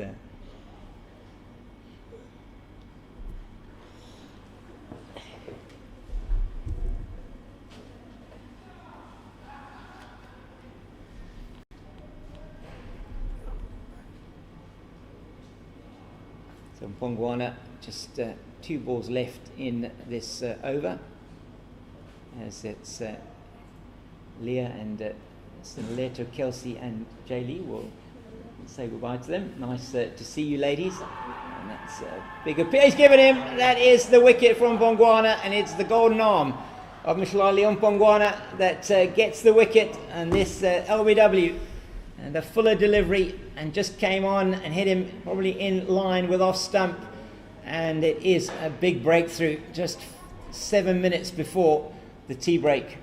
And Abiwa Mgajima, the third wicket to fall, 57 for 3. It was a good rearguard action by Mgajima and by Malan, but he has to go, and that's a big wicket. As I'm joined once again by Khalid Moidin. Khalid, you pretty much were about to come in at the end of that over, but it's the wicket falls, and a big one for World Sports Betting Western Province. Yeah, it seems like I've just been bringing wickets now today.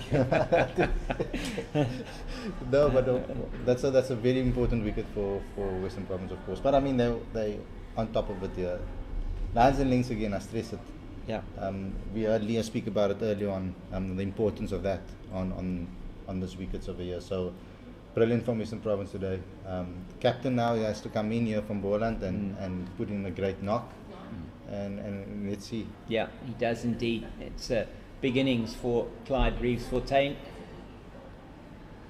as he goes out into the middle and joining experienced campaigner Peter Malan, the wicket of Abiwa Mgajima, 14.5 overs bowled. He was looking good out there, he was hitting the ball well. At that time, just caught on the crease as he came forward. Pongwana angling that in to the right-hander, and he picks up a wicket. And how often does Mhlali Pongwana do that for World Sports Betting Western Province? Yeah, whether it's with the bat or with Yeah. the ball, he always seems to bring in good performances at exactly the right time for his side. So, been a big admirer of him. Didn't do it with the bat today, so most of the time with all-rounders you see that. It's one of the disciplines that they'll excel in the match. It's very seldom that you see all-rounder actually perform well with the bat and with the ball in the same match. Yeah. Like you do see it, I'm not saying you don't, but it's very seldom that you do. So it was almost inevitable that he would do something with the ball today. And he has done in his first over. He's got the breakthrough. That gets Clyde Fontaine on strike. That's just off the inside half of the bat to Dane Patterson at mid-wicket, and there is no run. So 57 now for the loss of 3.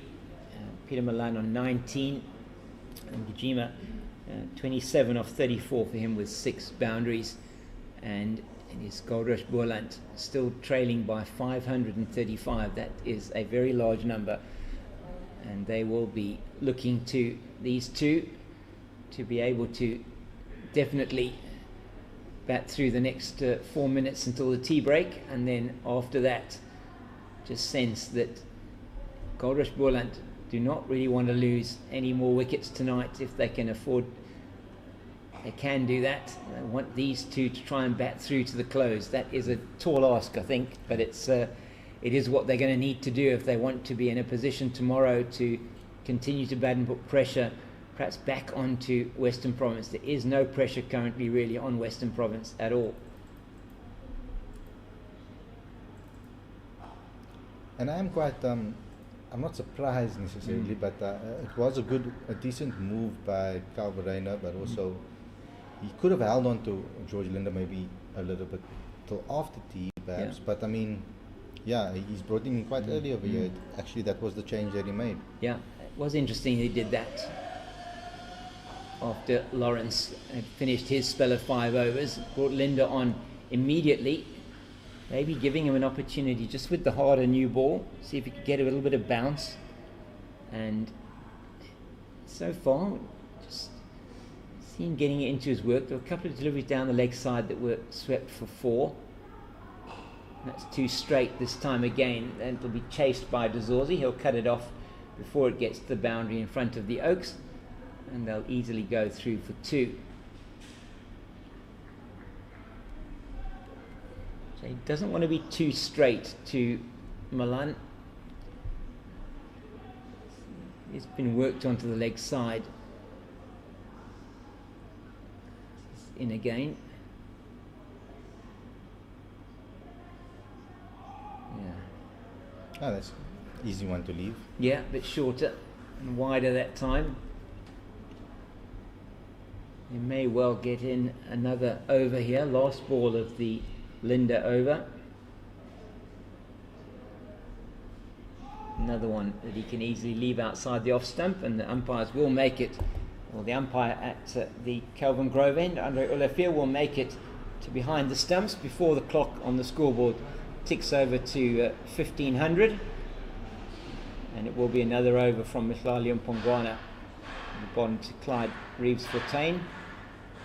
So just looking at that Goldrush Boland lineup, their next man in for Risco Adams, Ayat Kamani, Sean van Berg, Keith Dudgeon, Glenton Stearman, Nyaka, and you just feel this is a very, very important partnership. Yeah, crucial. I think this is the innings deciding one, in my opinion. As Mpongwana just pulls out there, dead ball.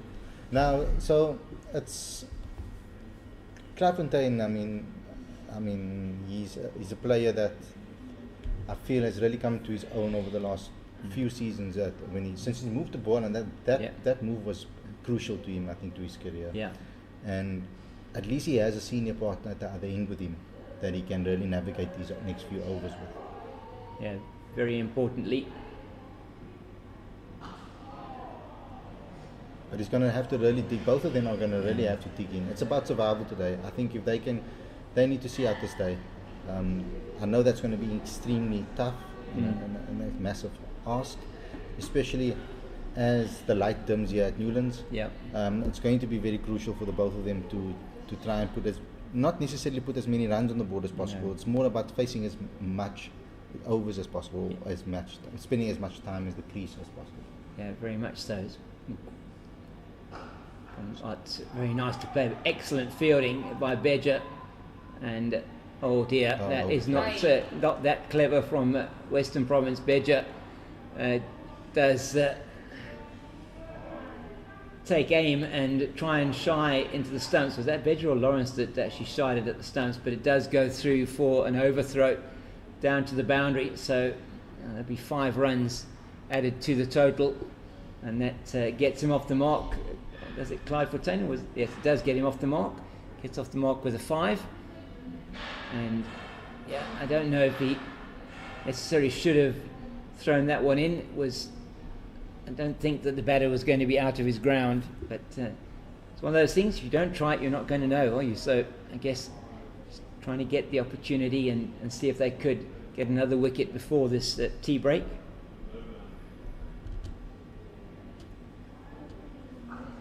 I was always quite taken aback. By Mpongwana. He's a very tall guy, but he does hunch over a little bit when he releases the ball. He doesn't get that monomorcal bounce that I would expect from a person at his height. Yeah. So that's maybe an interesting thing that they may need to look at, perhaps. But I know that on today's pitch we can't really judge him for that, because he's obviously going to be aiming at a certain line and then. Yeah, but you're right. He is very tall. That's just played into the leg side. He can't actually stray into the leg side. Verreynne is going to chase that down. They'll take 3 as he gets to it at long leg. And there isn't anybody protecting that long leg area. There he's got a 7-2 offside leg side field, and that's why they're able to go through for 3. And just looking at the numbers for Clyde Fontaine, debuted 2013-14 season, 81 first-class matches, 130 innings before this, 3,264 runs with a highest score of 144 not out for Eastern Province versus KwaZulu-Natal Inland in 17-18 season. And you would say from his point of view, only averaging just under 27, 26.97, probably lower than we would expect him to be. And very important as they do make a change to the field. It's going to be George Linder coming down to long leg now. So just giving that protection for the one that maybe is a little bit straighter. So you've got 2 slips and a gully, backward point. In fact, there's a change now into the field. So Wesley Beja is going to go down to long leg. And George Linder, I think, is going to come into gully. 4th slip, should I say. A bit of a gap between 3rd and 4th slip. They spread themselves out a bit wider. 2 balls left before the tea break.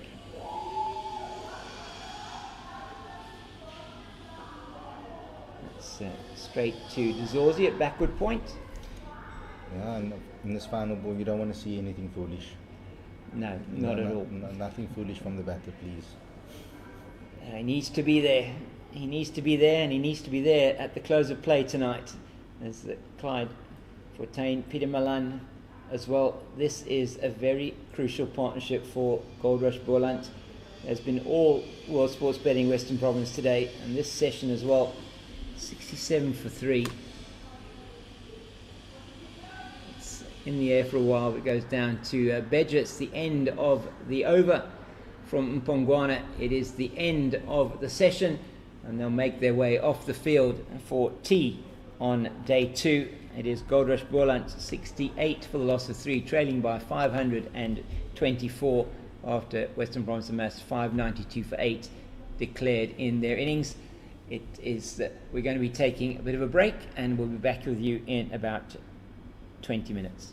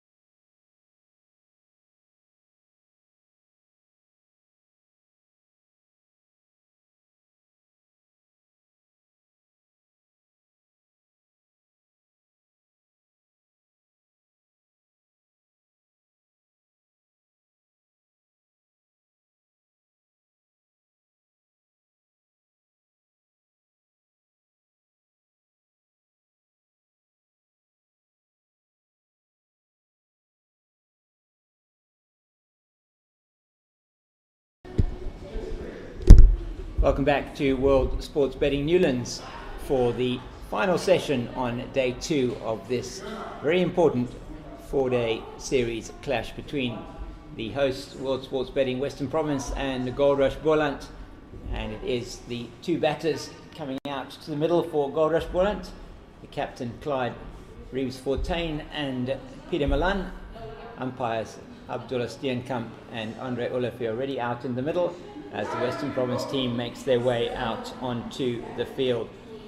And 68 for 3, Khalid, it's not a good position at this stage for Goldrush Boland, still trailing by 5-24, a deficit on the first innings, and even though they've been batting reasonably quickly, the loss of those 3 wickets, very difficult for them. Yeah, and on top of that, I think these two batters just need to try and take every ounce of experience that they have and utilize it out here in the middle, because that's what they're going to need. They're going to have to play a gritty knock over here for the both of them. Yes, it does suit Peter Malan's game because that's naturally how he plays. Yeah. But he's going to be needed. He's going to need the support from Clyde Reeves-Fortuin today, and that's going to be the vital aspect of this match, this partnership right here. Yeah, I'm going to see George Linder continuing his spell from the Weinberg end. 3 overs, 0 for 11 so far to Clyde Reeves-Fortuin. Short, played to the man at deep point for a single, and they're underway after the tea break. So.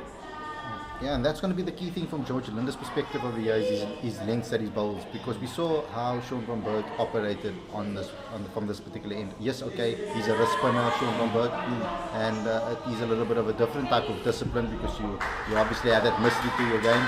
But George Linder, he needs to make sure that he actually works on where he's going to pitch the game, pitch the ball. Yeah. Just is better delivery this time from Linder, and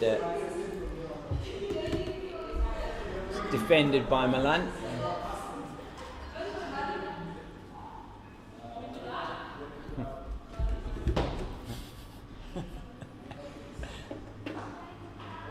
That's played very nicely, but straight to Tony De Zorzi at mid-wicket. But as you say, this is a crucial partnership. Batters coming in, Farisco Adams, Ayak Kamani, Sean van Berg, we know they can all bat. It's just, can they build long innings? Perhaps not the amount of experience of doing that as you might have had in that top order, or certainly this season. They haven't been asked to do that this season necessarily. Just the 2 first-class hundreds for Clyde Fortuin. I mean, this type of rescue act is a skill on its own. I always spoke about it with the Western Province team back in the day when Verreynne was coming through the system and George Linder and those guys, and even David Bedingham. They found themselves in a lot of positions when there were wickets down and needing to save their innings. It's possible, it's doable. It just takes a hell of a lot of concentration. And as they play that beautifully to the boundary for 4, and I mean, that's the type of thing. You hit the bad balls and you try and survive the good ones, and that's going to have to be the mentality today. Yeah, very good from Peter Milan there. Just a little bit of width from George Linder, and he plays it beautifully down into that wideish third man region for 4, and takes him on to 28. And it'll be Fortuin on strike. Clyde Reeves-Fortuin, he'll be facing up to Mhlali Mpongwana. Mpongwana success in his first over with the wicket of Abiwa Ngijima, and he'll be hoping to back that up as we see a middle stump line taken there, guard taken there by Clyde Reeves-Fortuin. So 4 slips still in place, a backward point, a man at extra cover, mid-off, mid-wicket, and a man at long leg. But it's not an extra cover. This man now has gone into mid-off, Wesley Bedger. See him bowling, I'm sure in the not too distant future. An optimist in me is always going to look for ways that Boland can recover here and Yeah. what sort of game plan they're going to have to implement.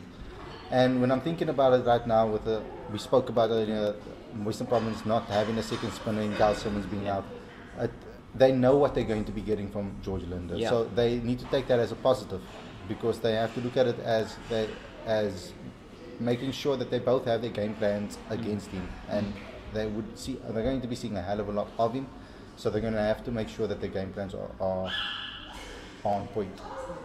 As Pongwana towards us, it's just off the outer half of the bat to Dezorzi in that point region. And as you say, you're going to be seeing a lot of George Linder today. And it looks like Tiwa Kainabe is warming up. I wonder whether we might see him perhaps replacing Linder from this Weinberg end. Maybe. Might be interesting to see if they do decide on a change. At the moment it's Pongwana operating to 4 slips. That's 2 straight into the body and easily worked around the corner by Reeves Fontaine for 2. Jody Lawrence doing the fielding on the boundary. Eddie Moore, the designated ball shiner, it looks like, definitely. You may see him in your picture there, just giving the ball a vigorous rub on the side of his thigh, just to make sure that he's getting as much shine as possible on at least one side of the cherry. So, Pongwana towards us again. Oh, that looks...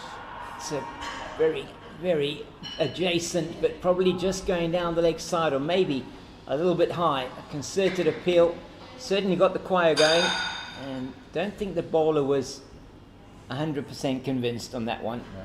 Did look to me like it was probably going down the leg side. And it does seem a bit high. I mean, the Yeah. way he's holding his leg, the batter at the moment, Yeah. so seems like that's the area Yeah, just I think above the knee. he would have felt aggrieved, I think, Reeves Fontaine, had that one been given.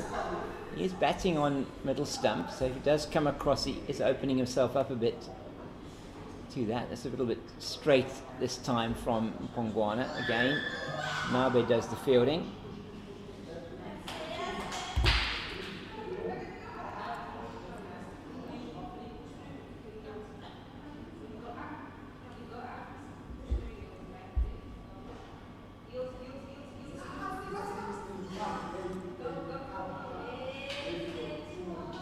Pongwana from the Kelvin Grove end.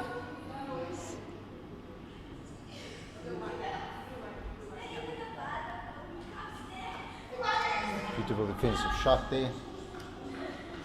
Those type of shots are also extremely important in this format. Having a good defense, being able to keep out those good deliveries, so important to building a long innings. Yeah, he's going to need to be doing plenty of that, you feel, making sure that they do keep out this World Sports Betting Western Province attack, as it is going to be Mtiwa Kainabe to replace George Linder at the Weinberg end of the ground. And Nabe, just to have a look at, try and have a look at his numbers here from a bowling point of view. Does have the ability to bowl that sort of heavy ball. Tends to hit the back of the length, or what they call these days a hard length.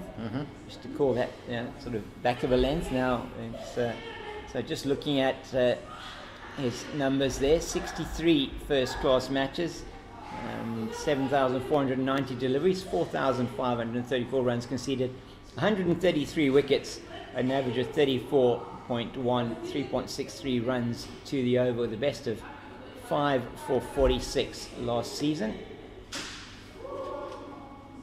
He starts off very straight and is tickled down the leg side, where Linder does the fielding. Too easy for the batter there. Yeah, far too easy. You don't want to give away any easy runs here. World Sports Betting Western Province, they do have that lead, but what they will want to do is try and dry up the runs as much as possible. Get the batters thinking as well. What do we need to do here? At the moment, they're still going at 4 runs to the over, so not really worried about the run rate. It's a lot around playing every ball on its merits. I mean, it is quite tough to come in at this stage in the match, and as you see him going down leg side over there, he's having fielded the entire day in this heat and then having to come in at this stage of the match to bowl. It can be quite tricky, but he's going to have to find his lines and lengths very, very quickly. You don't want to give too much away to Boland from a Western Province perspective.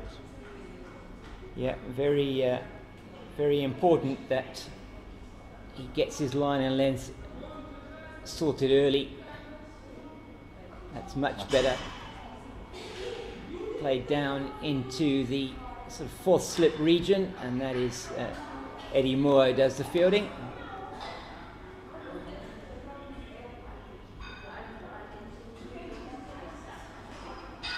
So what's he got? He's got 2 slips and almost like a 5th slip. He's got a backward point. He's got a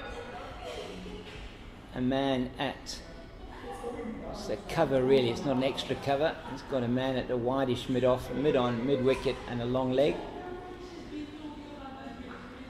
And that is played into the boundary at deep backward point for 4, short and wide, and Clyde Reeves-Fortuyn is not going to miss out on that, and is able to play it very, very comfortably down to the boundary in front of the scoreboard for 4. So not the best start here from MT Nabe. Boland need to take full advantage of this right now. They can see that he's struggling with his lines and links here and his rhythm. Much better from the bowler over there. He needs to keep with that line and length. Make the batter play.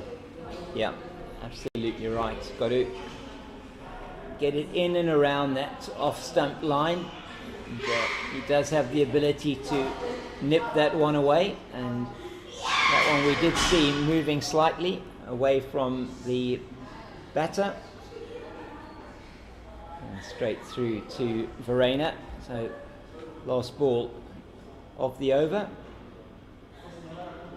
and he's down the leg side once again, and that really was a bit of a strange over, that one from MT Nabe. Certainly not hitting his lines and lengths at all in that over, and you want to get back, get that right. Just getting a chat there from Dane Patterson. I think that's important when your senior player comes across and has a word with you. Lucky he's playing this format of the game, because it could have been a very expensive over. Yeah, if he it was would have been playing the otherwise. white ball. Yeah.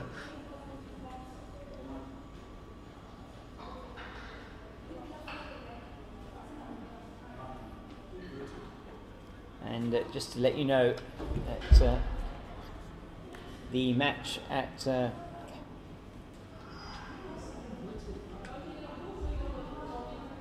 that's into Milan. It's very good bowling from Mpongwana, using his height there, as that one just pitches and goes into the body of Milan.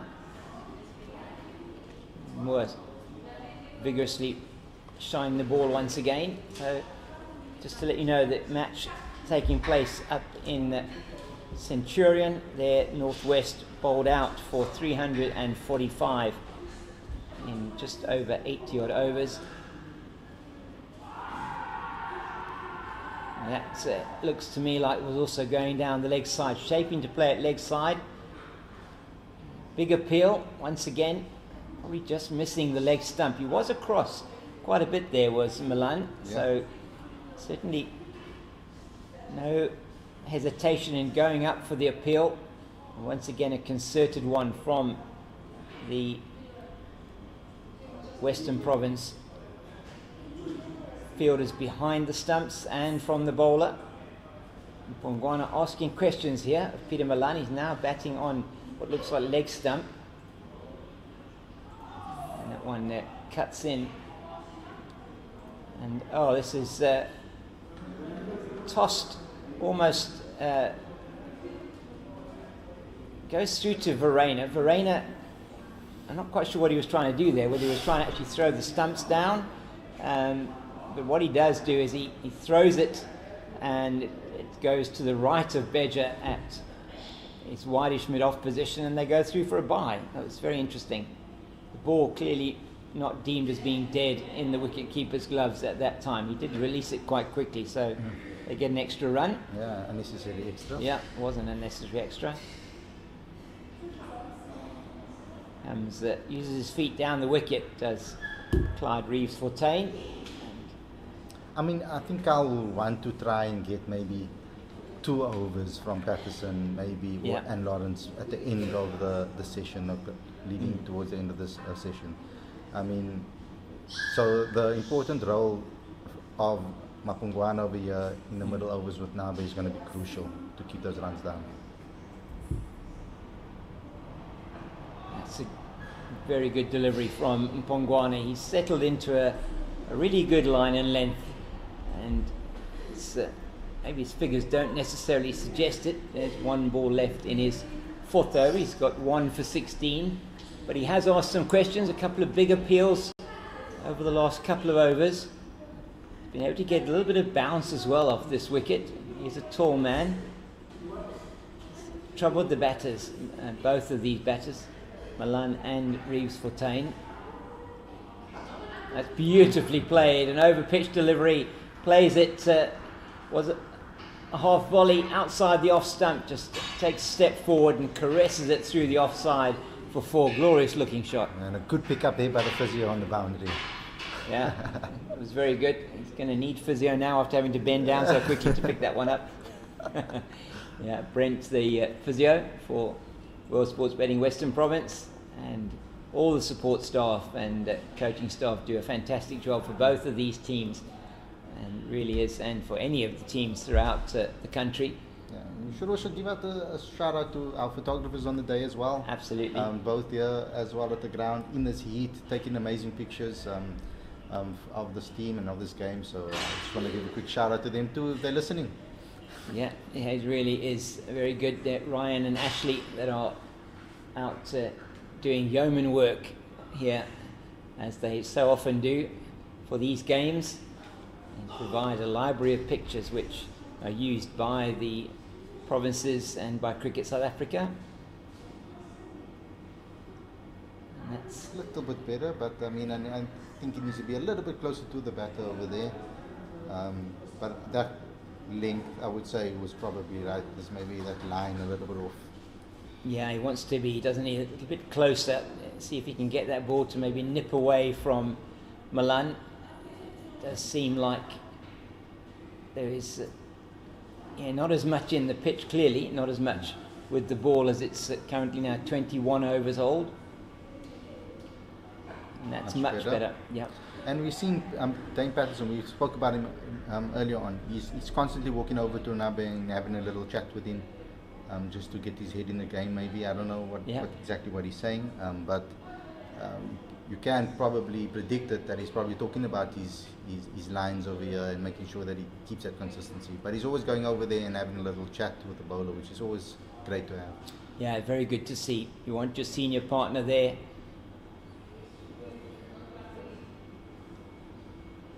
Oh, that's poor from Nabe. Just strays onto the pads, and Malan, I think, is going to get. He's not going to get a boundary. And Mpongwana chases that down really well. They'll come back for 3. It's good running between these two, and just straying onto the pads, and that's cannot do that. We've seen that in this game. You cannot stray onto the pads of the batter. You can't be down that leg side area and that kind of length. He's just played beautifully into the leg side by Malan. He moves to 32. It's been a good partnership between these two already. 31. They want this to build into a much bigger partnership with Goldrush Boland. And he takes on Patterson. It's an easy single in the end. Well done as well from Reeves-Fortuyn and Malan, just to keep that scoreboard ticking along. Angling it across a little bit too much over there. I think if he's going to angle it that much, he needs to maybe be a little bit, his line needs to be a little bit more to the left over here from where we're sitting now, of course. I don't know what the vision is. You'll see it sort of straight on. He definitely needs to be in that line outside the off stump or Yeah. or almost, yeah, if he can get it on a sort of fourth stump line, Yes.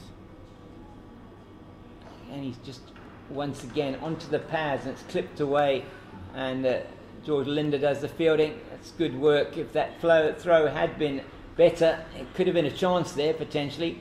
Good running though in the end between Milan and Reeves Fortuyn. They come through for 2. The scoreboard is ticking along really nicely for Goldrush Boland. They may be 3 wickets down, but they are still batting at over 4 runs to the over.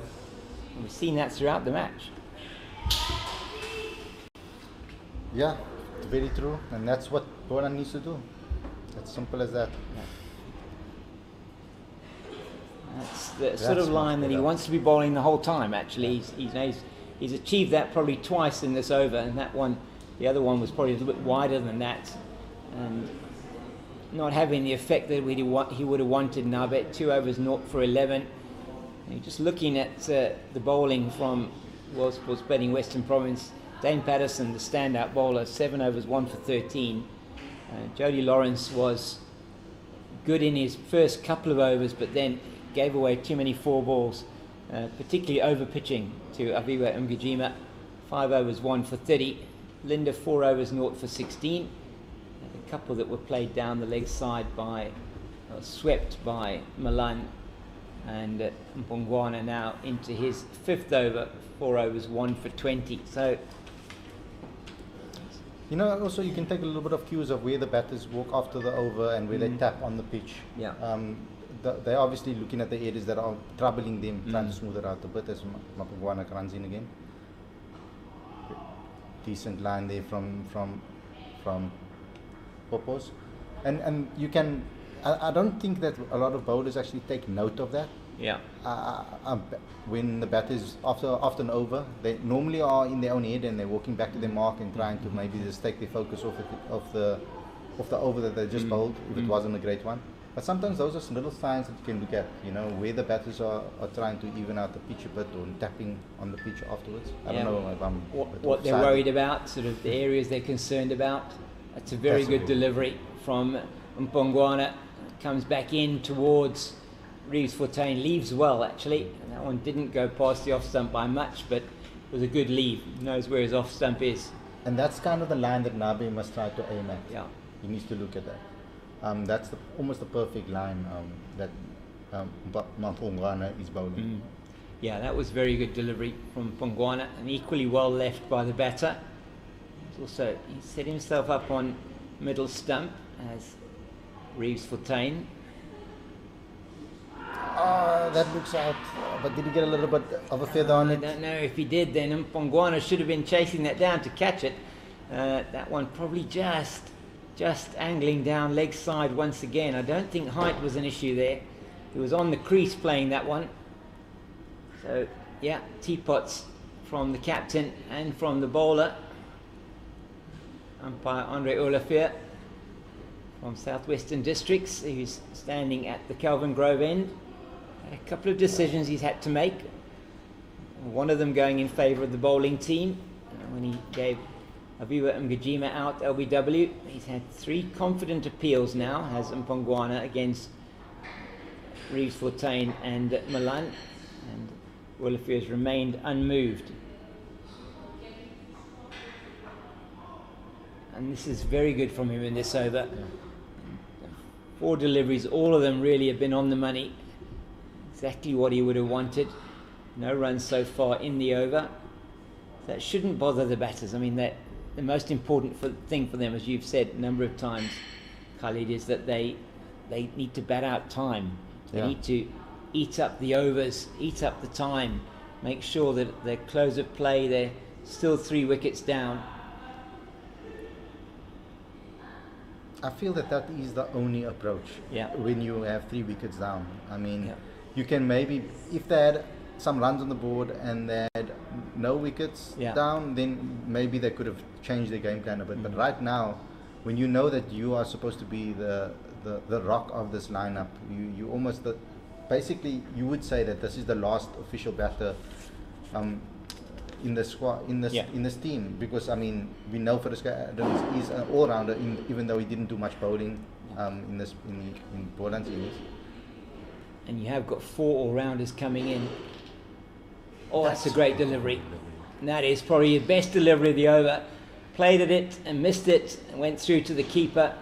Was outstanding from Mpongwana. That was probably his best over that he's bowled so far. 5 overs, 1 for 20. I know he did get the wicket, but it looked like, and particularly as it went towards the end of the over, the last delivery could so easily have got the edge, and doesn't. So Reeves Fontaine survives. It's 91 for 3 after 23. So they are batting at a good rate, which is not going to worry them. I think they're going to be happy with that. They will also be, I don't know if they're going to be that mindful at this stage of anything around their batting bonus points. The most important thing for them at the moment is just to survive and make sure that they can just keep accumulating the runs when they are on offer. As Naba's away from us now. That's better from him. A good stop there. Yeah, Eddie Moore is kneeling now at the altar of ball shining. Shining that ball again. So, I think it's a communal effort today. Yeah, it looks like right it. now. We also saw Dane Patterson doing a lot of that as well when the ball comes on his side of the field.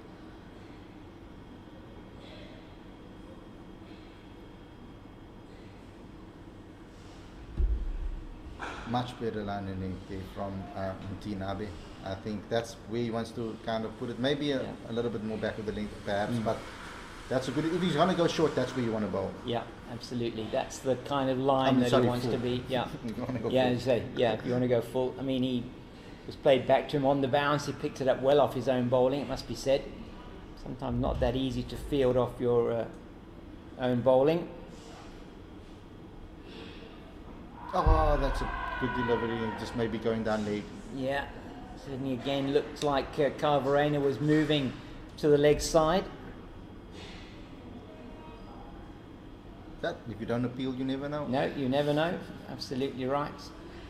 So,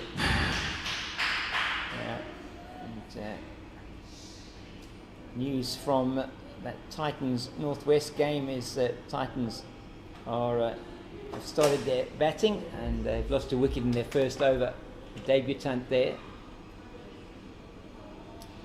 Braden Hicks, who coming to open the batting for them, and he's lost his wicket without scoring off the first ball of his first ball in first class cricket. Oh wow! Yeah,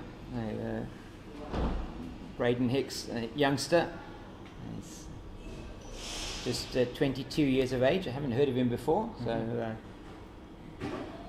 so it is Merrick Brett and Keegan Peterson that are in bat at the moment. So I wonder if they've opened up with a.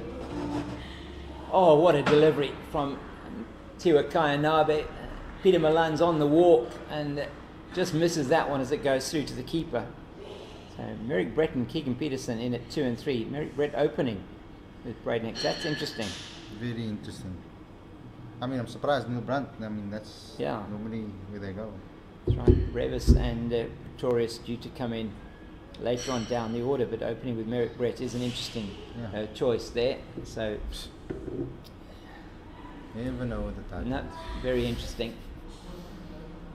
Oh, another excellent delivery and a brilliant stop by Daniel Smith at second slip. Dives to his right, has edged down into the ground, and he does well to cut that one off. It's the second maiden in a row for World Sports Betting Western Province, and that's exactly the kind of pressure or consistency that we'll be looking for. Much better than that over from Nabe. Much better. You can see that the little chats with Patterson maybe playing off now. I saw him on the boundary having a chat also with the physio as well a little bit. Maybe just needed something, a little chat just to get his mind right, you know. Yeah, I think important. He's got a big role to play in this team. It is a 5-pronged pace attack. We haven't seen Wesley Bedger as yet. Presume we are going to see him at some stage. I don't see him warming up. He's at backward point at the moment. Good again from Mpongwana. And probably see Beja replacing Mpongwana at the Kelvin Grove end at some stage. Yeah. So interesting what he's going to bring to this. I mean, it's all about keeping that consistency amongst each other. I'm sure that there was conversations with the bowling coach and amongst them to speak about what lines and links are going to bowl on this pitch, because I've been very impressed with Western Province and their approach on this wicket. Yeah. I think it's been very, very consistent. Another very good delivery from Mpongwana, and you have to say that after Patterson, he has been probably the pick of the bowlers for World Sports Betting Western Province so far. A couple of very confident appeals. He's been able to probe in that outside off stump line. He's been able to bring them back in to the batter as well, on the line of sort of middle and off, maybe middle stump. Just have been straying down the leg side for those appeals, and that's another very good delivery. Like it was a no ball though, so you're gonna have to bowl that one again. That's his second no ball and the third of the innings. So overall, it's been a reasonably disciplined bowling performance. It doesn't show like that. Won't you see that from the number of wickets that are down? 3 down, 92 on the boards. Their deficit now exactly 500. 150 is the follow-on deficits in the air. I think that might go down to the bone. No, it's going to be cut off. It's, No. is that chasing it? Jody Lawrence, is it? Jody Lawrence almost fell over there. Yeah. Did well there, chasing that one down. Got the legs working and in front of the railway stand. They take 2. So Verreynne to 20. 94 for 3. It was very important for Goldrush Boland that the 2 at the crease did build a big partnership after the loss of that Mgajima wicket. And still a little bit of movement for Nklali Mpongwana. Eddie Moore now out of the slips. He's at mid-off. Got 2 slips and almost a 5th slip, not quite a gully, but a backward point. There's a cover, mid-off, mid-on, mid-wicket and a long leg. Mpongwana is in once again from the Kelvin Grove end of the ground. Another good delivery and well played once again by Reeves Verreynne. He'll know the importance of his wicket, how he has to value this. We would expect that from Peter Milan as well. Not wanting to give anything away to World Sports Betting Western Province. It is not a bad track to bat on. We've seen that. It's just the application that needs to be there. And you will get a bad ball. And the bowlers at the moment have been, I must say, in the last couple of overs, been very disciplined, trying to put it in exactly the right place. But you can see that the game plan is clear from the 2 batters here. Yeah. They've been patient. They're not trying to be too crazy about the shot selections. They are keeping things simple, making sure that the defenses are good. And they are combating Western Province at the moment quite well. Yeah, they're doing a very good job for their team partnership of 38 now between them, 95 for 3. So just trying to make sure that they do not lose their wicket, and at the other end it is Tiwa Kainabe. He is going to try and see if he can get a 1 next to that wickets column for him. This over 3 overs, 0 for 11. Yeah. And the deficit now below 500 as well, so that's also a good sign for little Boland. Little wins you have to get. It's all about the little wins. As they take a quick single over there. Good fielding by Dane Patterson. Yeah, good running. It was got home easily, set off very quickly. Milan responded very well, and Patterson was to it quickly, as you said, and good fielding. So some good cricket all round there. World Sports Betting Western Province, they're going to want to keep the energy going out there.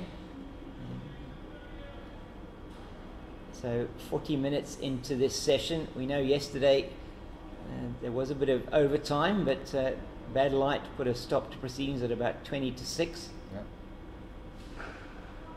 Now, we wouldn't expect anything different this evening. It is very clear overhead, but once the sun goes behind the mountain, that's a very Cape Town thing to say, isn't it? Yeah. That it becomes just a little bit too dark to play. So you do see the shadows lengthening there, as you see the floodlight pylon. The wicketkeeper and the two slips are in the shade of the pylon at the moment. It's Good Yorker. yeah, surprise delivery from Tiwa Nabe. Was a good Yorker. Doesn't have that express pace, Nabe, but that was a good delivery. And also well played by Peter Milan, Yeah. getting that out over there. And talking about those slips in the shade over there, I think they're making a lot of their teammates jealous that they've got that little patch over there. Definitely.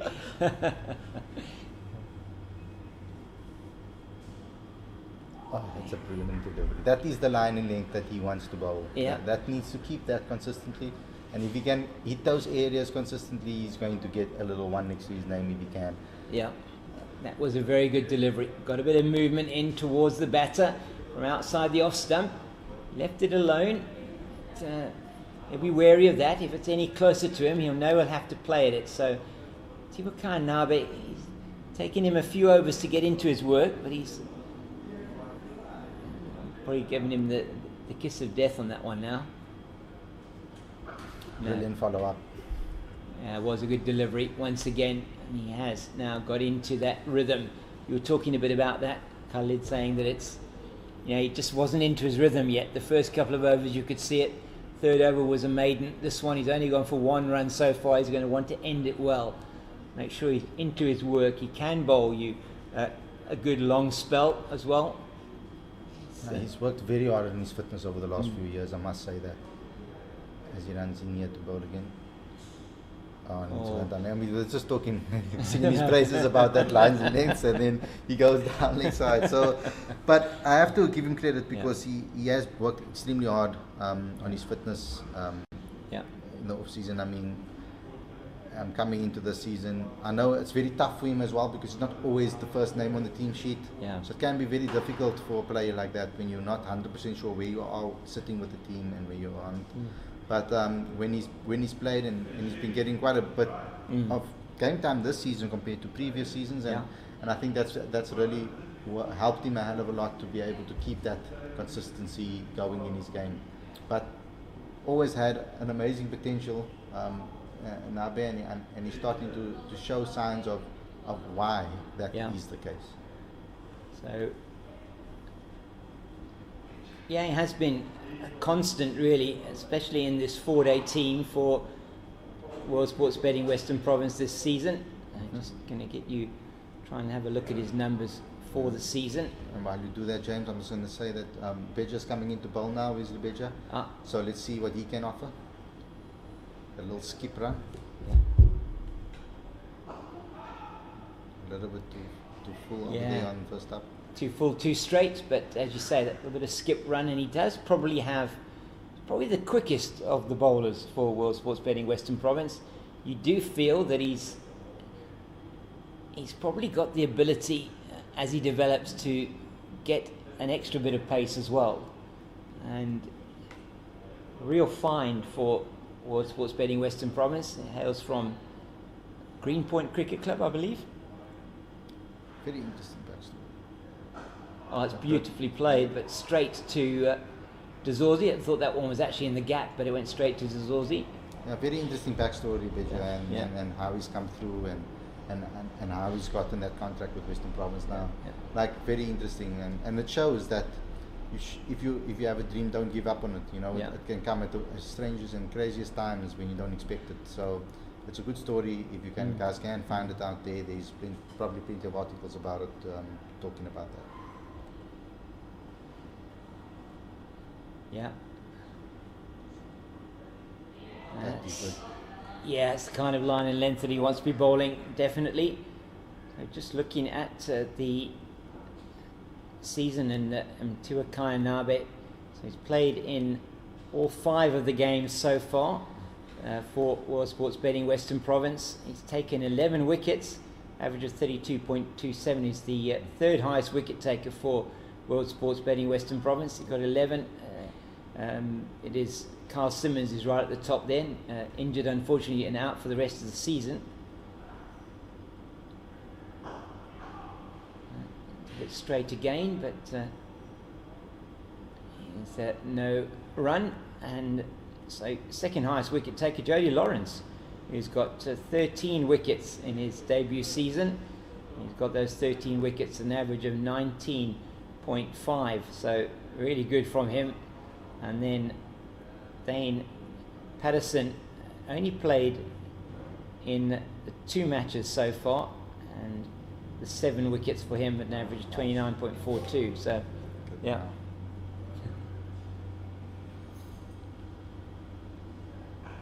That's a very beautiful delivery. Straight back to the bowler. I mean, those are the lines and links you want to make the batter play. I don't know, we've said this a million times on today's stream, but that's very important, making that the batter play, because that's giving yourself a much higher probability or possibility of getting a wicket. Yeah. And he's still got those 3 slips in, the 2 slips, and then Pongwana more like a 4th slip. So it's a bit of a gap between 2nd and 4th slip. Edges in again. That's beautifully played. Over pitch this time, outside the off stump. We've seen Clyde Reeves Fortuyn play a few of those shots, and that is the 100 up for the men from Goldrush Boland, and they'll be happy that they are still only 3 down, 100 for 3 off 165 deliveries, and it's exactly 27 overs. So they have actually been incredibly consistent in terms of that scoring rate, and 14-4. So the second 50 coming up off exactly the same number of balls as the, well, in fact, 1 more ball, and coming off 83 deliveries. The first 50 was of 82. So they've been very consistent in their batting, and rate achieved now, just 3.7. So Bedger just good over there, was a bit spoilt towards the end. It's Nabe away from us now.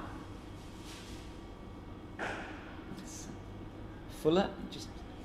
And that partnership so crucial. It's growing slowly but surely, and that's going to be the key factor for Boland here. Is that partnership? They're really starting to gel, and the game plan has been so clear, and they've been implementing it.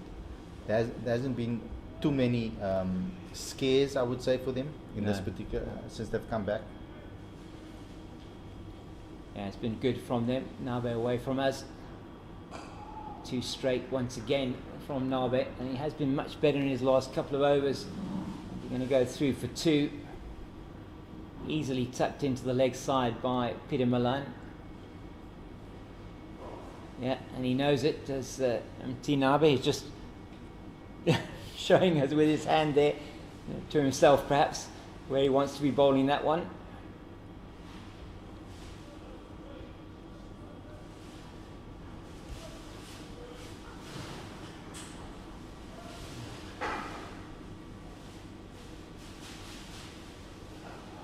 Into the pads once again, and Pongwana is after it, and they all not turn for 2 this time. Got to the ball quickly and threw that one in very quickly to Verreynne. And again, a little bit too straight over there from Nabe, and he definitely knows it. It's just about him finding now a way to fix that. Yeah, he's looked really threatening, hasn't he? When he's had that, got it in the right channels outside the off stump. Just. It's been good the last couple of overs. So overs 3 and 4, very good. Just the one single off it. This over is just straight a bit onto the pads.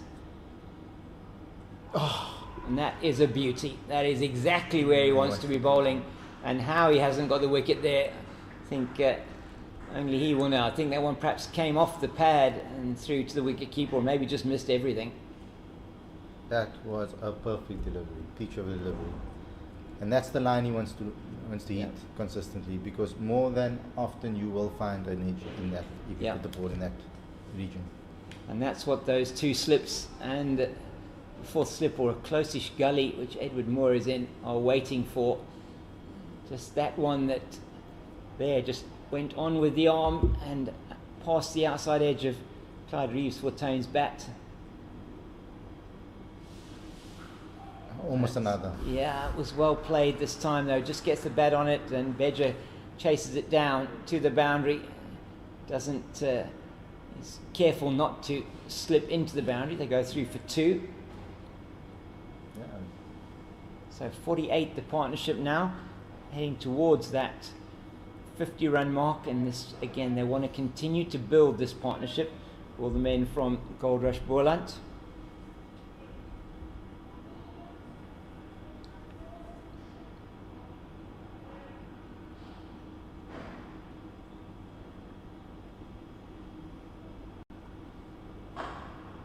Another Yorker executed over there. He's been using that quite a bit in his particular spell, utilizing different lines and lengths, and in his spell.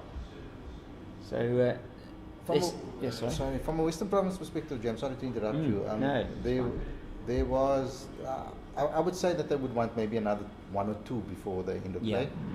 I would think so. I would think they would want to have them at least 5 down by the end of play.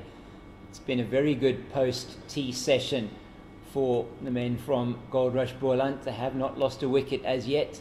And, they've been batting for 50 minutes since the break, and that is exactly what they would have been looking for.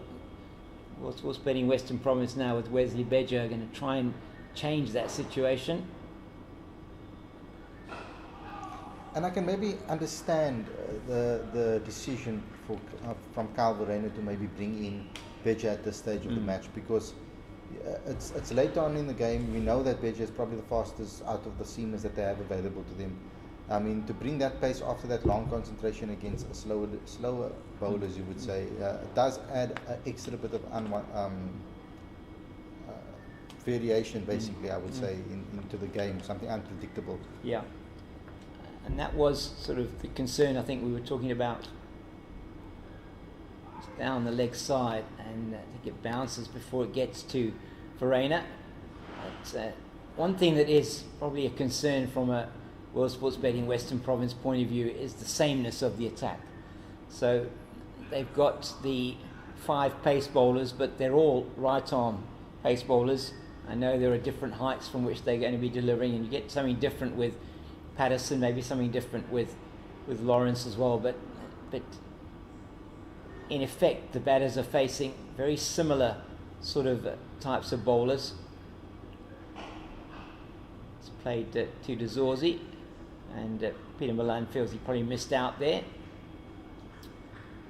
So yeah, there isn't much history between these two teams. I'm just trying to keep looking up the records, and this is the highest ever 4th wicket partnership for Boland against Western Province, but the previous highest was only 14. So it certainly didn't need to be too high to be the highest partnership for the 4th wicket.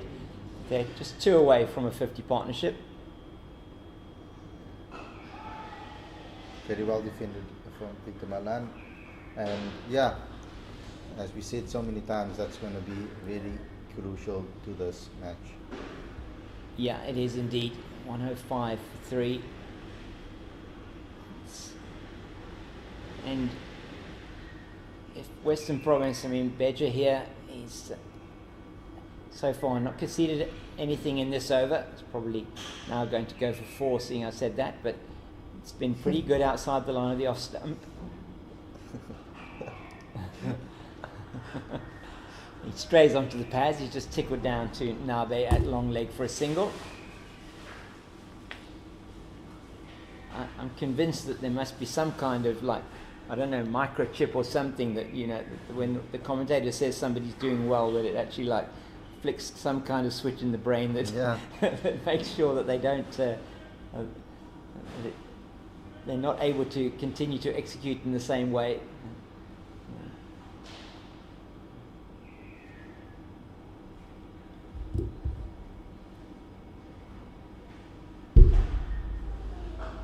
Oh, beautifully played once again.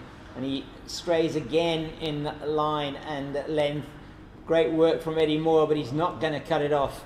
And it is the 50 partnership there for Verreynne and Milan. That's played again. The last ball of the Beja over, very much the same as the previous over, the last ball that went through to the boundary for 4 through extra cover. And that is 53 between these two off 86 deliveries, 5 fours. And it is Milan who's scored 19 of those, and Verreynne 32 with 2 extras. So it is really has been a good partnership between these two, one that's much needed by Goldrush Boland.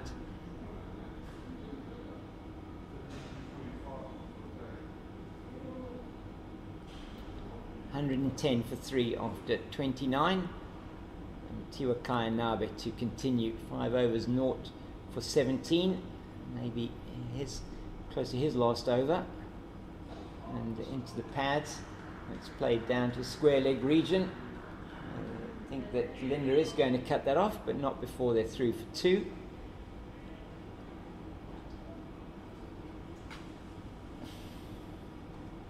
$112 for 3. So World Sports Betting Western Province, they're searching for a wicket. Goldrush Boland, they just want to keep building here. Yeah. It's very, very important for them. Deficit still 480. They were rocked back early on in their chase of this 592 with 2 wickets inside the first 4 overs. Oh, and that is a swing and a miss outside the off stump, and Peter Milan didn't need to play at that one, and it just moved away from him. Thought for a minute he might have got an edge. Verreynne takes well behind. Very unlucky not to have a wicket by now. That's 2 deliveries that were actually very close, too close for comfort from the Boland batters. Yeah, could so easily have taken the edge there as that one moved away from the right-hander.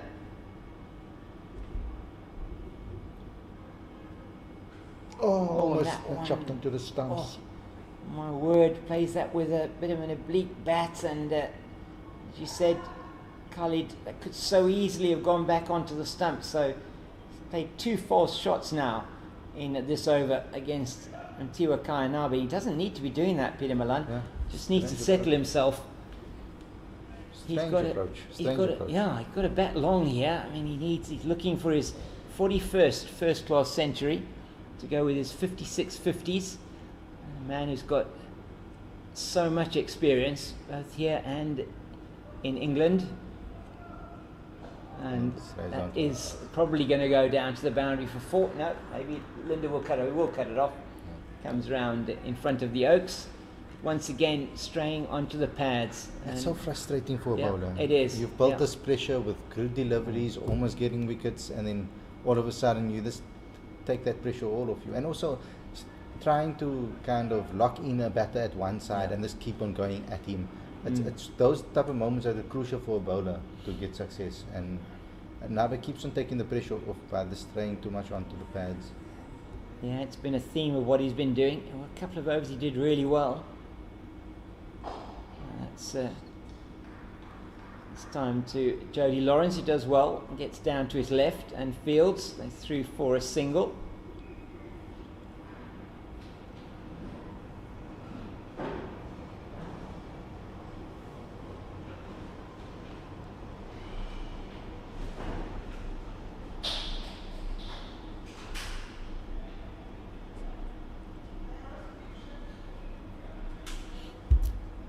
So this reads for Verreynne on strike for the last ball of the Nabe over, the 30th of the innings, and 115 for 3. Goldrush Boland. Oh, another one, but that time it bounces in front of Verreynne. But Verreynne playing at that one outside the off stump could easily have got the edge. And it's the end of the over number 30, 115 for 3. So they're doing well here, this pair. They put on 58 now for the 4th wicket, which is exactly what was needed. And Nabe already quite quickly to 6 overs. I mean, it's you wouldn't I've expected that it's gone that quickly. I mean, from the first over that we saw, that was a little bit wayward, and then bringing it back nicely for his 6 overs for 22. So, yeah, we starting to get into the rhythm with the new bowlers now. Beja towards us. It's a little bit too full, and Milan there, Phil, he's missed out on that one. Full and into the pads. Plays it straight to Patterson at a wideish mid-on. Just to give you an update from that Titans innings, Merrick Brett didn't stay too long at the crease. Was out for 5. They are now 18 for 2. It's Keegan Peterson and Devot Brevis at the crease. So the experiment with putting Merrick Brett up the order not working for the Titans. Wesley Beja's targeting the stumps here, and that's just still a little bit too much leg side-ish. Probably got away with those two. And apart from those 2 deliveries that were over-pitched outside the off-stump, he's actually bowled reasonably well. 2.2 overs, 0 for 9.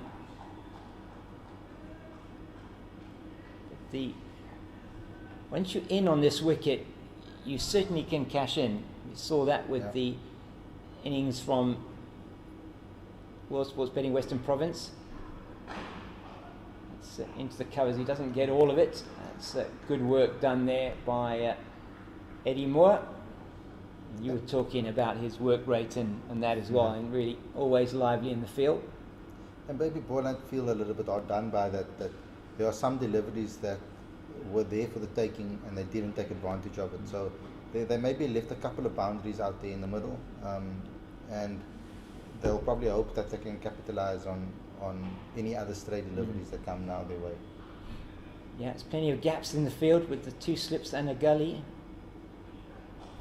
It's off the outside half of the bat straight to Linda at, came around to his left slightly, but no thought of a run. As you say, I mean, World Sports Betting Western Province, they've got so many runs on the board. And say the follow-on in a 4-day game, you have to be within 150 or over, to be if you're 150 runs or less, or more behind, should I say, you can enforce the follow-on. It's pretty good from Beja there again. It's been a reasonable over so far from him. So will be a massive target. I mean, they've got to get to 443 to make Western Province bat again. Western Province can then, if they want to, can enforce that follow-on. That's still a long, long way away. Beja's towards us now. That's again off the inside half of the bat. You want to see him bowl maybe a little bit more of those type of deliveries right now, and utilize his space as well. You know. Yeah, it's a better over from Beja. Didn't have the release ball at the end of the over, and it's 31 gone, 116 for 3.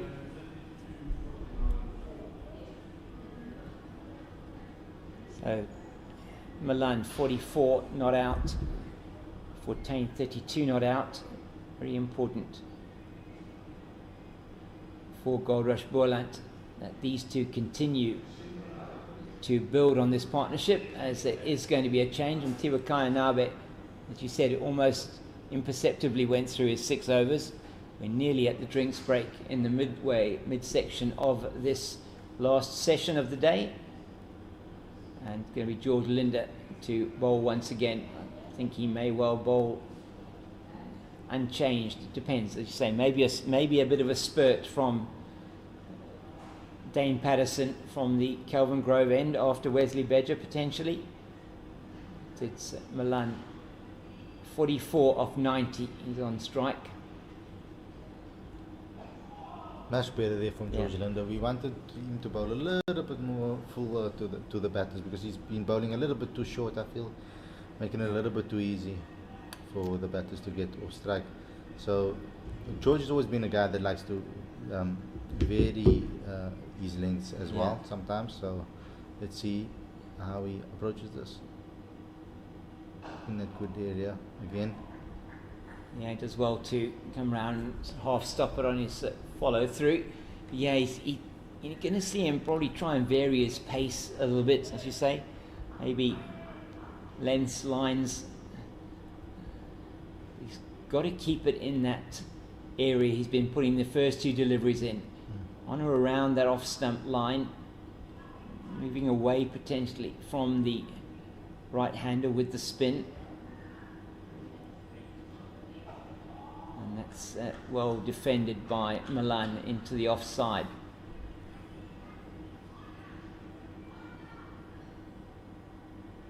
So we've just got the single solitary slip. So David Beddingham and Daniel Smith in at a short catching extra cover.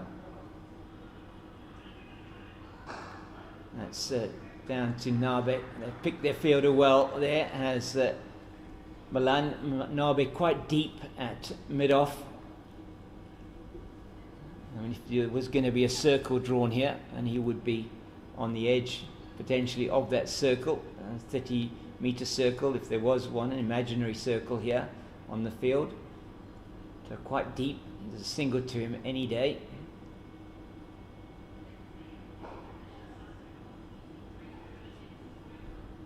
So I think it's just going to be the one more ball, and then we'll be having the drinks break, and then probably after that we'll be looking at some overtime today. 20 overs left in the day. I'm not going to bowl those in the last hour. I think we might be a little bit short as well. Yeah. Come the end of the day. That's another good delivery from George Linda. He needs to just keep that line in length, I feel. That's the area where there is quite a bit of turn as we take the drinks break now with Boland on 117 for 3 after 32 overs.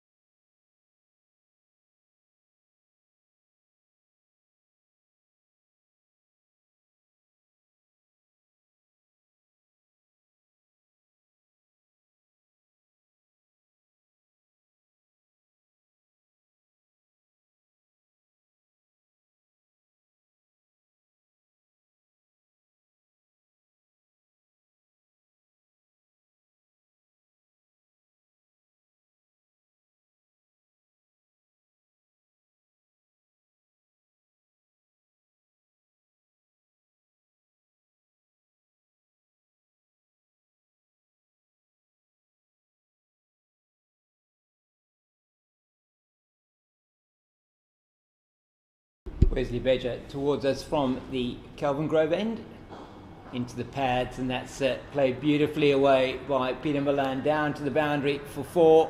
That'll take him to 49, just one away from his 57th first class 50, and very well played. Badger just straying both onto the pads and in line, and in length should I say, too full onto the pads, and he makes him pay for that with that one through mid wicket for 4. Excellent shot from Milan as we see these two in our partnership. 64, excellent for Goldrush Boland. Peter Malan just one away from a half century. I mean, he has a very good conversion rate, eh? Yeah, he does have a very good conversion rate. You say 56 50s, 40 hundreds, so he's got an excellent conversion rate. He's, again, this season, I think he's got the 1 century. No, I don't think he's got any 50s, but so he does have a very good conversion rate. Looking solid out there. The drinks break, sometimes you see things happen off the drinks break, either an acceleration in the run rate or potentially a wicket. Oh my word, and he does have a full go at that outside the off stump. Misses it, could so easily have got a touch. And he's done that a couple of times and got away with it. I'm quite surprised that Peter Malan is actually doing that. I mean, normally he's the type of batter that is a little bit more conservative as he is reaching a milestone. Walking down the pitch and looking at those difficult areas that he's been struggling with. So I think Badger just needs to do that a little bit more often. Just put the bait out a little bit more.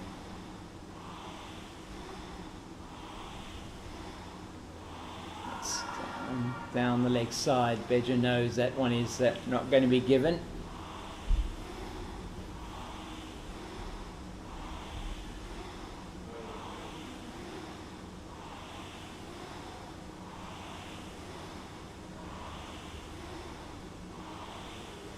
I mean, that conversion rate is always an interesting topic. I've always spoken about it.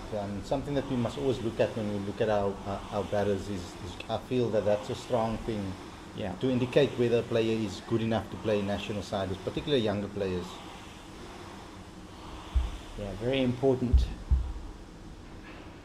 It's just forward. He goes across early and gets tries to get into line. Just puts the bat down on that one. Goes into the mid-wicket region, or forward of square.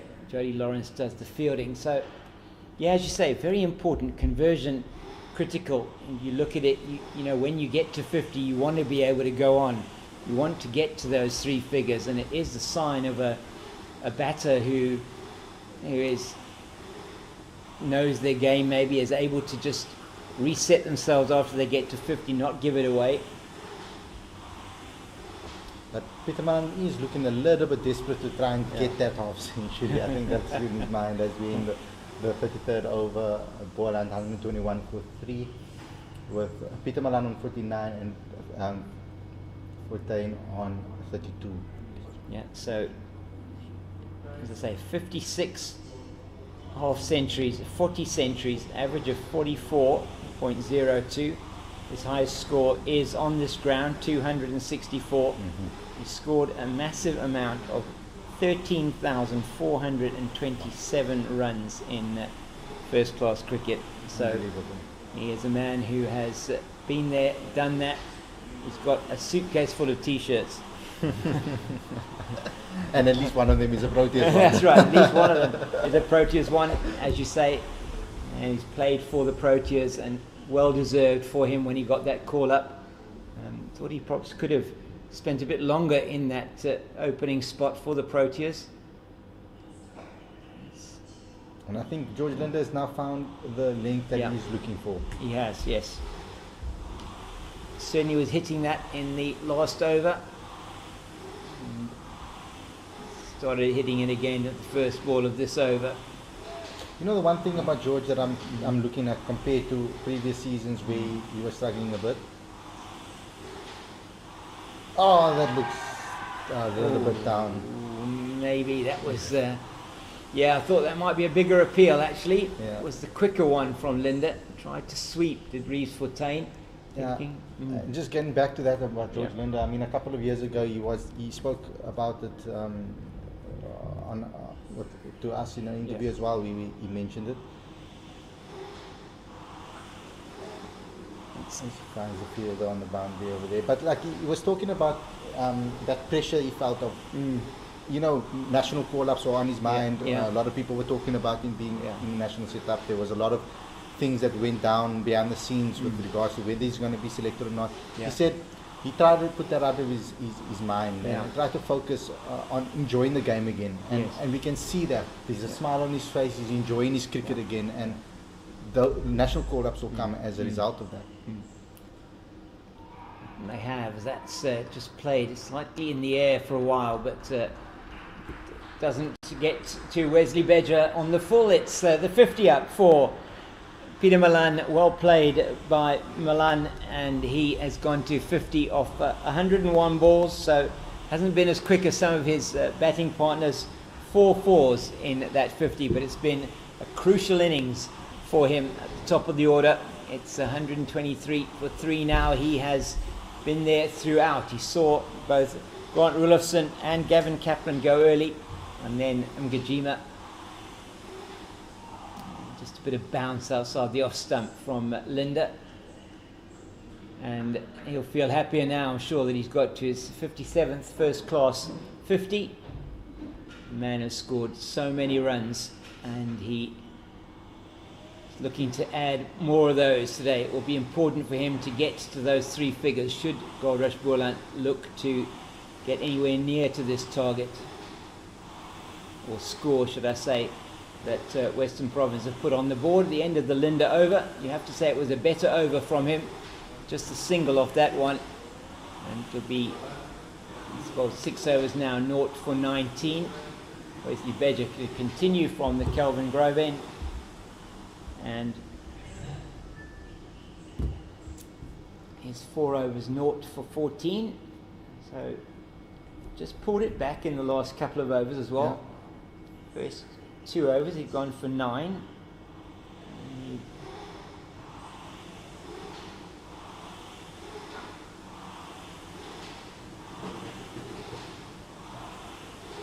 So this has been really good from Reeves Fortuyn and Milan. They've now been nearly batting for 20 overs. Oh, that's a good delivery. Just angles off the bat into the leg side to Lawrence. They'll go through for the single. Not a bad single for Western Province, I feel, because I think they would want to bowl at Fortuyn and try to get him out before he can get some momentum going, because he's reaching those 33s, those 30s now, where some people call it the nervous that's for certain players, but I mean, this is where you really want to try and kick on and go for that half century. So that I think I'd rather prefer to bowl at Fortuyn right now.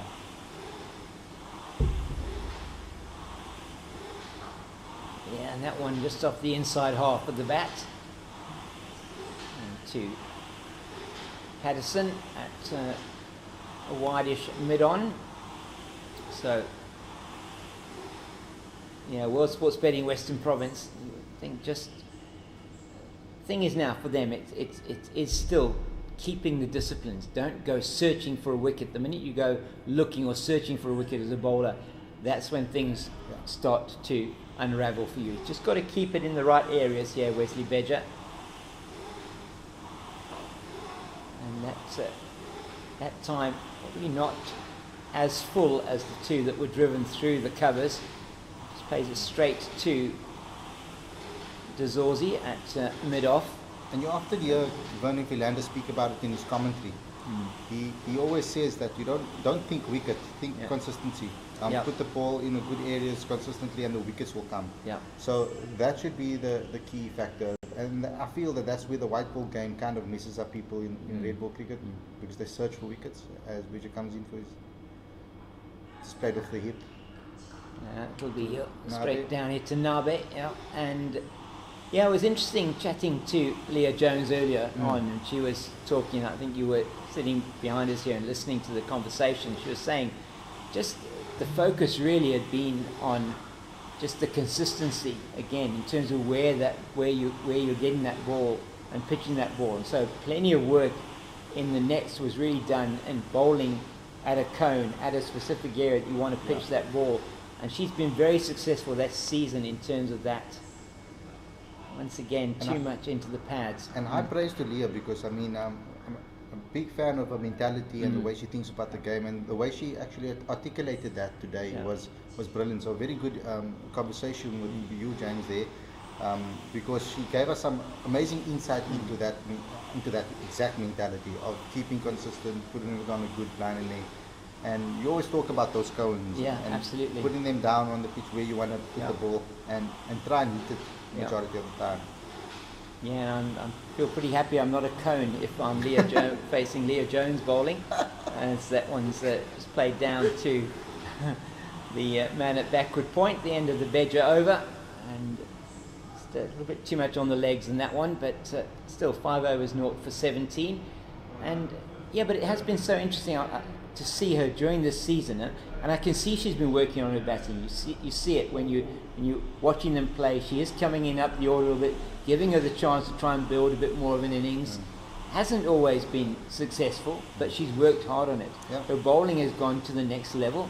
She was the leading wicket taker together with Verreynne in the Hollywood Brett's Pro 20. Kayla getting 4 wickets in her last match, and Leah getting 2, meant they ended on the same number of wickets. 14 wickets each, I think it was. So you can see and there's always a chance when she comes into bowl. You always feel that something's going to happen. The other thing that she's done exceptionally well over the past couple of years, and she mentioned that as well, is that she is probably one of the best athletes in that Western Province team. Her fielding outstanding, the way she just carries herself in the field, the way she chases the balls down, and that is a massive I think positive in terms of the way that she approaches the game, and the example she sets for her teammates is right up there. All those talking about cones is making me think that I feel like maybe a vanilla swirl tonight. I think you should have one, definitely. It's and not only the ability as a cricketer, I feel the way she carries herself off the field and the way she speaks about the game is also very crucial as well. Often we don't give praise to cricketers, I feel, that are good on the mic and can articulate what they're trying to do and what they're thinking. And I feel that that's an aspect of her personality that is really positive. It's very positive, and I've spoken to her a couple of times now. She's come onto the mic and chatted to us during games, particularly men's games. That's good from Linda, and good again from Milan, picking out the fielder there, not hitting it too hard down to Nabe. Come through for the single, and she is able to, as you say, she's able to express things really well. And I think an inspirational leader in that team. She leads on the field and certainly off the field. She is a leader as well. And a young captain as well, with a lot of senior players around. I think just 22 years old, I think she is now. 21, she just turned 22, so still very young in terms of you say leadership. She's been the captain for the last couple of years, took over the leadership very young, but she's really built. The team is incredibly supportive of her and what she wants to achieve. Too short. Oh, and that's gone through, but it will be stopped in the deep. They just go through for the single as Patterson's around quickly. And it's really good to see that. I think, and the other thing that is very good from Leah's point of view, she's willing to learn. She always wants to learn. She wants to expand her understanding of the game. She wants to build, both from a batting and bowling point of view. She wants to just get better all the time. And that is, it sounds obvious, but it's a massively important aspect of cricket, that every time you walk onto the field, you want to be able to contribute, but you want to be able to contribute in in a bigger and bigger way, and she certainly does that, which is wonderful to see. As we in the 36th over now. Yeah, Boland 128 for 3. Reece Fortuyn on 35 and Peter Milan on 53. Yeah, and that aspect of the game is very important as well. Wanting to learn. It's a personality trait that I feel a lot of successful people have. You can look at the best athletes in the world, whether it is a Cristiano Ronaldo to a LeBron James to the best cricketers in the world. They have similar traits in wanting to learn consistently. They're always trying to improve their game. They don't rest on their laurels ever, and that's what separates the best from the good, just the great players or the good players. Absolutely right, and that often comes with humility, doesn't it? Yeah. That you recognise you're never. If you feel you've made it, then you probably haven't. Yeah. Just very important on that aspect. As we see, Jody Lawrence is coming towards us, replacing Beja. Short. Starts off with one of the very few short deliveries we've seen today, and a bit of a surprise delivery from Jody Lawrence. And it's kind of in no man's land, though, in a way, because the player didn't even have to. He just had to look at it. He didn't even have to play at it or anything. So maybe want to target those bounces or the shorter deliveries a little bit at the batter. That might sound cruel, but that is the sport. That's the way it works, isn't it? You want to make sure they're taking evasive action, can't control a shot. And that's on the money from Jody Lawrence there. It's been asked now from his captain to do a job, and sure he'll have a spell, and you may well be right, Khalid. We'll see Dane Patterson, I'm sure, having a little bit of a spell as well from that end. Beja's bowled his 5 for 17, Nabe 6 overs, 0 for 22, Mongwana 6 overs, 1 for 24. That's good from Jody Lawrence. It was expensive in his first spell. He did pick up the wicket of Gavin Kaplan, caught behind by Verreynne, driving loosely outside the off stump. It was Rulofsson who was first to go with a score on 1. It was caught by Verreynne off Patterson, just feathering an edge through to the keeper. It was just played it one outside the off stump early on in his innings. He didn't score. Kaplan 9, and then Gajima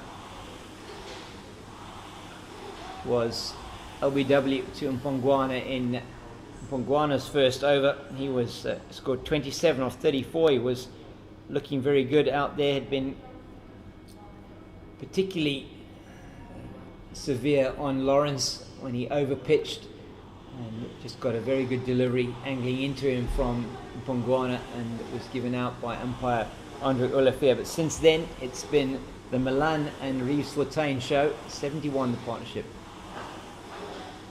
And maybe something interesting to note is that David Bellingham, he's been quite quiet in the field. He hasn't ever seen much action. Maybe towards the end of this, he might see a little bit of action there, but then maybe a nick to the slips. I mean, everybody else has touched the ball quite a few times. So. Yeah, he hardly seems to have done anything, does he? He's been there at first slip. Yeah. The entire innings so far. They still have got the two slips and a fourth slip. It's good from Lawrence. He's been pretty much on the money after that first delivery up and outside the off stump. It's a maiden over from him into his second spell. 6 overs now, 1 for 30. It's 128 for 3. Is that the first maiden of this?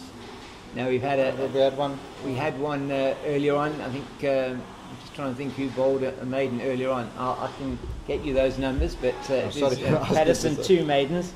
And he's now coming on from the southern end of the ground, the Weinberg end. There's no need to look at it, boys. No, there we go. That's the 2 when I was not here. Yeah, that was it. Must have been those 2 early on in the innings. So, and here we go. Pato back into the mix. Yeah, so there we, as you say, and Titans have recovered well from those early losses.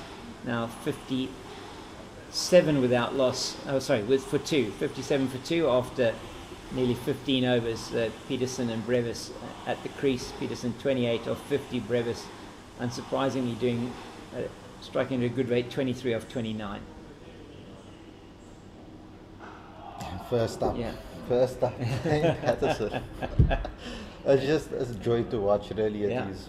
That's where he is, and you can see how Peter Milan there. It was interesting to see there that he's trying to negate any difficulty that he might experience with Pato outside that line of the off stump by coming across from his stumps, and he almost defended that on a probably a fifth stump line. He got his feet behind it, but he walked into the shot and got behind the ball. So it's going to be interesting to see if Patterson can make anything happen here.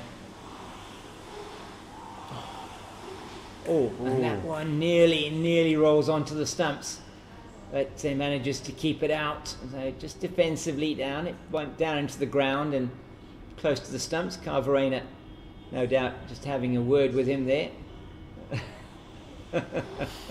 Carl likes a chirp. He does indeed. He does like a chirp. Pity we haven't got a stump mic, but certainly got something to say to Peter Milan. They would have played together as well. Yeah. So he probably knows exactly how to push his buttons. Yeah, he may well do. And push buttons he does, Verreynne.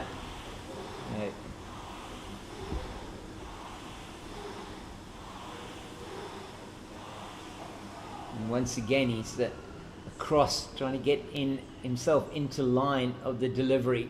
So what's Pato going to do here? Is he going to try and pull him a little bit wider and wider? And with him getting himself outside the line, he's almost negating the LBW from Dane Paterson. So it's going to be interesting to see this contest here. This partnership worth 71, very important one for Goldrush Boland.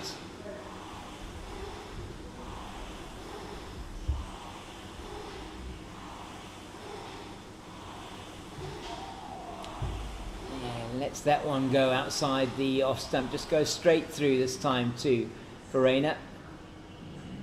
Not getting any kind of movement that we can see at the moment, Paterson, but he's a very, very intelligent bowler. Yeah, very intelligent bowler. What I like about him is he finds movement, even if he's going to utilize the seam or his wrist position in the way he bowls, and I admire that about him. He's added a lot of thinking to his game. Yeah. And you don't get over 600 first-class wickets without thinking about your game. Excellent again from Paterson. Just fields off his own bowling. He's been back and on the money straight away. You can see the impact now of the bowling has been a lot more accurate in the last number of overs. Linda exerted a fair amount of control. Bedger just going for 3.4 to the over. Now Paterson, he's come back into the attack. And Lawrence came back with a maiden. And so has Dane Paterson. Yeah, indeed. He has indeed. So 8 overs, 1 for 13. And that really is outstanding from him. And good from the batters as well. You have to say this is an intriguing contest here. Yeah. You're seeing now the situation where the two batters know they do not want to give it away now ahead of the close of play. We've got some 37 minutes of regulation time remaining. We will go overtime because there are 13 overs left. It's likely that we will go into that extra half an hour, but we will see a close of play due to bad lights at that time. So let's see how World Sports Betting Western Province deal with this and how quickly they're going to get through these overs. No, that's a beautiful shot. Yeah, Eddie Moore can give that one up and just go and retrieve it from in front of the Oaks. It was a little bit wide, but not that wide, and it wasn't that short, but it was just really well played by Clyde Reeves-Fontaine. He's been a little bit slow of late. I mean, he got to that 32 or so that he was on at a very good strike rate, and it's just been a little bit quiet of late, but that was a very good shot through the covers. no chance at all for Edward Moore.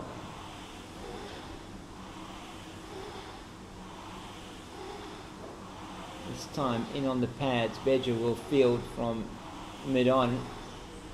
Lawrence just maybe needs to go back to his basics, landings that he was Yeah. bowling before. I think he was maybe trying a little bit too hard in his first two deliveries. Yeah, he just needs to keep it on that line outside the off stump, exactly where the success has been achieved earlier on.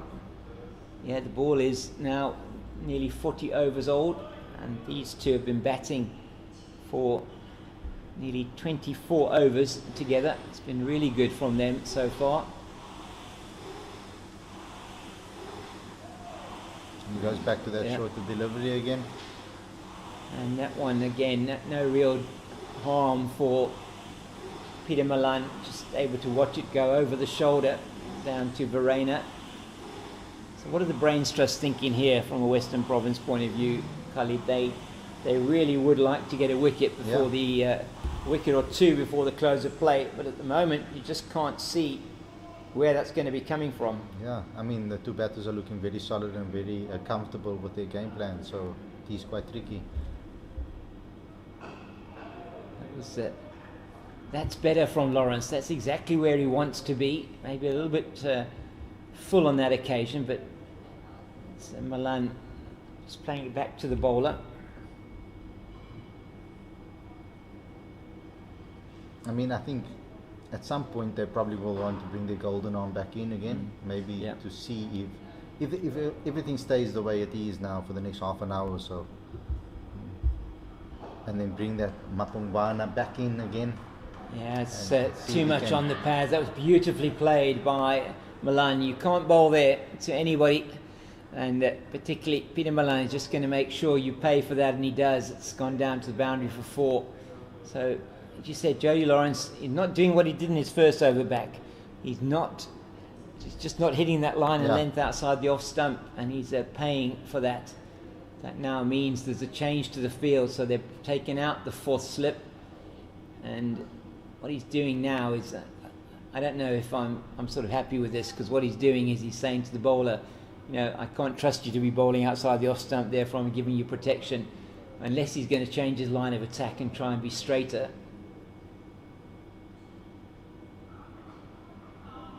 And that's better from Much better. Lawrence, but unfortunately it's gone for 9 in that over. Yeah, So it just releases the pressure, and the partnership now goes on to 80. It's been a very important partnership for Goldrush Boland, as they're just getting themselves back into the game, but they're just getting themselves to a position where if they can finish the day on 3 down, they'll feel that they've actually almost got a got out of jail free card Yep. here. They were really in a lot of trouble at 57 for 3. But Dane Patterson, he might have something to say about that. You would feel, probably one of the best chances for World Sports Betting Western Province for a wicket.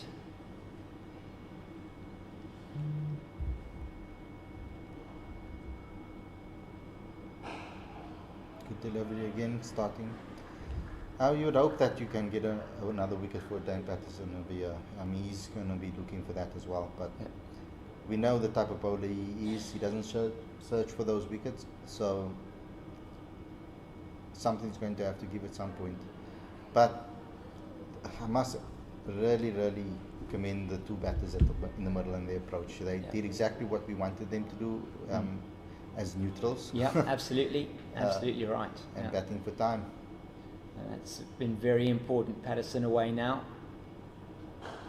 Oh, beautifully played. And it's hardly really a half volley. It's Clyde Rees-Fontaine. He's played a few of those shots today, and I'd probably say that was the best of all of them. Yeah. Just came forward, a classic drive through the offside. Just again caressed all the timing in the world, and goes down to the railway stand for 4. Excellent shot, and he moves to 44. He'll be eyeing another half century, and in fact you would think that on this wicket and the way that he's batting at the moment, he And he's only got the 2 centuries to his name in first-class cricket, and certainly Goldrush Boland will be hoping that he can get 3 figures next to his name in this innings. Oh, that's neatly played. He knew exactly what he was doing there, and he's going to get 4. Soft hands down into the gully region, down to third for 4. That's excellent from Clyde Reeves-Fortuyn. Thinking about soft hands now, it takes me back to that New Zealand tour. Yeah. And we were getting a couple of good delivery. We were getting some good overs in with Chepo Moreke and Dane Pato and Kane Williamson was at the crease, and that was one of the biggest masterclasses of batting I felt on that.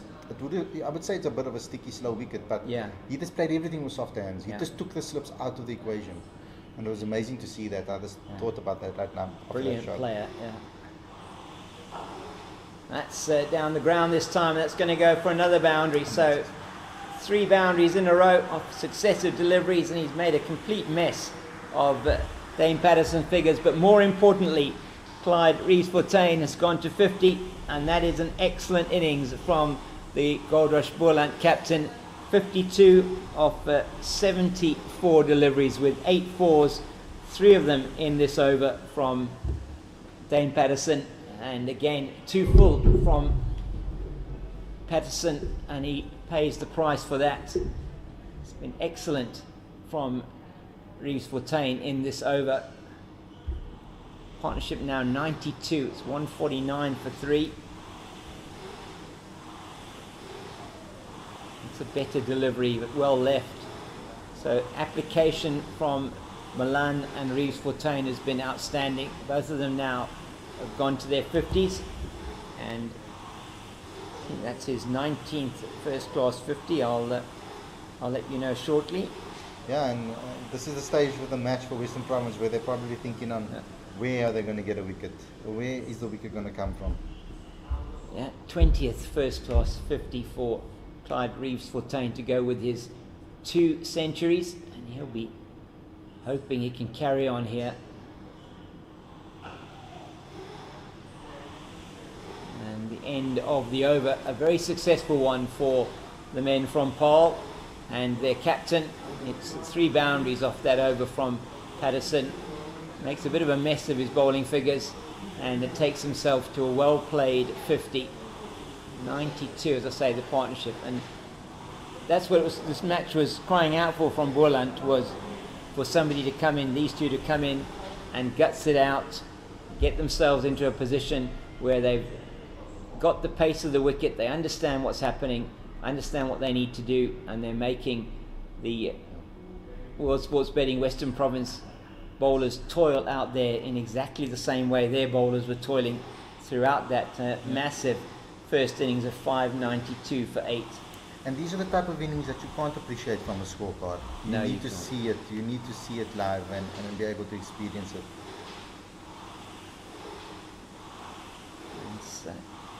Into the body again from Lawrence. He needs to be in that channel outside the line of the off stump. Get his line and length right.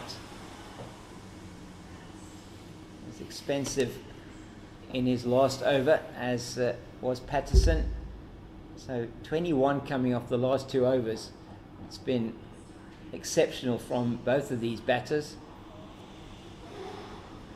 We're batting at 3.4, they're now back up to 3.7 and over.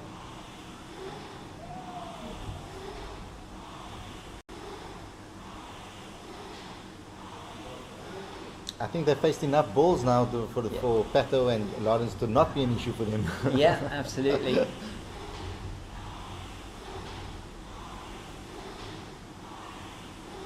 Yeah, and the same. You wonder where Western Province are going to get a wicket from. And we were saying that pretty much when Boland were bowling as well. Yeah. A couple of outstanding partnerships.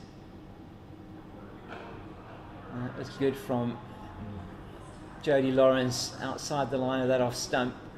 It's going to be interesting to see what a quick roll will do, and for tomorrow when the Western Province come out to bowl again. We don't know. It can be quite cold tonight, and Yeah. maybe create some little bit of moisture under that cover. But yeah, we're gonna have to wait and see if it's going to be a little bit better to bowl on tomorrow. It's a good delivery again from Lawrence. Much better over this so far from him. But yeah, as you say, we are expecting the weather conditions over the next couple of days to be a bit cooler. Yeah. A little bit of moisture or cloud in the air. There's been absolutely no hint of a cloud these last 2 days. It has been warm. Yeah. And, And I feel that Rulofson and Kaplan might be, and even Majima Yeah. might be kicking themselves. yeah, I think so.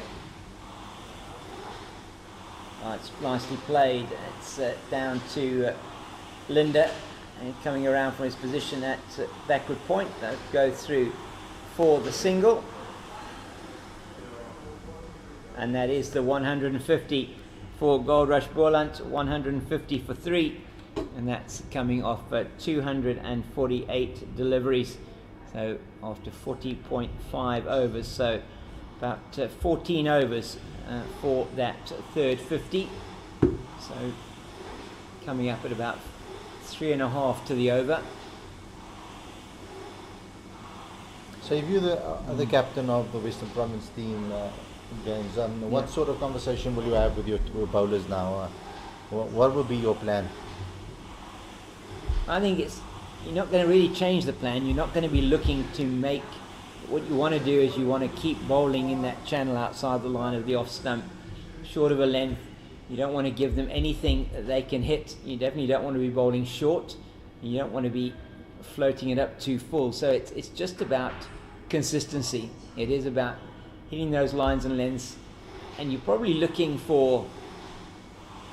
You are looking for a mistake from the batter. You're looking for the batter to try and come out at you, try and make something happen, but you want to try and, if you can, dry up the runs as much as possible. Mm-hmm. Make sure that you're not giving them anything to hit, and whilst there isn't really any movement happening with the ball, see if you can't just, as you say, entice them into playing a false shot outside the off stump, and you've still got those two slips, first and second slip, and more like a fourth slip. And Patterson's in now to Milan, and that's a good delivery, but he's in nicely behind it.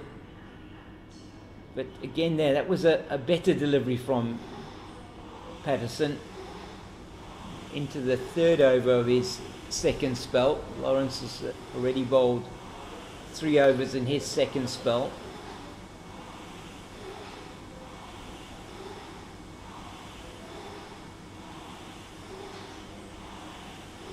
And Patterson will be putting that over behind him, and he bowled last where he got hit for 3 4s by Reeves Fortain. He's away from us now. Yeah, and he's back on his lines and nets again. So just one, maybe 2 poor overs from Lawrence and from Beto. They'll be hoping that they can bring more of this that we are seeing now. As we see Mpongwana just sort of with a bit of a mock action there. He's doing a few leg raises as well in the slips. Maybe he'll be coming on to replace Lawrence at the Kelvin Grove end.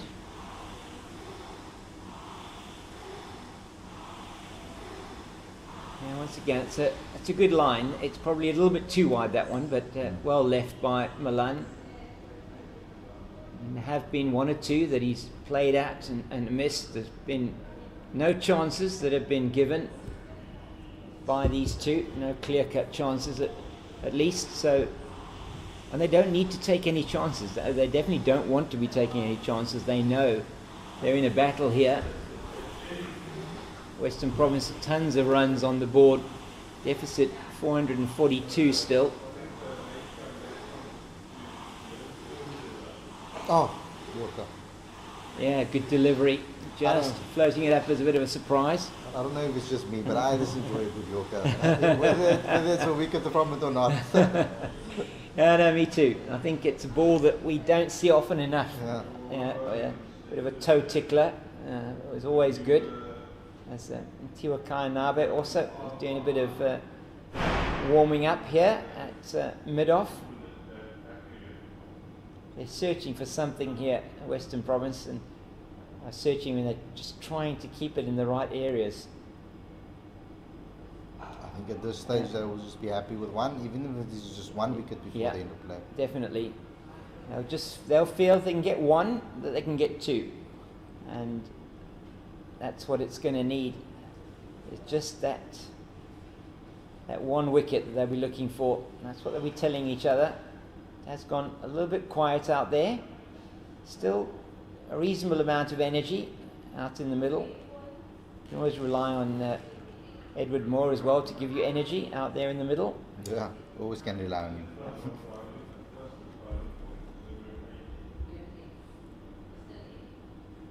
Yeah, it's good line and length, but Peter Malan's seeing this thing like a coconut right now. He's not going to miss that one straight onto pad, but that is a maiden over from Dane Patterson. So in his 3 overs since he's come back, 2 maidens and 1 over that went for 12. So that's really quite a strange mix there from him. And so it is going to be a change. So after 3 overs from the Kelvin Grove end, a short spell from Jody Lawrence, Mtiwa Kainabe is in for his 7th over of the innings. 6 overs, 0 for 22 so far. And it will be the same combination. Same thing, but try and keep that going outside that off stump.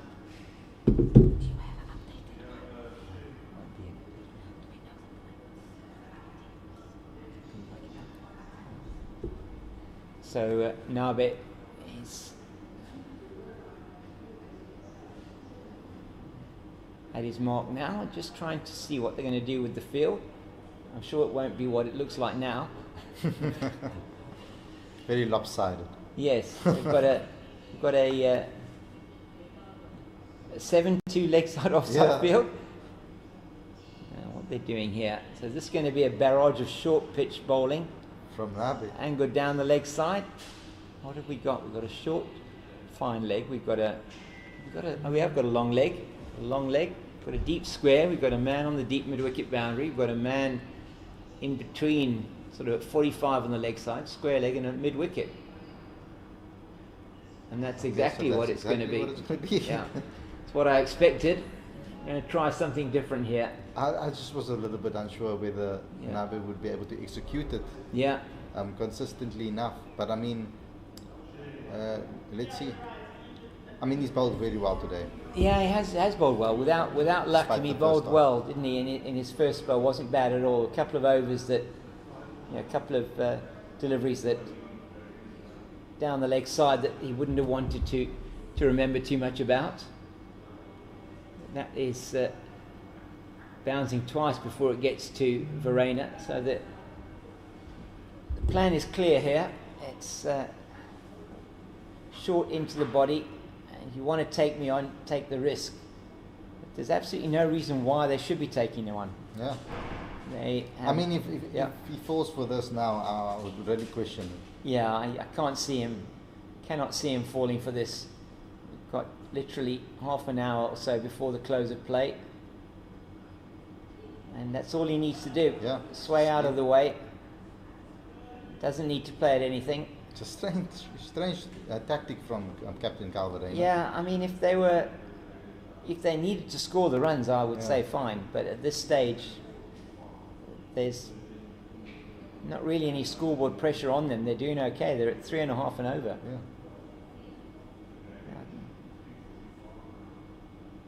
Yeah. So now he's coming around the wicket. And what this does do is it might open up the offside. And if there was a massive crowd over here, then I could understand maybe why true. they'd want to play a couple of shots. Oh my word, and he does play that one in the air into the leg side, and it went past the man at that 45, but it's a no ball, so it wouldn't have counted anyway. Just overstepped in his effort. They go through for 2. That'd be 3 to the score. So Nabe coming around the wicket and does bowl a no ball, so he would have been really upset if that one had gone to hand. So now going to be a helmet coming out for Daniel Smith. what does that mean? He's going to be going in at forward short leg or backward short leg position, probably forward short leg, because he's bringing Beja into that catching position, backward of square. He's going to have to be forward of square in that catching position with the helmet on. Where's Tony? Yeah, there is Tony. Yeah, he's good point. He's actually at mid-wicket, isn't he? Oh, That's no. a waist Yeah, waist. down the leg side. I know this is potentially an attacking move, but it's, yeah, You have to bowl the ball into the body you do. if you want to bowl to this Yeah, right you've now. got to. You've got to make sure your line is excellent. It hasn't been so far. And once again, it isn't. It's, looked better when he was bowling over the wicket. Yeah. To be honest, his direction here around the wicket, apart from that first delivery when perhaps he got a little bit of a leading edge on it, was in the air for a little while, was the best of the three that he's bowled so far from around the wicket, but that was a no ball.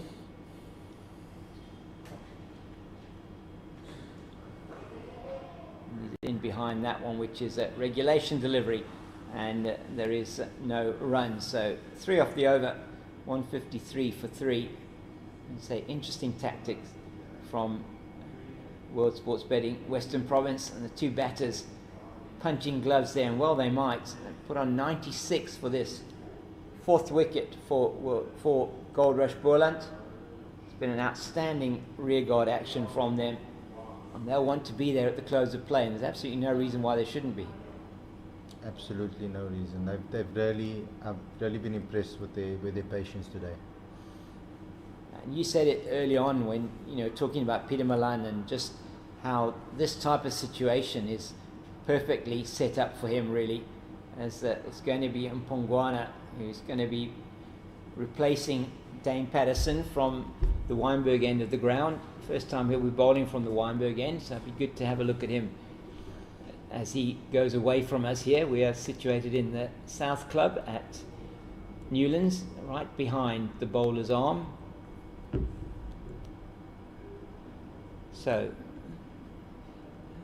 Goldrush Boland, they're looking to make sure they go in to the close with 3 wickets down. That'll mean they would have batted through the entire final session without losing a wicket, which was really outstanding for them. It was 68 for 3 at tea, and it could easily have gone wrong for them post the tea session. These two have batted brilliantly.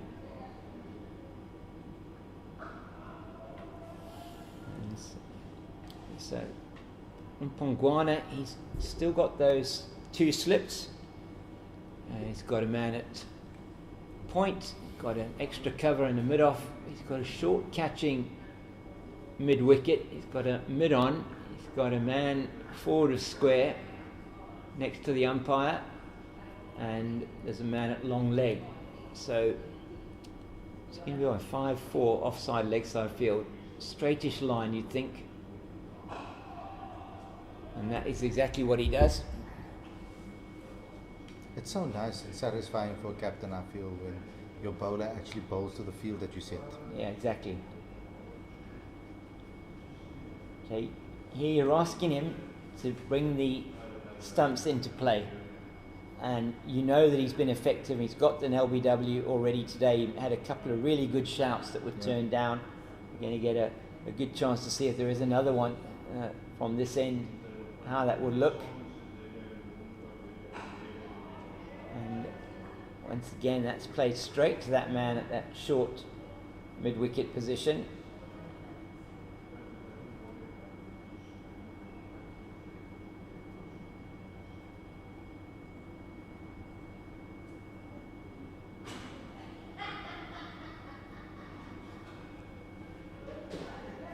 So far, he's definitely been bowling to the plan that was set for him.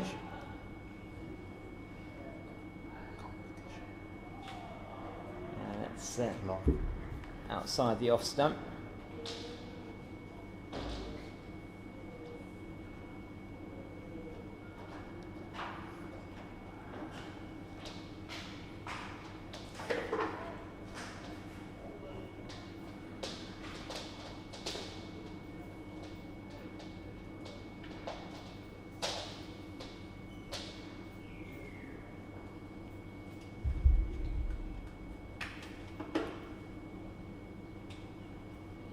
This time just starting it a little bit too wide, and Milan will have nothing to do with that. It's almost like Milan saw that coming already from the runner. Yeah, almost like yeah, he definitely saw it from the arm very early. Yeah. Didn't have any need to go anywhere near that and try and play that shot. As the shadows do start to lengthen a bit across the ground. He positioned himself very early before that. Yeah. And he's moving across his knees, trying to negate anything outside the off stump. On that one he does play out, and it's gone down past the second slip, down to the boundary for 4, and that brings up the 100 partnership between Milan and Reeves Fortain. It's been excellent from them. It's 100 coming up off 177 balls, 12 fours in that partnership, and it's 43 for Milan and 54 to Fortain, and it's been very, very good for Goldrush Boland. They needed this. 57 for 3 they were before tea, looking in all sorts of trouble, and with the loss of Nkajima's wicket, and we said at the time this partnership between these two was probably the most crucial of the innings and needed to stay in, and they have done that, and they've prospered in this partnership now, taken it to 100 as Tiwakai Nabe will continue his line of attack. 7-2 leg side offside field, and over the wicket, and Clyde Fortain, he can pretty much knows what's coming, doesn't he, as he now changes to around the wicket again. I honestly thought that was going to be a 1-over thing, but Yeah. they're persisting with it, so let's see, maybe it will bring Verreynne some glory or some joy. Yeah, you never know. Yeah. It's Stranger things have happened before. They have, haven't they? Before end of play. yeah. And that was a good delivery that time into the I mean, Clyde almost positioned himself there, looking to pull it or something. Yeah. Like the way he changed his stance at the crease there. So I don't know, is he being tempted into doing something? Yeah, you'd hope not. I mean, for a Goldrush Boland's sake, if you were to fall for this trick, he just dobs it down into the offside, comes through for the single. It's easy to get through for that single, just the 2 fielders on the offside, one at third, presumably for the ramp shot, or if he just miscues the pull, and you've got a man, the only man forward of square on the offside is Jody Lawrence at extra cover, and he's very deep at extra cover. Don't know, I guess he's trying to cut off the 4, give himself a bit of time, but what you're doing is you can play it into that offside. If you can, you're going to get a run pretty much anywhere unless you play it straight to him. Over the wicket to Milan, and he can duck underneath those all day, I'm sure.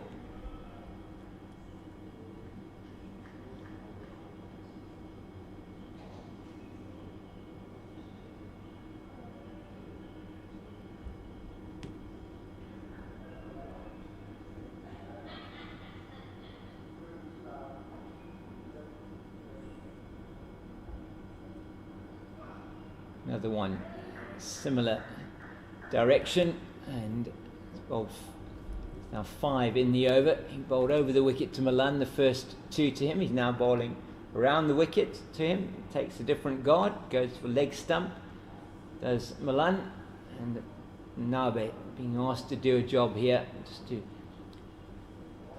bang it in short. What he really needs to be doing is getting it up into the ribs of the batter. He hasn't been able to do that yet.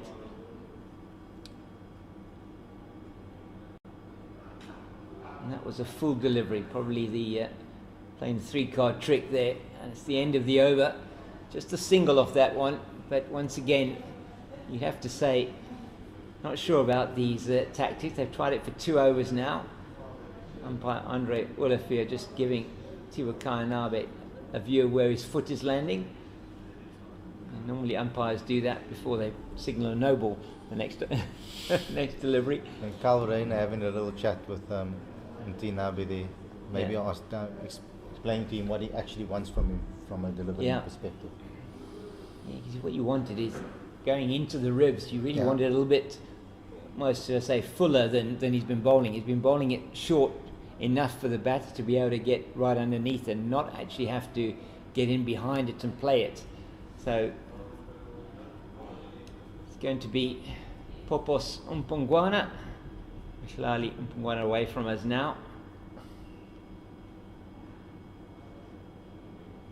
Left alone outside the off stump. So He's getting a little bit of bend. yeah, he is a little bit. He wants to be targeting the stumps. So Yes. he's got the field to target the stumps. And if he's getting that little bit of nip, maybe, just maybe, got the batter coming forward, could just take the edge, or could tail in even and trap him on the crease. So that's what he's looking for. The batter on the other hand looking to survive and make sure he's still there and gets in behind that one very nicely, does Reeves Verreynne. He's on 55, Milan on 62, 158 for 3, 101 partnership. And one, I say, still the deficit, 434. That's a massive deficit Yeah, still. Still a massive We deficit. need 284 runs to stop Western Province from enforcing the follow-on. Oh, he has a go at it outside the off stump and he misses it, and that is the double teapot from Mishlali Umpungwana, but not for very long. Clyde Verreynne just needs to walk away, compose himself. Yeah, That was not a shot that he needed to play. not at all. The little lapse of concentration Yeah. over there, I feel. Ah, A little. he's- Could so easily much to have be. brought the wicket, couldn't it? That's what they're looking for. Yeah. World Sports Betting Western Province, they're looking for the mistake. And you also, I think you're also playing on the player's ego, Yeah. you know, a little bit, because they get a little bit, they get a little bit frustrated. Yeah. If you, and also you can set certain fields to kind of like tease the batter into saying, okay, we think you're going to do this, and you know it can go exactly the way you want it to Exactly, be, just yeah. to try to take it on. So maybe playing into the batter's ego a little bit. Yeah, he does have that gap. He's got a bit of a gap there in the covers. He's got more in it, extra cover. There's a gap between point and that sort of extra cover, so could get the drive going as that one just trickles back and hits the stumps at the bowler's end. So another economical over, this one from Umpungwana. And you wonder, I mean, the runs at this stage, they've dried up a little bit over the last few overs. But I don't think Goldrush Boland should be worried about that. Batting at 3.4 to the over. And that's sensibly let go outside the off-stump end of the Umpungwana over. One that could have brought the wicket of Verreynne as he slashed outside the off-stump, but it's no harm done. Maiden over from Umpungwana, 158 for 3 after 46. And it's good to see that they have had some play in that match between the Titans and Northwest at Centurion. And news there is that at the moment it is Titans that have moved to 87 for 2, and that is actually probably the end of the day's play. Bad light has taken them off the field there.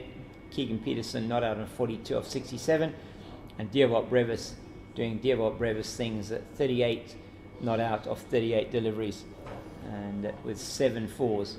So yeah, once again another innings potentially of substance from the young man.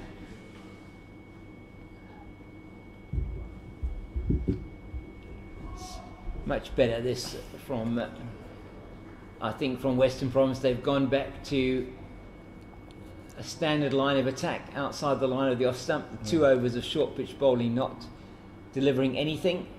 It's amazing to be James sitting here at Newlands and how quickly the light changes. Yeah, absolutely. I mean, And it is the mountain, is it? It's the Yeah. mountain that's causing it. It's not the not the grandstand or Yeah. that. It's actually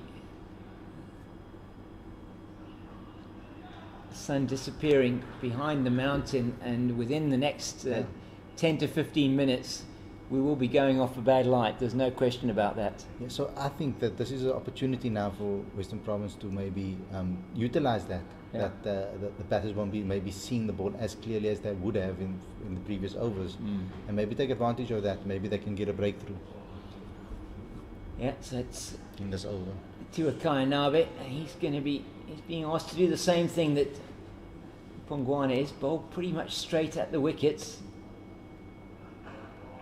He does exactly that. So solid they're looking at the moment. They are looking so Yeah, solid. This very, this very Boland solid. You just sense that unless they give it away here, unless they make a mistake, they're going to be 3 down at the close of play, which will be a fantastic recovery by Goldrush Boland. Excellent from them. They've shown the application that was needed. They've got in both Clyde Reeves-Fontaine and Peter Milan. They've done the hard yards now, and they have put on a partnership of 102 for this 4th wicket. As now, that's, as you said, it just has happened very quickly that the sun has now gone behind the mountain. I mean, there's only 5 overs left in the game. Yeah. It does makes me think. I mean, can't Yeah. they? They Any might- more bowling a couple of overs there? Yeah, to bring George Linder on. George Linden anymore? But certainly the light has faded already, and where we had sun over pretty much half the ground an over ago, Yeah. we now have it in complete shade. So just having a look at the ball there, I think, It's quite fascinating. and One more delivery, yeah, and they have to look at the ball now. yeah, that's interesting. Maybe, and if they do call on for the box of balls to see if they're going to replace it, umpire Alahuddin, listen, be Abdullah Steenkamp, and it's asking the third umpire, and he's running out onto the field. And It's, walking across the pitch. Gabriel, he's coming, it's bringing fine that. Okay. Walking across the pitch is fine now. I Yes, guess. yes. Umpires don't have those spikes on the pitch, do they? So Yeah. yeah. So must have gone out of shape, or maybe there's something happening, and they're now taking the light reading. So might even find that they're actually going to take the players off, just depending on that reading. For one delivery. As for one delivery, yeah. And they're replacing the ball as well. So they are going to replace the ball. The ground is fully in shadow now. They did take a reading last night, and obviously the reading they're taking now is equivalent to that reading they took when bad light stopped play. But that box of balls is out there, and they're going to select a new ball anyway. But it looks like we are going to go off for the day here, and it's been a brilliant partnership between Clyde Reeves-Fontaine and Peter Milan. It's worth 102. It's going to be the close of play here. It's 159 for 3 off 46.5 overs. Team Nabe will bowl one ball with the new ball, the replacement ball, tomorrow morning. They are going off the field of play, and applause from the dugout and the dressing room for Reeves-Fontaine and Milan. It's been an excellent partnership for them. Milan 63, Reeves-Fontaine 55. It's been an absolute pleasure having you with me here today, Khalid. Thank you so much.